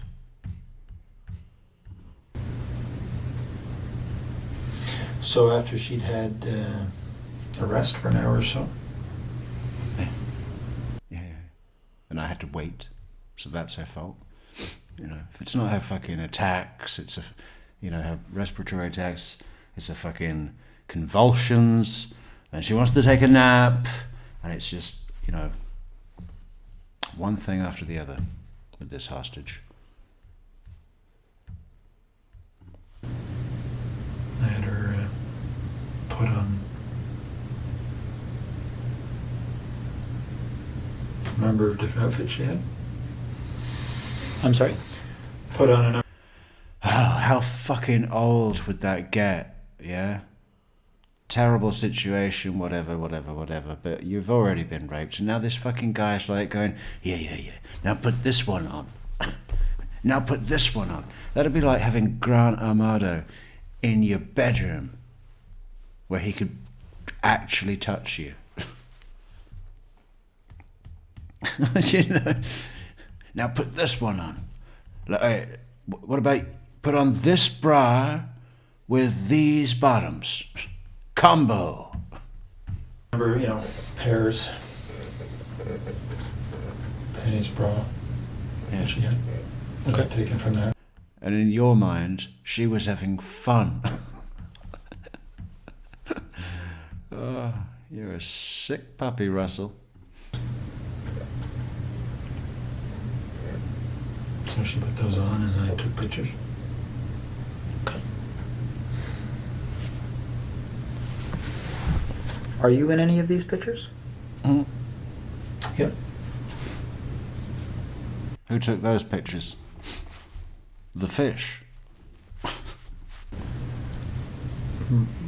What kind of images are you in?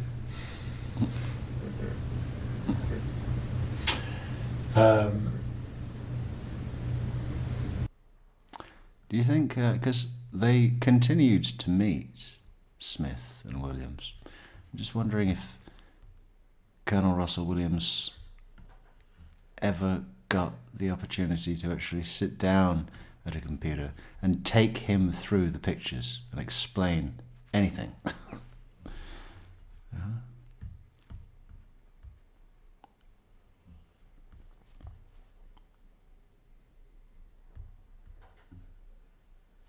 I think they'd probably speak to him as long as he was willing to talk to them. You know, just to learn about this kind of colonel criminal. And the screening process in the Canadian military now, what do you think that's like? The questionnaire. Have you ever touched a fish inappropriately, even if it wasn't yours?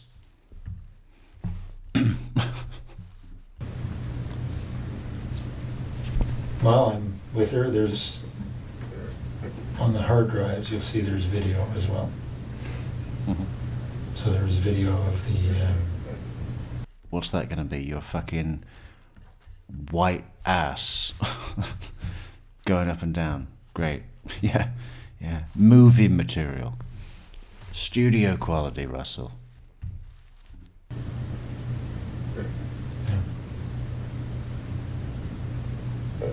almost 4 hours, I guess.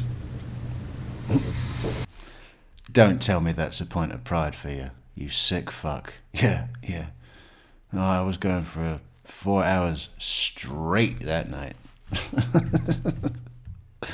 It's not an achievement if it's a rape, okay? Of what?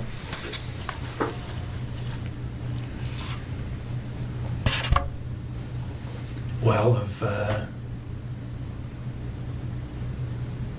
Of talent.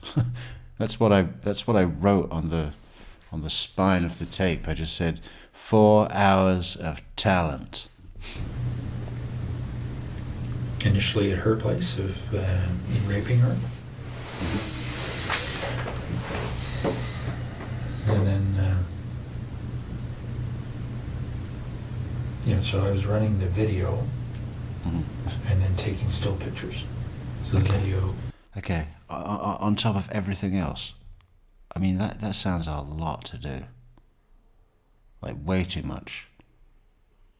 You gotta set up the video camera, take stills, make sure she...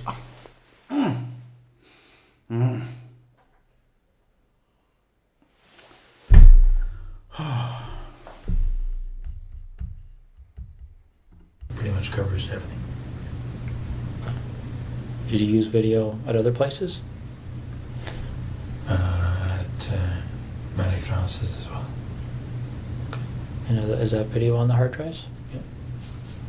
Same type of activity? Yep. Okay. Well, I didn't have her put on any stuff. Okay. So, Jessica poses... Did you say anything offensive about Quebec? You know, because that could be damaging internally for Canada.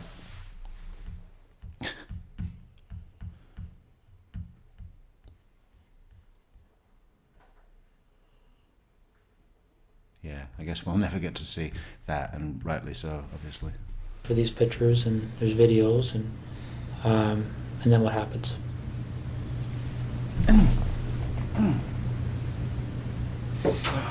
Then I got her dressed because she thought she was leaving. Got a bite to eat. Fruit. And then as we were walking out, I struck her on the back of the head. Okay. When did you decide to do that? Well, I'm really impulsive. So we were walking out, and I forgot something and went back, and then just as I was coming back to the front door, I thought, yeah, fuck it.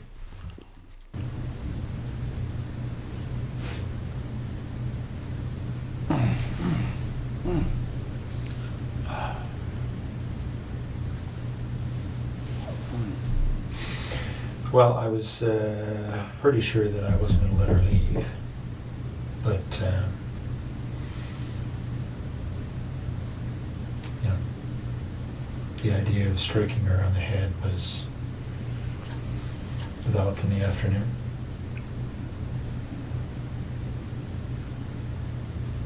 And what was that strike supposed to accomplish in your mind? What was the intent of doing that?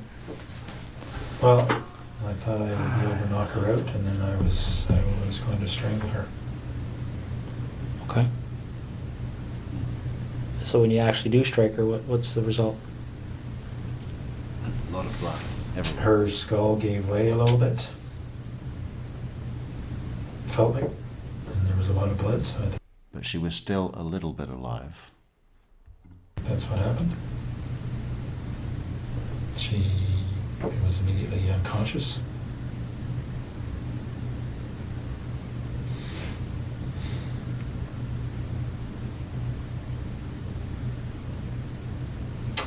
And then I strangled her. How'd you strangle her? The same rope. Just put her on her neck Okay. while she was unconscious. Yeah. Now, what happened to the zip tie that was around her neck earlier?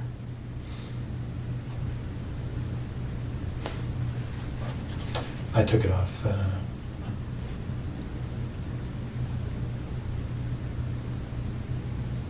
Around then, I guess.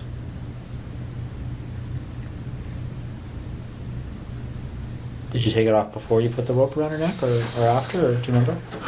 After she was dead. Oh, okay. So the zip tie was around her neck while you used the rope? Mm-hmm. Okay. Did you leave the rope around her neck? No. Okay. Yeah. And how did you know that she would was be dead? Disrespectful. I wanted to give her as close to a proper burial as I could, you know. I'm going to leave the rope around her neck. That's someone's daughter. That's someone's sister.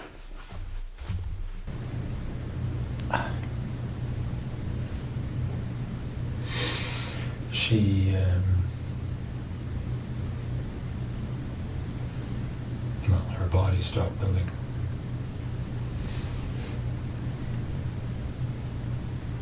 Okay. So what did you do after that? I bound her up to Bound her up. there's her fetal position. Mm-hmm.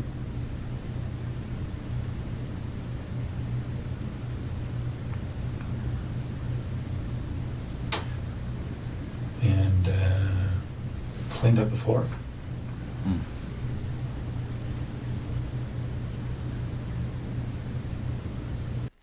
We have a Swiffer wet jet that we just bought online, so I wanted to try that out and give it a star rating later. Me and my wife like to do that.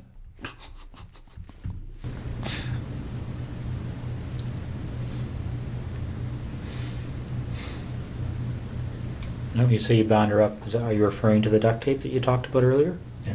Okay. So then what did you do? You know what it was? We were trying to work out what made him just go over the edge that day. And I think probably as he was leaving the base, his wife called him and said, listen, you know how we got the wrong placemats from IKEA? Well, they contacted me, and now they have the ones we want. So I told them that you could just run down there and exchange them. And he said, yeah, sure, I will. And then immediately went and raped an innocent woman. This really should be called the IKEA Canadian murders. I put her And there should be a series. One in each province. in the garage. It was very cold.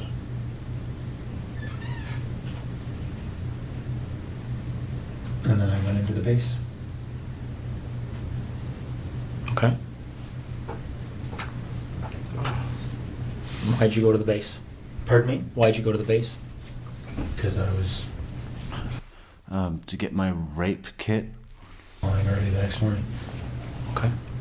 So what time did you leave to go to the base? Yeah, I'm volunteering for all of these fly in the recruits missions. I like hopscotching across the map there, dropping off supplies and storing them in places. They'll probably still be finding underwear in 50 years, from this guy. Well, I told you about between 9 and 10 or so. Mm-hmm. On the Friday night? Yeah. Okay.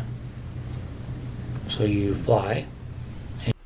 Just before my urges kick in. It's if you ever saw Teenage Werewolf, it's a little bit like that. Except my jacket's not as cool. And Then I drove home to Ottawa. so which night would you... But I unfortunately, IKEA was closed. Saturday night. So you land and what time are you landing? 6:30. Okay. Saturday night. Did you go by the house in Tweed on your way to Ottawa? Or? No. So you drove straight home to Ottawa? What time did you get there at? Do you remember? Sometime before midnight. I can't quite remember, but I think I went in the office first, did some work. So I think I got home to Ottawa just before midnight, something like that. I think. Not sure. I slept for a little bit at the Tim Hortons in Brockville. So it might be later in. They don't like that, even if you are a colonel. Hey, who's that guy over there with his head in his bagel? It's the third time this week.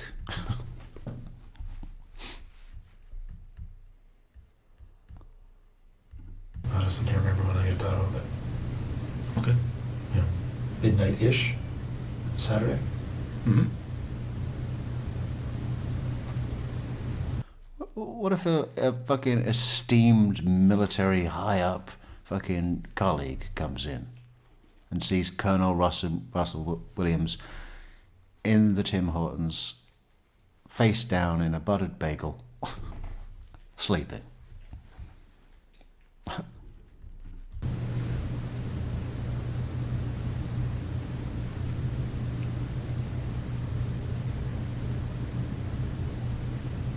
So you get home, You're in Ottawa. What do? Go to bed or Yeah. I stay went up? to IKEA. Okay. I had to go back. So then what do you? I had to go back. I had to go back again. She wanted me to go back.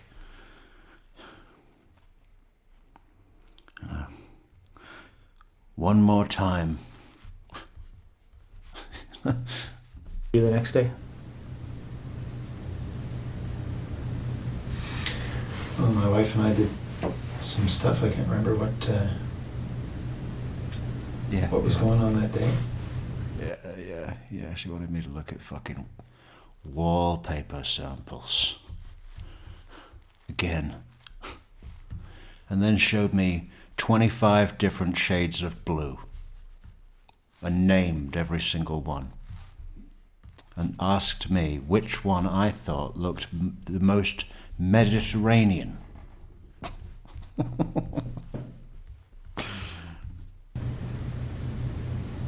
Putting together the new house. Oh. And I headed back to Tweed that night. Mm-hmm. Yeah. Which blue looks most Mediterranean? I don't know. I'll have to think about it. I'm going back to Tweed. I'll think about it in Tweed. Is that right? Sorry. No, I did. I had Monday off. That's right. I had Monday off, and then Yeah, there's a big old butterfly in my stomach again. I was visiting one of the units in Ottawa on Tuesday. So I didn't head back to Tweed till Tuesday night. Okay.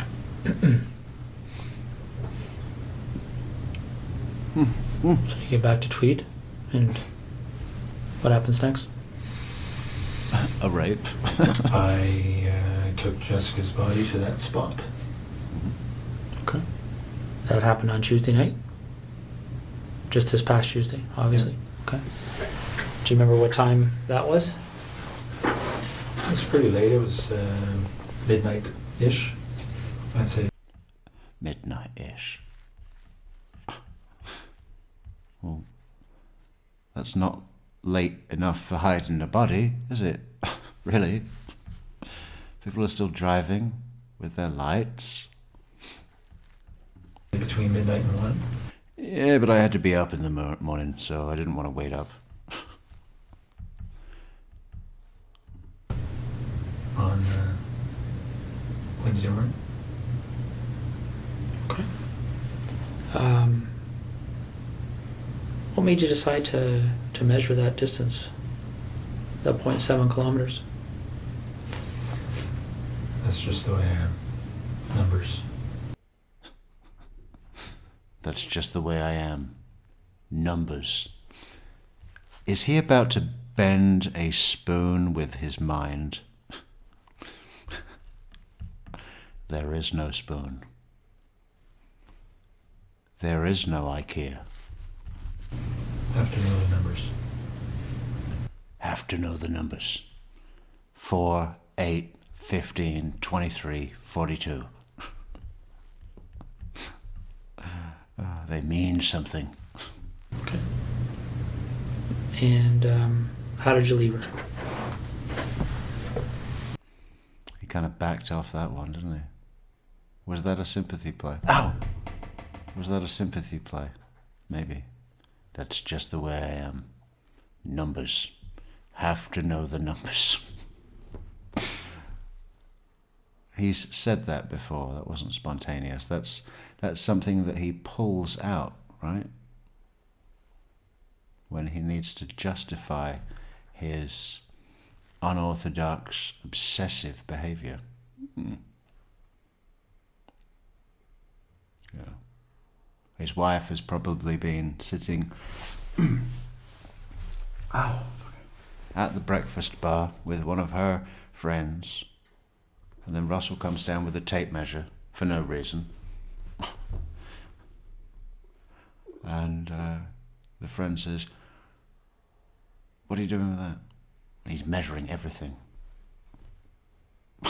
It's just the way I am. Because he doesn't want to be asked questions about how it was at IKEA, or what he thinks of this season's new stuff. You know? So he measures things all the time.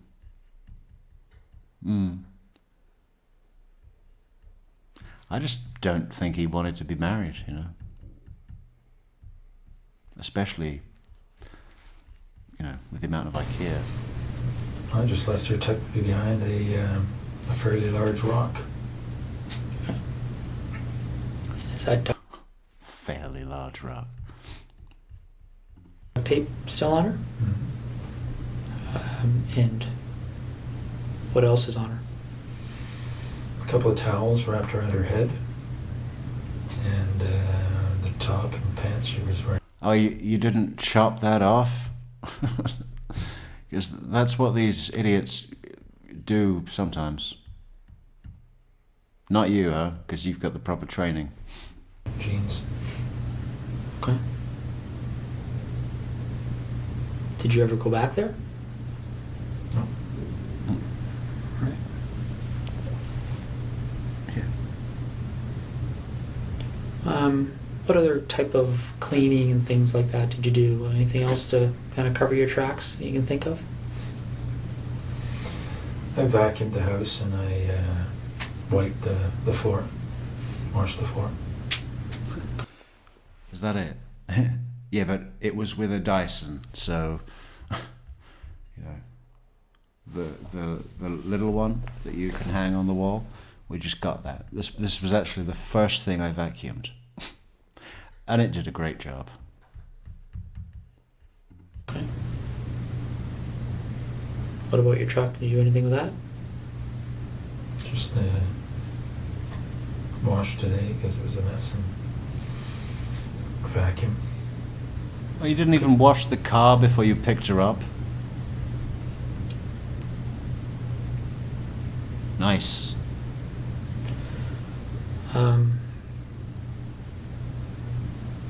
So Marie France, when did it first occur to you to go to her house? Were you angry with Marie France, or are you angry with all French Canadians?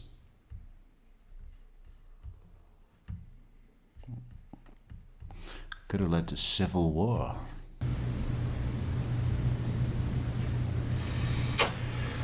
Well, probably in October, November, not quite sure, but somewhere in that time frame.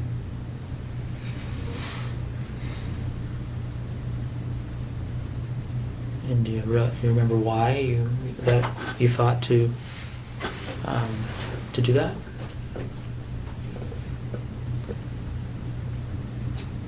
Yeah, I thought she flirted with me.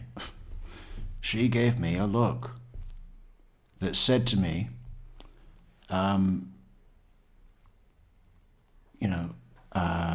creep around my personal information until you somehow find my residential address, observe my house and learn my movements and habits over the course of several days or weeks, break in when I'm not there and come up with a plan to effectively maneuver around my house in the most grabby, rapey, predator kind of way. Then come back when I'm there and,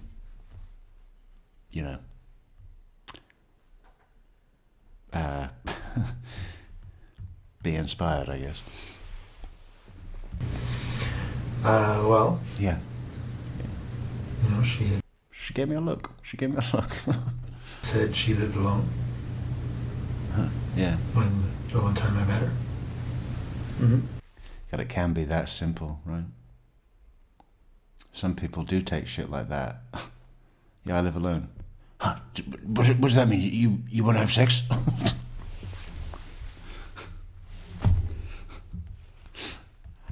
Oh, God.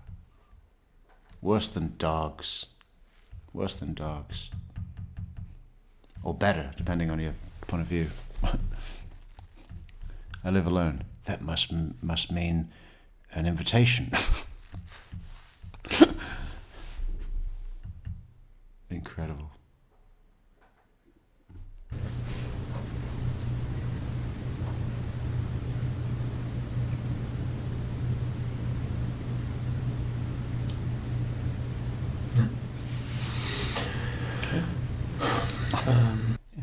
See? She told me she lived alone, so it was not rape. Just trying to understand like, why her versus the dozens of other women you probably come across on a daily basis. They were all married, and I do have ethics. It's just my nature, my training.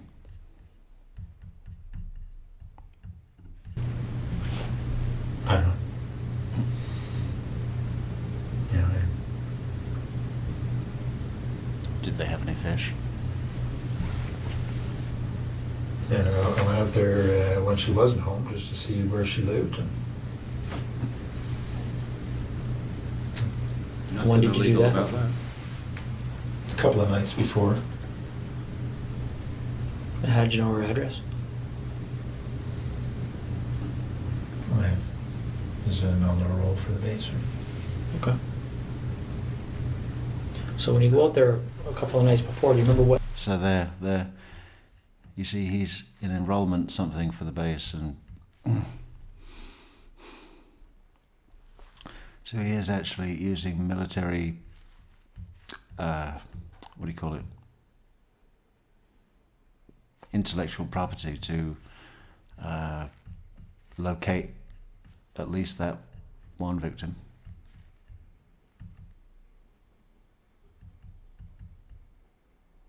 What night that was? When you were there first time? I don't, but it was within 2 or 3 nights, I think. Okay. Probably, well, no more than 4 anyway, something like that. And did you actually go into her house on that occasion? Depends what newspaper I was reading. Or did you, okay. So what happened that night? How'd you get into her house? This window in the side of the basement. Side window. Okay. And just to backstep a bit, how did you get to her house that first night you went there? I drove. What did you drive? Pathfinder. I think I drove my... Don't tell me you went in your wife's car. truck. Pathfinder. Do you remember where you parked it? Yeah, I parked it. I believe it was anal and vaginal and oral. Do you remember where you parked it? Yeah. All of these. A bit of a division in the Division. residential areas there. I parked it on another side. It's a way to 700 meters away.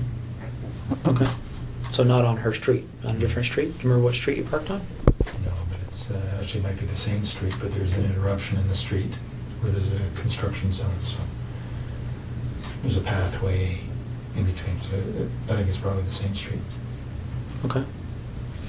So you go to her house, and when you went there that night, did you know that she was away? I'm not sure if I knew entirely, but I think I thought she was away. That'd be funny, wouldn't it? Waiting in the basement all night long. It's 2 in the morning. Where is she? 3 in the morning. What the fuck? All night, nothing. He'd obviously rape the cat, though, wouldn't he? Sick fuck. Okay. Is that based on her schedule, or how would you know that? Well, because I fly with a squadron, I have access to the schedule, And we tend to hopscotch them across the map.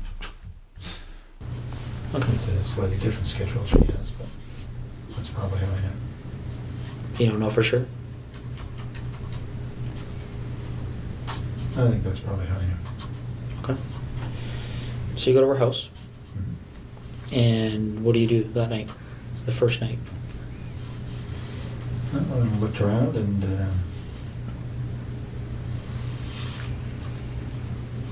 make sure that she was living there alone.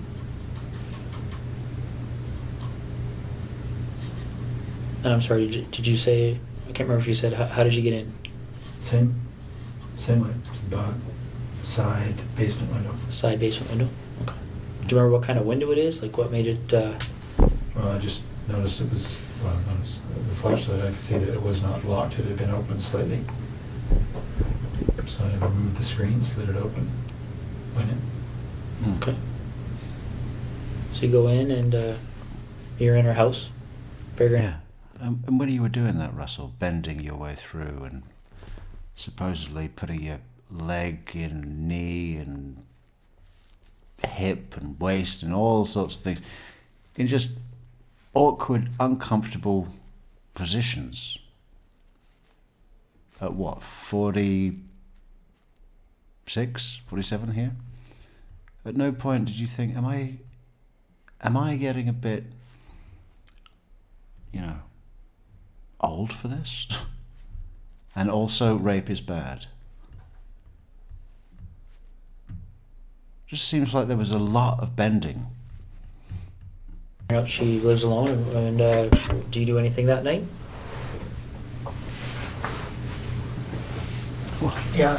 I was pretty tired from all the bending, so I had to, put my back on a cold, hard surface for about an hour. Playing with her underwear. You mean playing with her underwear? Well, I tried to, change some of her underwear into a lumber log so I could, because there was just this twinge. Huh. Wearing it. I thought I might, Okay. yeah. And then I made a neck brace out of underwear. Anything else?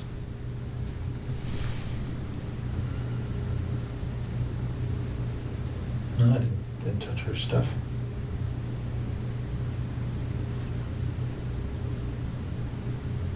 What do you mean you didn't touch her stuff? I mean, you touched her underwear, but... Yeah. But nothing else. Okay. Did you take any of the underwear with you that night? Yeah, a few pieces. Yeah, well, a few pieces. Some. Most. Everything I could carry. I made 2 trips. And where did you find the underwear when you went in? Your drawer. Yeah, in a drawer. What, top drawer? Yeah, thought so.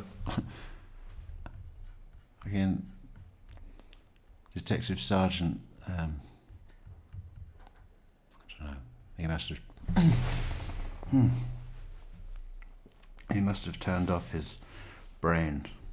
Oh. Where did you find the underwear? In the fridge. What the fuck do you think? Was it clean? Was it used? Or, Clean.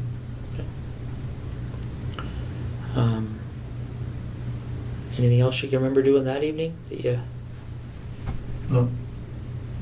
All right. Really? So... You don't look too sure. It looks like you did something really that you don't want to tell us. What is it? Because you might as well. I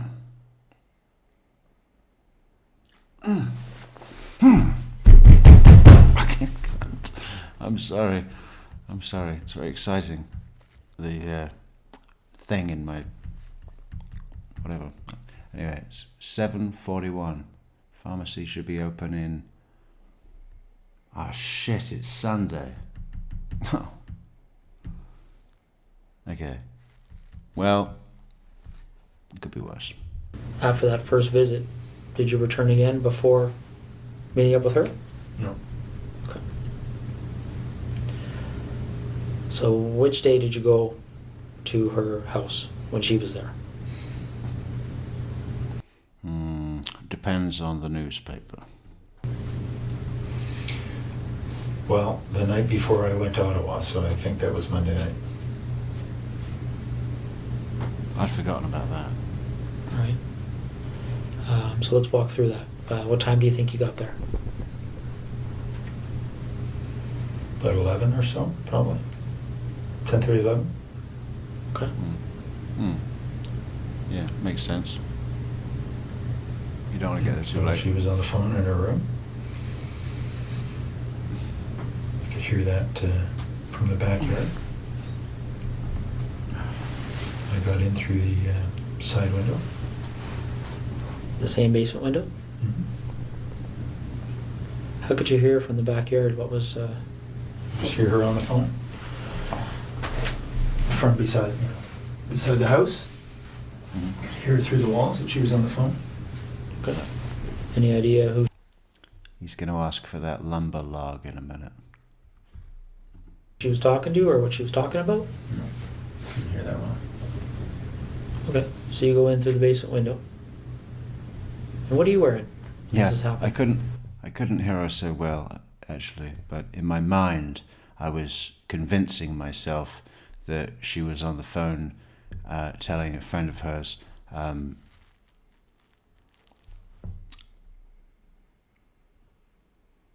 you know, what she'd like to do tonight. And it just happened to be the same thing that I was planning. In my mind, which was Sweatshirt, foggy. Dockers, I guess. And the 2 pieces on my head. Okay. And where are those 2 pieces now? Pieces that you wore on the head? Put them on his head. They're probably in my bag, in my luggage bag, in Edison in the bedroom. Yeah, yeah. Now, I have a special bag for all the pieces that I put on my head. What's your luggage bag look like? It's a blue duffel bag type thing. It's right beside the bed. Air Canada gave it to me for free. Is it the only blue duffel bag in your bedroom? Mhm. And these pieces, what do they look like again? It's a blue headband, Okay. standard blue, winter headband. Oh, it's not under. And black skull cap type thing. Okay. Any insignias or anything on them? Yeah, there are, but I don't know what they are. The blue headband has something stitched, a name of some sort stitched on it. Yeah. Doesn't matter to me. Numbers. God know the numbers. I measure everything, but I have no idea what the insignia was on the hat. How? Yeah. Details. They only matter if they matter.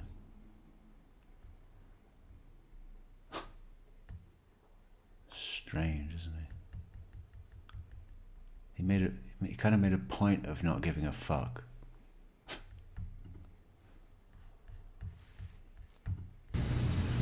And the skull cap has some sort of white emblem on the black. Don't know what it is. Yeah, whatever that is.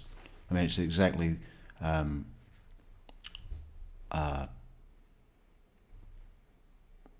inch and 3/8 wide. I can tell you that much. Are they like sports emblems or company emblems or? Could be. It's the manufacturer's. Okay. Mm-hmm. Anything else in that blue duffel bag? I don't think so. Is it full of things other than? Just my clothes. Dude, it is overflowing down the stairs, okay? Is it full? Yeah. Okay.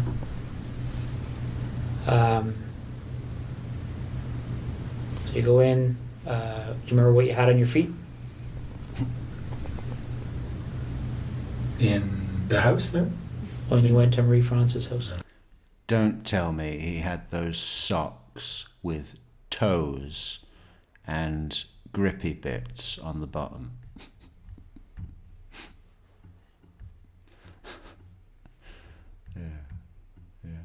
I like to wear these indoors because I can wiggle my toes. Okay. Probably running shoes. Or was it snow on the ground? So you go in and you're in the basement. And whereabouts in the basement are you? Just there. Did he say that to say, you see, if it hadn't have been for the snow at Jessica Lloyd's property, you never would have caught me. Because you got the tyres, you got the boots, and that was preserved in the snow.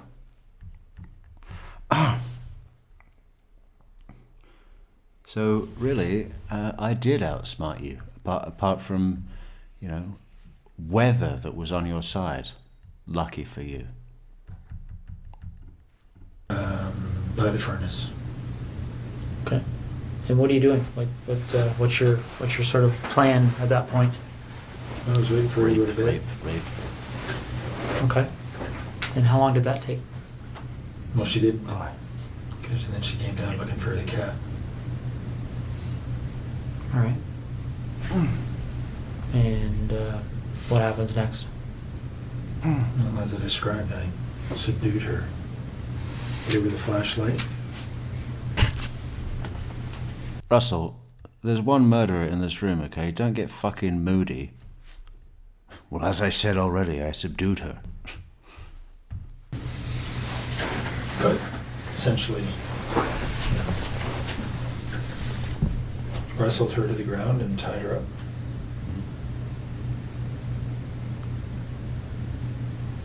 Okay. And what did Was that easy?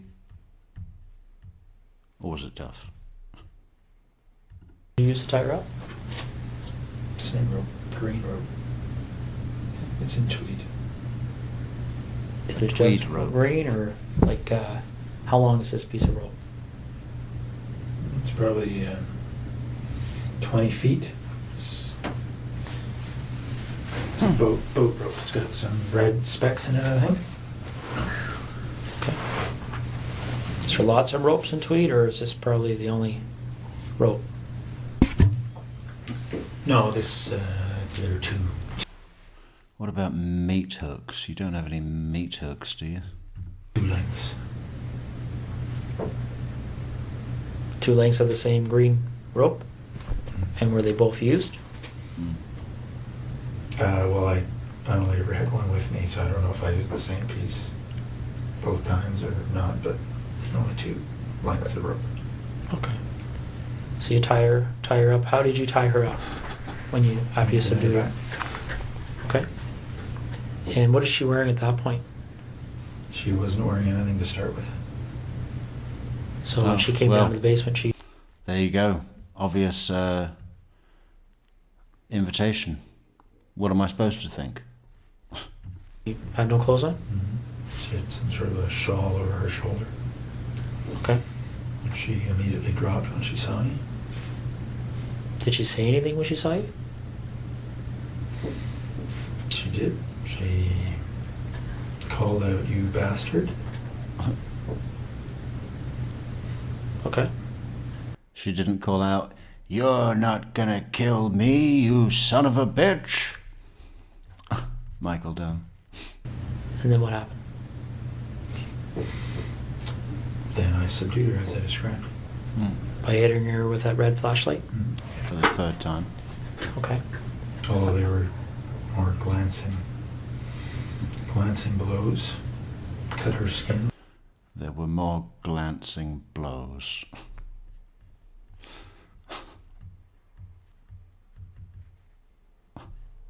Weren't doing much else. Okay. She fell over and then I subdued her. She tripped. How did you tie her at that point? Fucking klutz. She tripped. She tripped.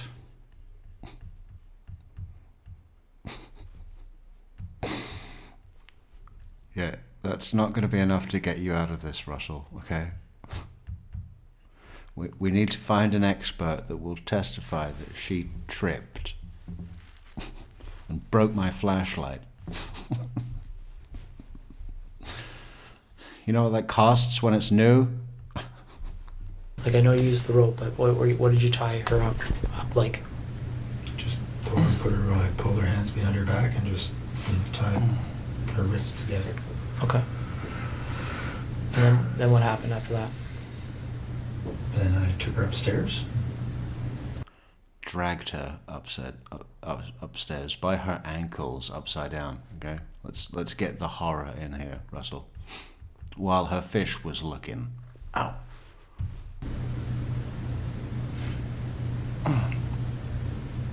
Did she go upstairs under her own power, or did you carry her? No, she passed out on the stairs. And then I carried her up. Why do you think she passed out? What, like the end of Sleeping Beauty?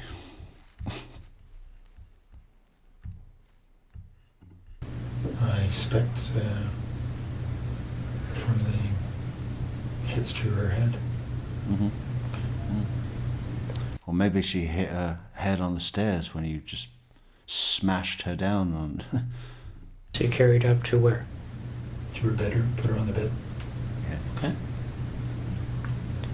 And then what happened? Well, then I had to go and get my video equipment.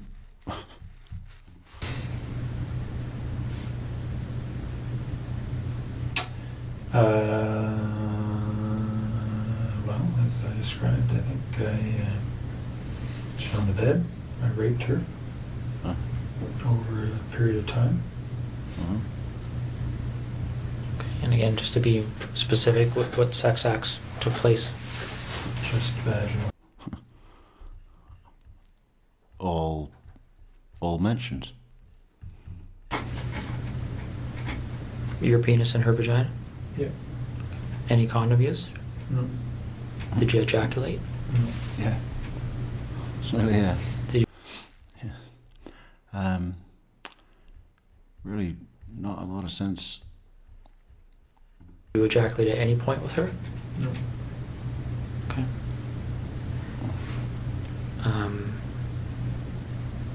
But just before I forget, I think I asked you, don't mean to bounce around on you here, Russ, but with Jessica, I asked you about ejaculation. You said you didn't at that point. When did you ejaculate with Jessica? The second time or third time that I had her perform oral sex. And was that at her residence or yours? Hers. Okay. Any other times that you ejaculated with her? No. Okay. When you ejaculated with Jessica, did you use anything to clean up, or? No. Didn't need to. And I didn't ask. And in my mind, she was grateful. What happened to the ejaculate? What do you think, fucking Detective Sergeant? You know?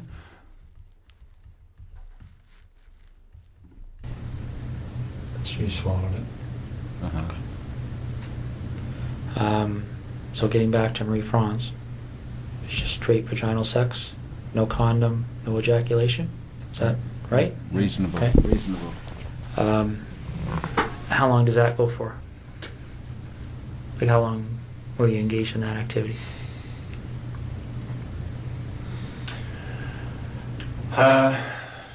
Well, What was the last one? 4 hours. Oh, this one was about 8 hours.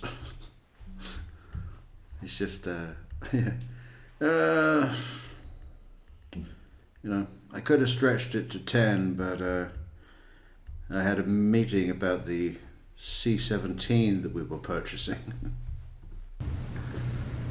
hour and a half, 2 hours, I guess. Yeah. Okay. And then what happens next? Well, as I described, I suffocated her using duct tape.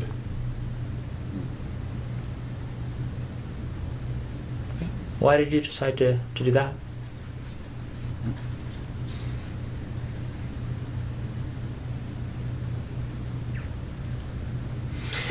Well, again, because of the pictures, as I described. Why did you decide to do that? Well, I asked her if she came, and she said, "Are you fucking serious?" And I decided to put duct tape all around her mouth. Here it would have, it was going to be a pretty straight line back to Tweed. Okay. But why did you decide to use that method versus? Would anybody want to stay living in Tweed? Every time you go back to where the property is, you're doing his drive, right? I think that'd be too much for me. Something else. Cozy cove. Rapey cove.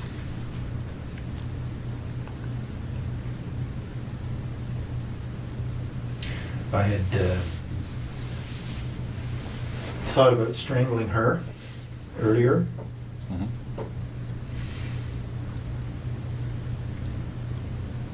That's on the video. What is? My, well, it was a short-lived attempt because she struggled quite a bit. Mm. And then I Good for her. decided that I needed to suffocate her. So it was a short-lived attempt at strangling her? And what's on the video, the suffocation or the strangling? Well, just me putting my hand on her throat.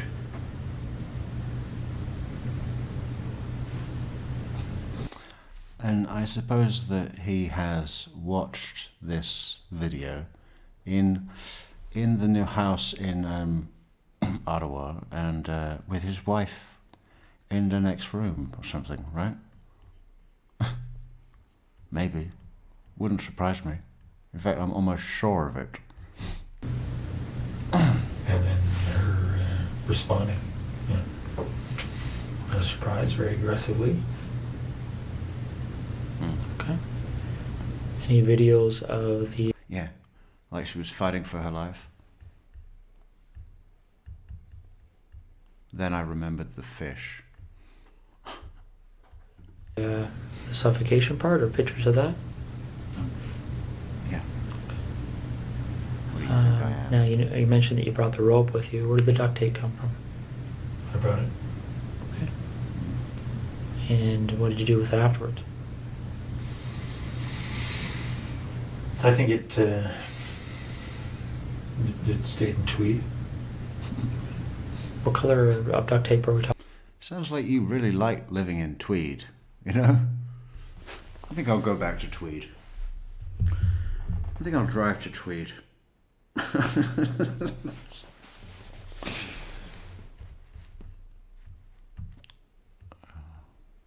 His wife's all busy and, looking at blueprints and shit for the kitchen and all that, you know? Talking about, I know it comes in a So they've both got projects, right? Something to do of an evening.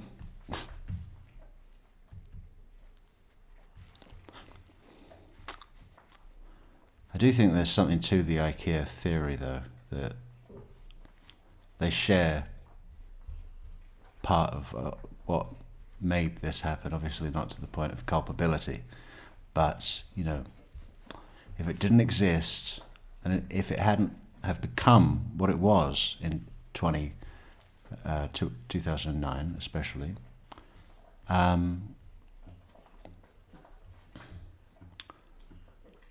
where its exact function was to attract people like the Williamses back again and again and again and again before they've even moved in.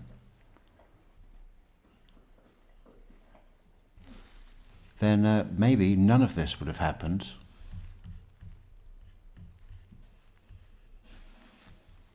You know, there probably would have been some other stimulus later along the line, but, you know, for right now, he might have been able to have been stopped. Ow! Variety of colors. Gray. Great. Fuck. So before the suffocation, obviously, how long do you think you were with her from the point? Well, how long do you think you were in that house from the point you went in that window to the point you left? Probably 4 hours. Okay. So, correct me if I'm wrong. Did you say you got there at 11, or around 11? I think that's right. Okay. So you left around 3 in the morning. Is he sitting Well, on I was in the floor? basement for Oh, no. quite a while before she came down. She wasn't going to bed. So I was probably in the basement for 30, 40 minutes. Is that the fun bit? Well, I was in the basement for like 3 hours, standing up.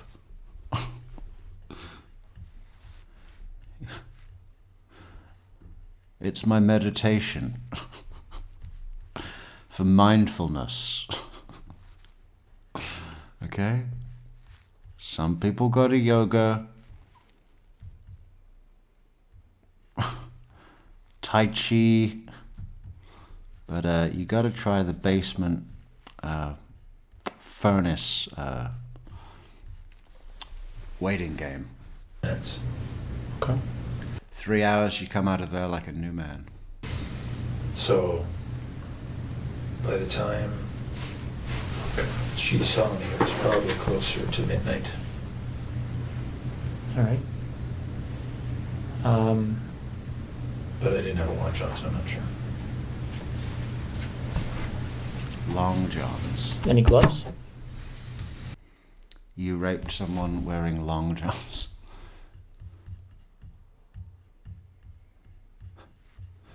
Yeah. Just when it couldn't get any more romantic.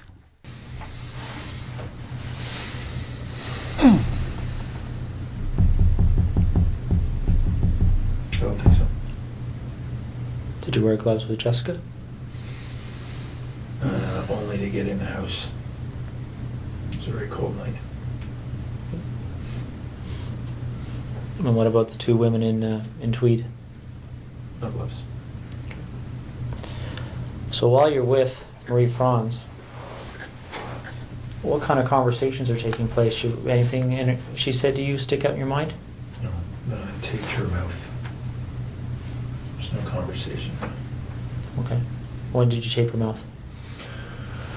As soon as I got her up to the bedroom, Why did you decide to do that?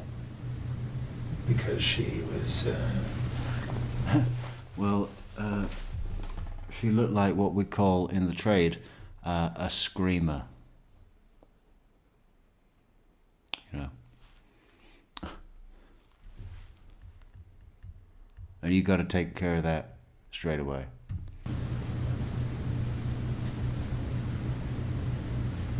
quite aggressive. Yeah. In what way? I was confident she was. Yeah. Mixed signals. You know, she gave me that look on the plane that said, please go and stalk me until you find my address. But there was something in her eye. She didn't say anything, but I knew what she meant. And then when I did break into her house, she came down to the basement completely naked. What am I supposed to think? Then when we finally go to the bedroom, it's, you're a bastard. I mean, some women drive you wild, don't they?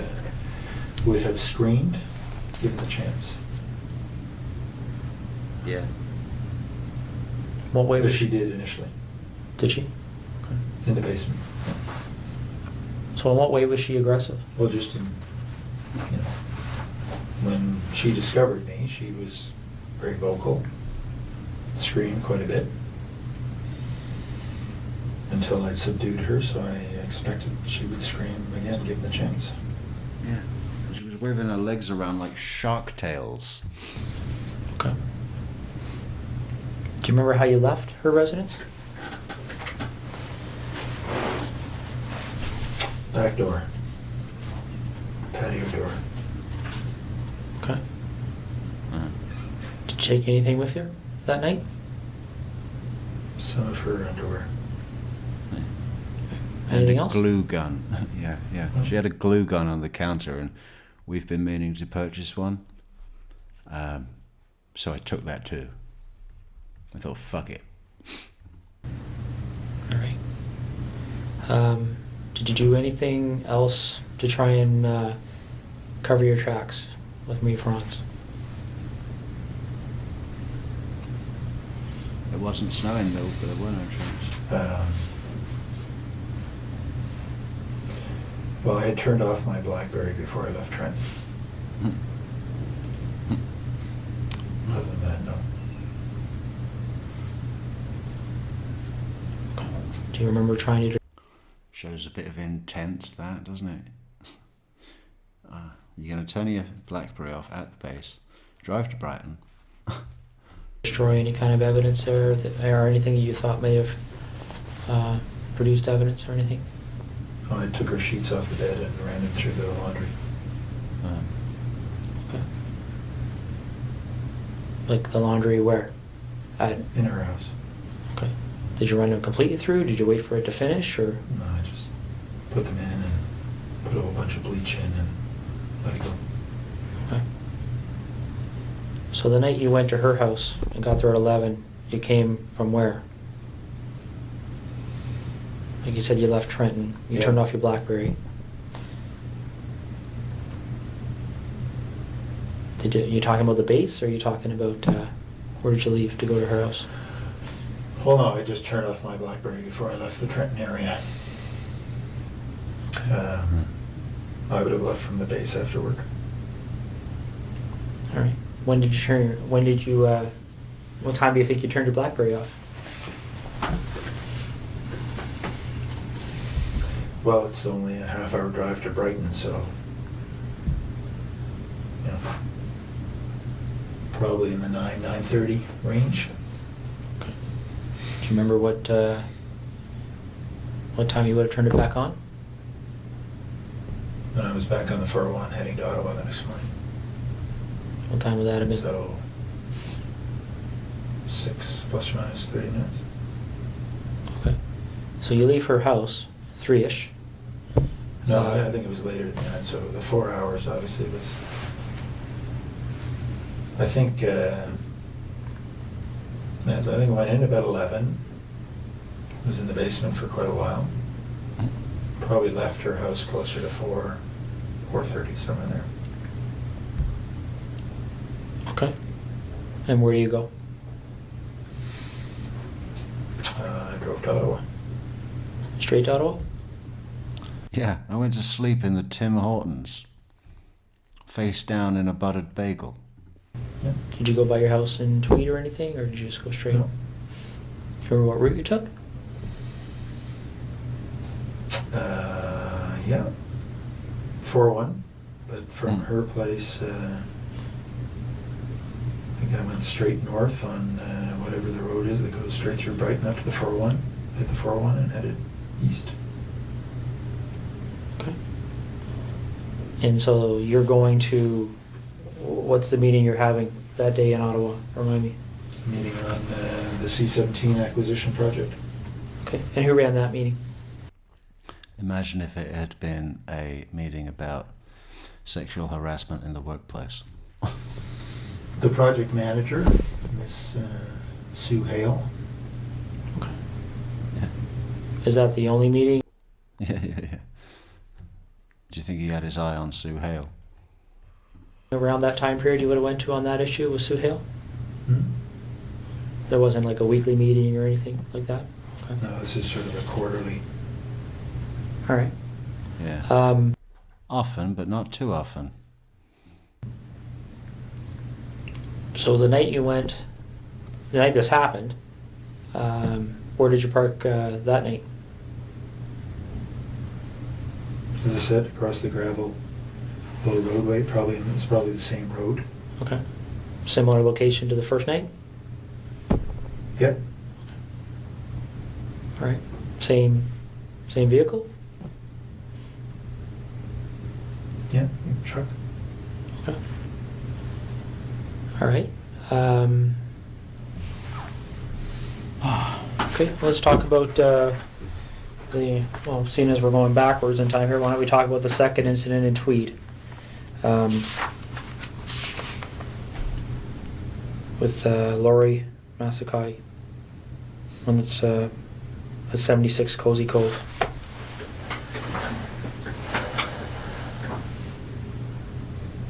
How did you decide on her? I knew she lived alone. Mm-hmm. That's it. And how did you know that? She lived 3 doors down, and didn't know her, but I knew she was pretty lone. She had a boyfriend and hadn't been around.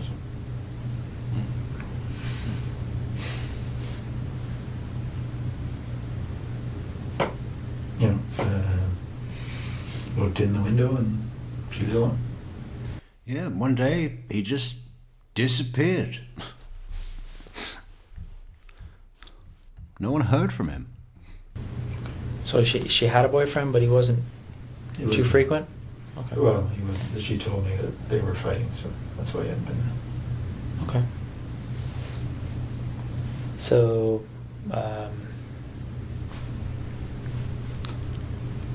did you look in her house before the night that this incident happened, or when did you? She told me they'd been fighting. Great. So you took someone struggling with some domestic problems with her boyfriend, waited for him to leave so that she would be at her most vulnerable, perhaps, and identified that as your perfect time to strike. Okay. She didn't have any pets, did she?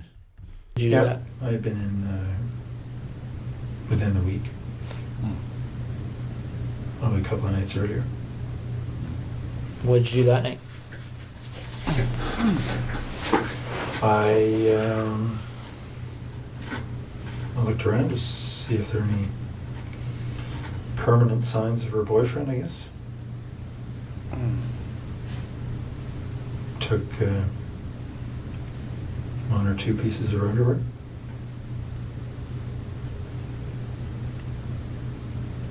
That's all. Okay. So the night you go. Permanent signs of her boyfriend, what would that be? Big boots, shaving stuff, a PlayStation. There was no PlayStation. I knew she lived alone. There, when the incident happens, do you remember what time that was? It was pretty late. I probably got into the house around midnight. She was asleep on the couch. Well, I didn't know that, but I knew she was in there. And how'd you get in, sorry? Window in the back of the house. There's a little sunroom. Was it just something you had to slide, or how did you I had get to that? remove the screen and slide it up. Okay. All right. So I got into the house and she was asleep. And did you, do a sort of ninja run and dive through the window and then execute a perfect triple forward roll upon landing on the basement floor? I mean, I want to see him do this. If I was the Crown, I'd have had him go to each location and demonstrate this on video. Climb through the fucking window, holding your rape bag.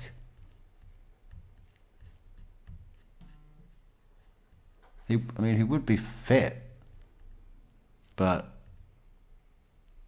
he doesn't look nimble, you know? In front of the TV.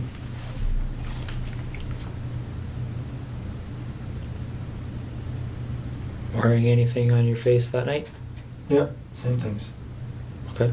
The headband and the cap? Okay. What kind of clothes did you have on? Just dark sweatshirt or pants. Right. So she's asleep on the couch, you're in there, and then what happens? We have been through this, eh? I know. I struck her with the flashlight, thinking it would knock her out. It didn't. We struggled. I subdued her. Took some pictures. Left. It's probably in the house about 2.5 hours. That's a pretty short description for 2.5 hours. Well, we talked. I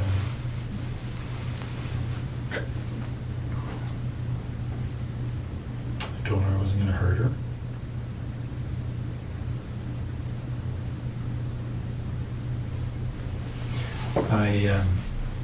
I told her that there were other guys in the house robbing her. Yeah.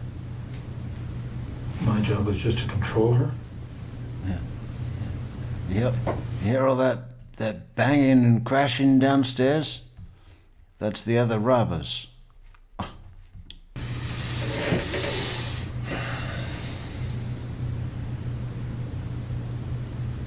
What did she say to that? She said, I don't hear anything. What are they taking? She was scared. Worried she was going to be seriously hurt. Did she say that, or did you just assume that? I don't know. She said that. She was... Jesus, fuck. She was worried she was going to be killed. I said, I'm not going to kill him. Yeah, it's What until I did you do escalate. with, Until I escalate the baseline of my crime spree, I'm not going to kill anyone. And then I'm going to kill everyone. And then killing's going to be the main reason I do this. Ah, fuck. How does anyone live with this thing, man? Jesus. It is the strangest, most horrible fucking feeling. Okay, there's got to be some... Ah, fuck.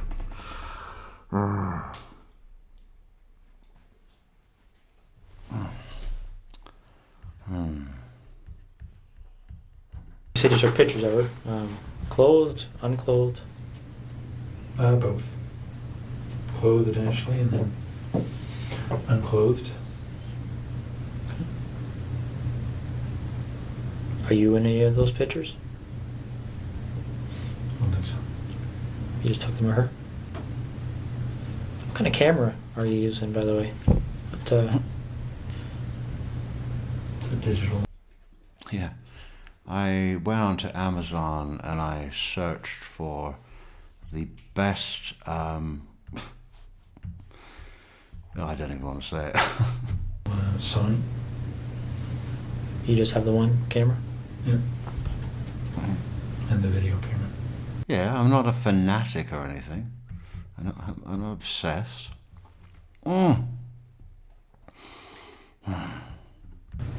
Also, they're two separate. Yeah. Some cameras take video, right? And where is the camera and the video camera? In Tweed. Is it the only camera and video camera in that house?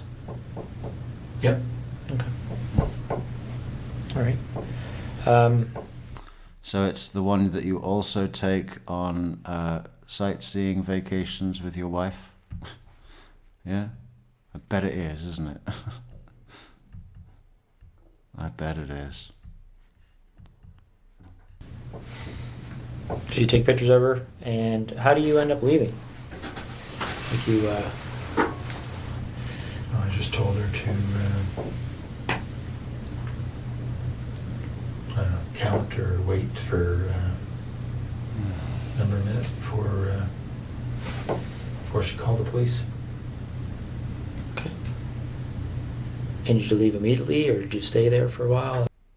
I don't think anybody's ever obeyed that order. Okay, stay here and count to 10 minutes. Then call the police. See what she was going to do, or? I left. Okay. And where do you go? Home. Straight home? Mm-hmm. Okay. Did you wait to see if the police showed up or anything, or? No. Well, I mean, it's, So what did you do when you got a home? couple hundred feet.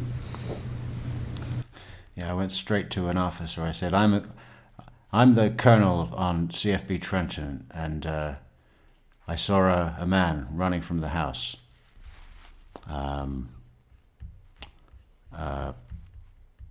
He was Mexican, little overweight, and big coat, big heavy coat. I went to sleep. Okay. And what did you do the next day? Went to work. Normal time. Okay. A couple hours later.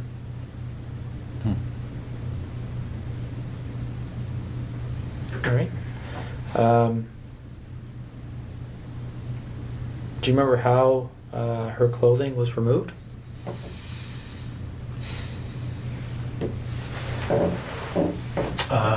Well, because her hands were tied behind her back, I think I cut off her top and then pulled off her bottom. Great. What Who's did you gonna use pay to for cut her that? top?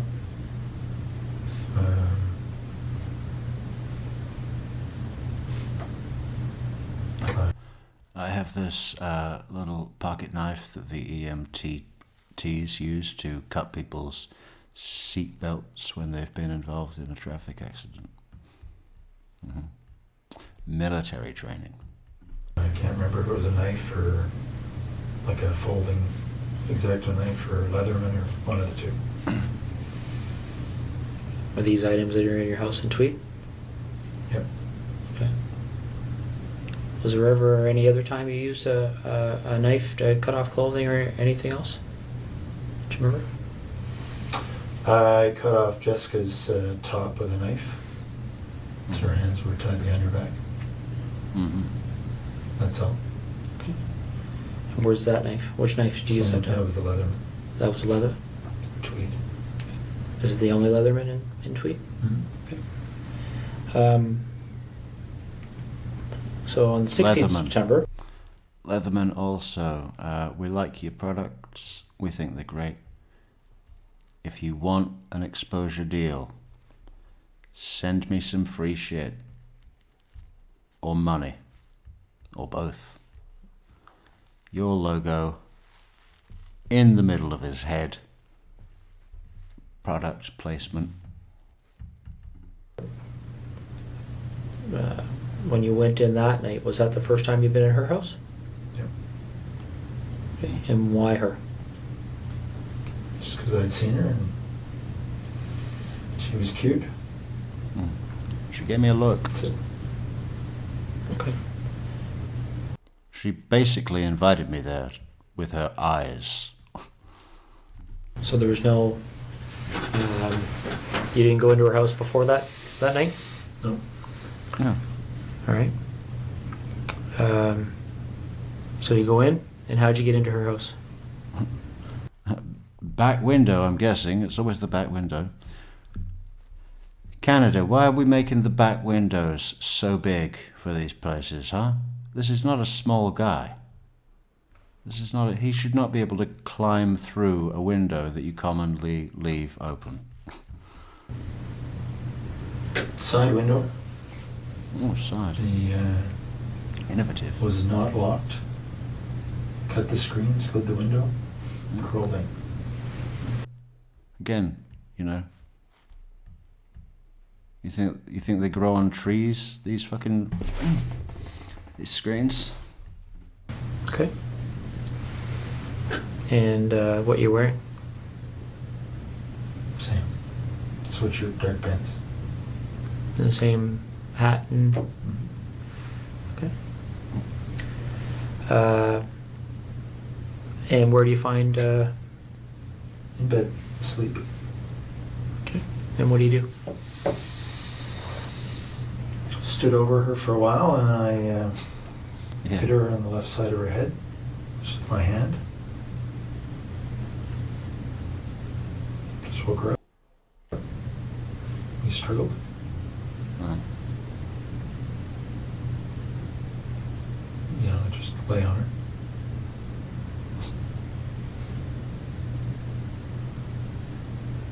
And very much like I described a little bit ago, took off her, pulled her top down, and took off her pants, took some pictures, left.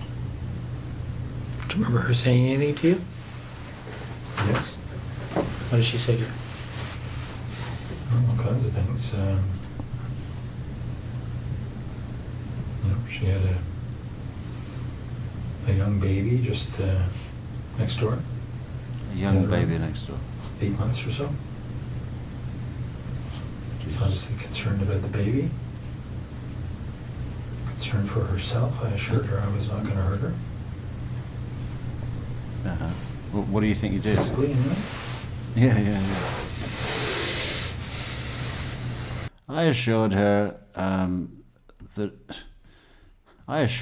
that she would not be emotionally, mentally scarred or have any PTSD whatsoever, and that her continuing relationship with her 8-month-old daughter would be completely normal and run-of-the-mill following my departure. And I kept my word. So how's she getting on? Oh, I ruined her life? She invited me, with her eyes.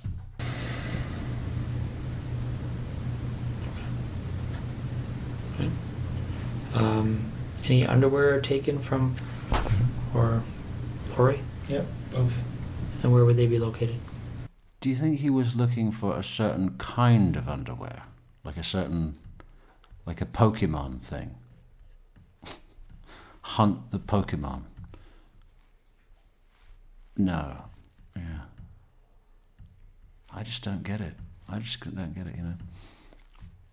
Underwear, it is what it is. Some of it's real nice. But if you've got one or two, is there really... He had thousands. He had so many pairs of underwear that he actually had to burn piles of it for running out of physical space to store them where his wife wouldn't find them. What are you doing on the weekend, Colonel? Organizing, rearranging, minimizing, and shuffling. In Tweed. And then I'm going to drive down to Tweed. And why are they in tweed as opposed to Marie Franz and Jessica's underwear?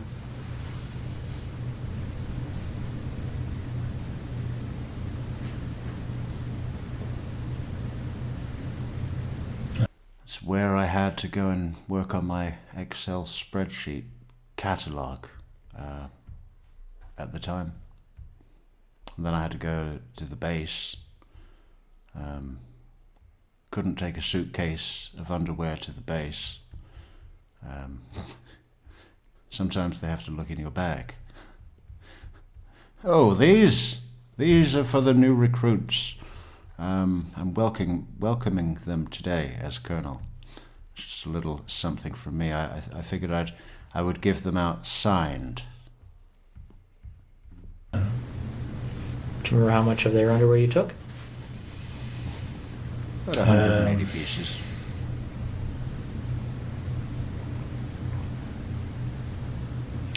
Not very much from Lori. Did they know that you took their underwear? I don't know. You didn't discuss it with them or anything? I think they were more urgently thinking to go and report their horrific sexual assaults. Check if anything's missing.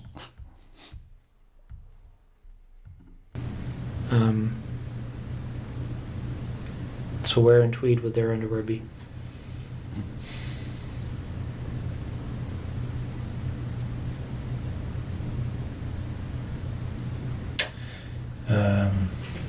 False floorboard. In the there's a laundry room area Okay. just between the house and the garage. Right?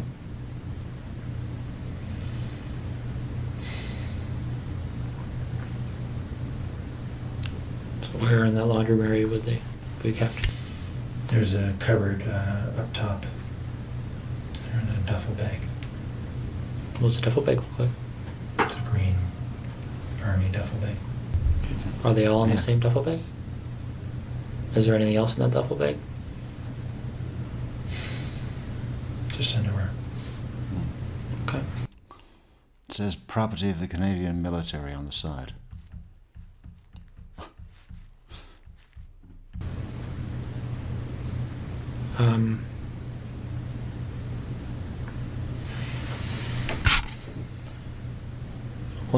When these pictures are looked at, you talked about being in Marie Franz's underwear on the first night you went in. Did you take photographs of that? Yep. What about anybody else's underwear? Yep. Photos. Of you in their underwear? Mm-hmm. And where were those photos taken?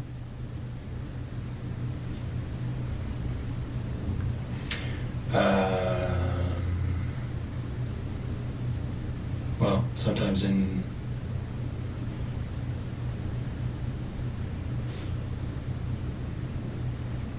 it's in Come on, Maddie Russell, you Francis's can say case, it. in her house. The other's in my house. In Tweed? Mm-hmm. So is this a matter you would take the underwear, go back, and then at some point put the underwear on and take pictures? What about Jessica's underwear?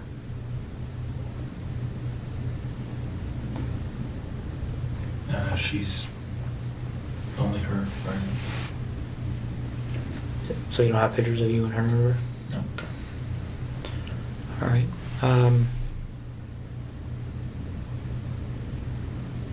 Okay. Well, I guess I just have a couple of questions for you. I mean, I'm sure there's going to be more questions, but I guess what's on my mind right now, Russ, is what made you decide to tell me this tonight?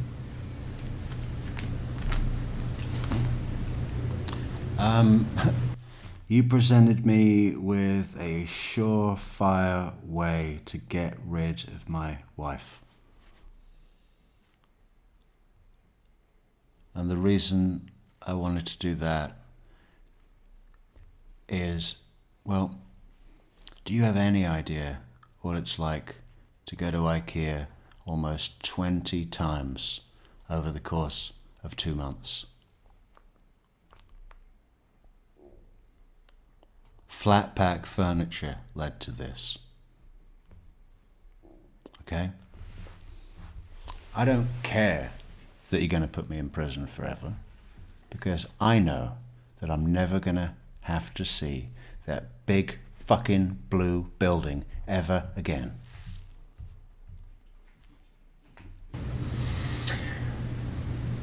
Mostly to make my wife's life easier. Yeah, to make my wife go. To make my life easier and my wife go. Is what you've told me tonight the truth? Yeah.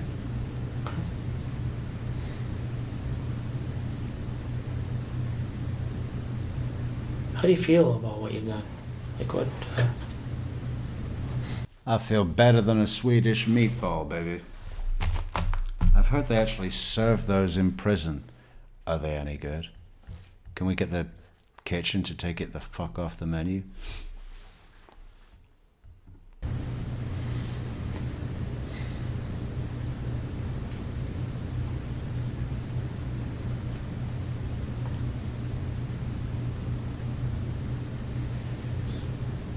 Disappointed.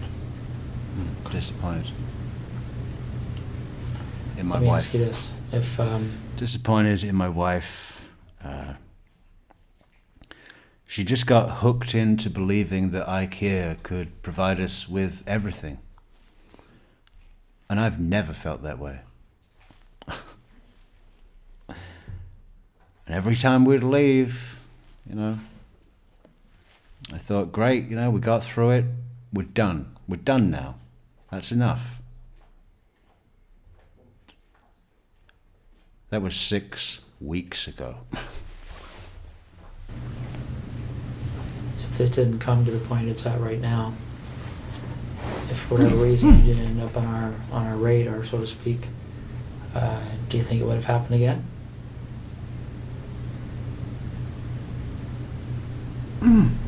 Fuck. I was hoping that I can't answer the question. Okay. Depends. Um, Do I think it would have happened again? Do you think IKEA would have burned to the ground? Because that was the only thing that was going to stop this.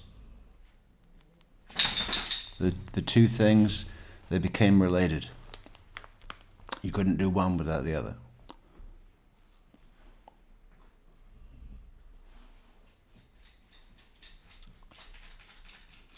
But I guess IKEA won in the end, right? IKEA's still free.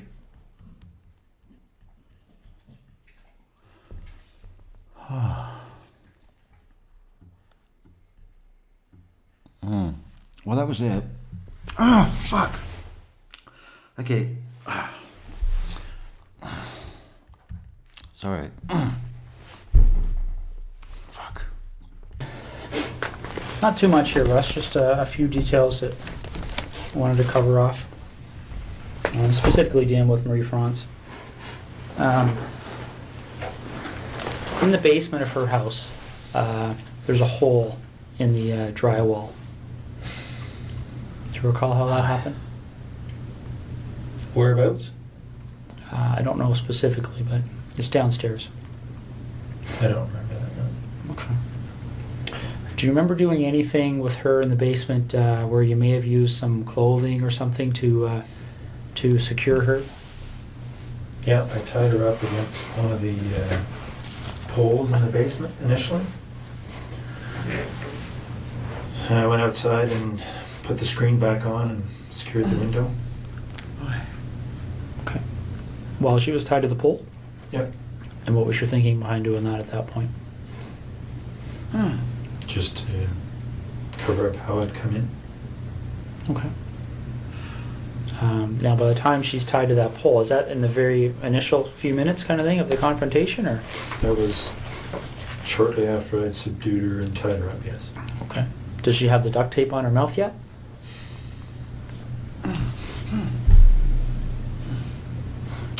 I think probably. Okay. The pictures will show it. All right. Now, in the upstairs bathroom, by her bedroom, there's looks like something's occurred in there. Do you remember that? Yep. What happened there? She had passed out on the bed, and I had gone to look out the front window, see if anybody was coming. And she got up and closed the bedroom door and raced into the bathroom trying to get somebody's attention. But her mouth was taped and her hands were tied. Okay. And what did you do as a result of that? Well, I just got in and subdued her again and got her back into the bedroom. Okay. Didn't do anything, just regain control of her. Okay.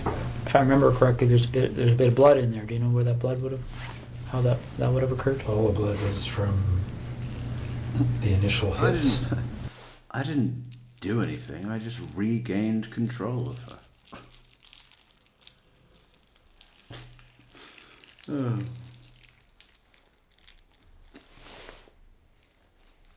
Tell that to the judge. I didn't do anything. It was self-defense. Because I was trying to subdue her. Okay. Her skin Fuck me. close to her head. Okay. Do you recall blood being in the bathroom? No, actually, I didn't have the light on in there, but it doesn't surprise me. Okay. There's a pair of underwear and some socks on the floor of that bathroom that belonged to her. Do you remember how they got there? I Do you remember seeing didn't them? see them. What do you recall doing to her breasts? It's pretty clear that there was something happened to her breasts. Do you remember what that might have been? No, I certainly touched her breasts. I didn't do anything to hurt them. I remember that. No. Okay. All right. Well, Russ. Now, when I suffocated her, she was on her front, so Really? it may have been something there. But What do you mean? Because she says well, she was.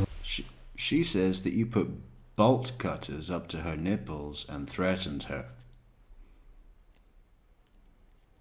But she's probably just exaggerating, right, Russ? Lying on the floor in the bedroom as I suffocated her and obviously struggled. May have been in there that something happened, but I didn't do anything specific to her breasts. Okay. So when you suffocated her, that's when you had the duct tape over her mouth and nose, Mhm. and that's on the floor. Yeah. And then what happens after that? Well, she died, and I then took the duct tape off her head and put her on the bed. For as close as I could possibly get to a good, respectful, decent burial. Well, she died, and then I took the duct tape off.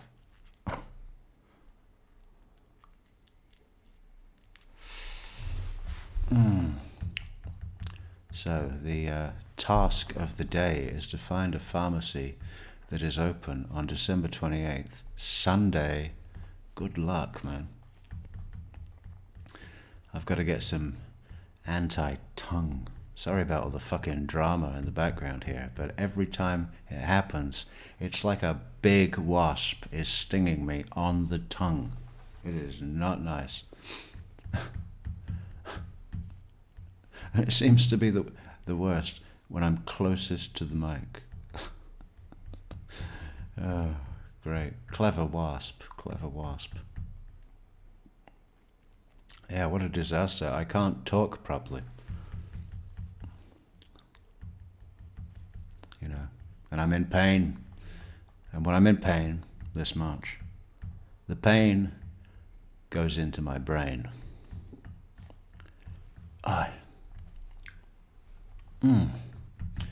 Yeah, I can't even think to do an outro at the moment. It's nice to come and have a look at a classic over in Ontario. It always is. We'll be back. We'll be back north of the border. Got to head back down south tomorrow to have a look at some other shit.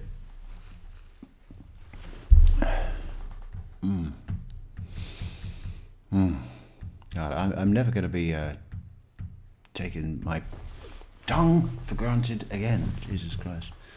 I'm going to build a cage around my own tongue. Keep it safe. Fuck. Jesus Christ. Yeah. So this will be fun to go to sleep now. All right. We will say thank you everybody for coming, and thank you to everybody for supporting, and thank you everybody for moderating and just being an all-round good bunch. Okay. We'll catch you later. Adios. Aye.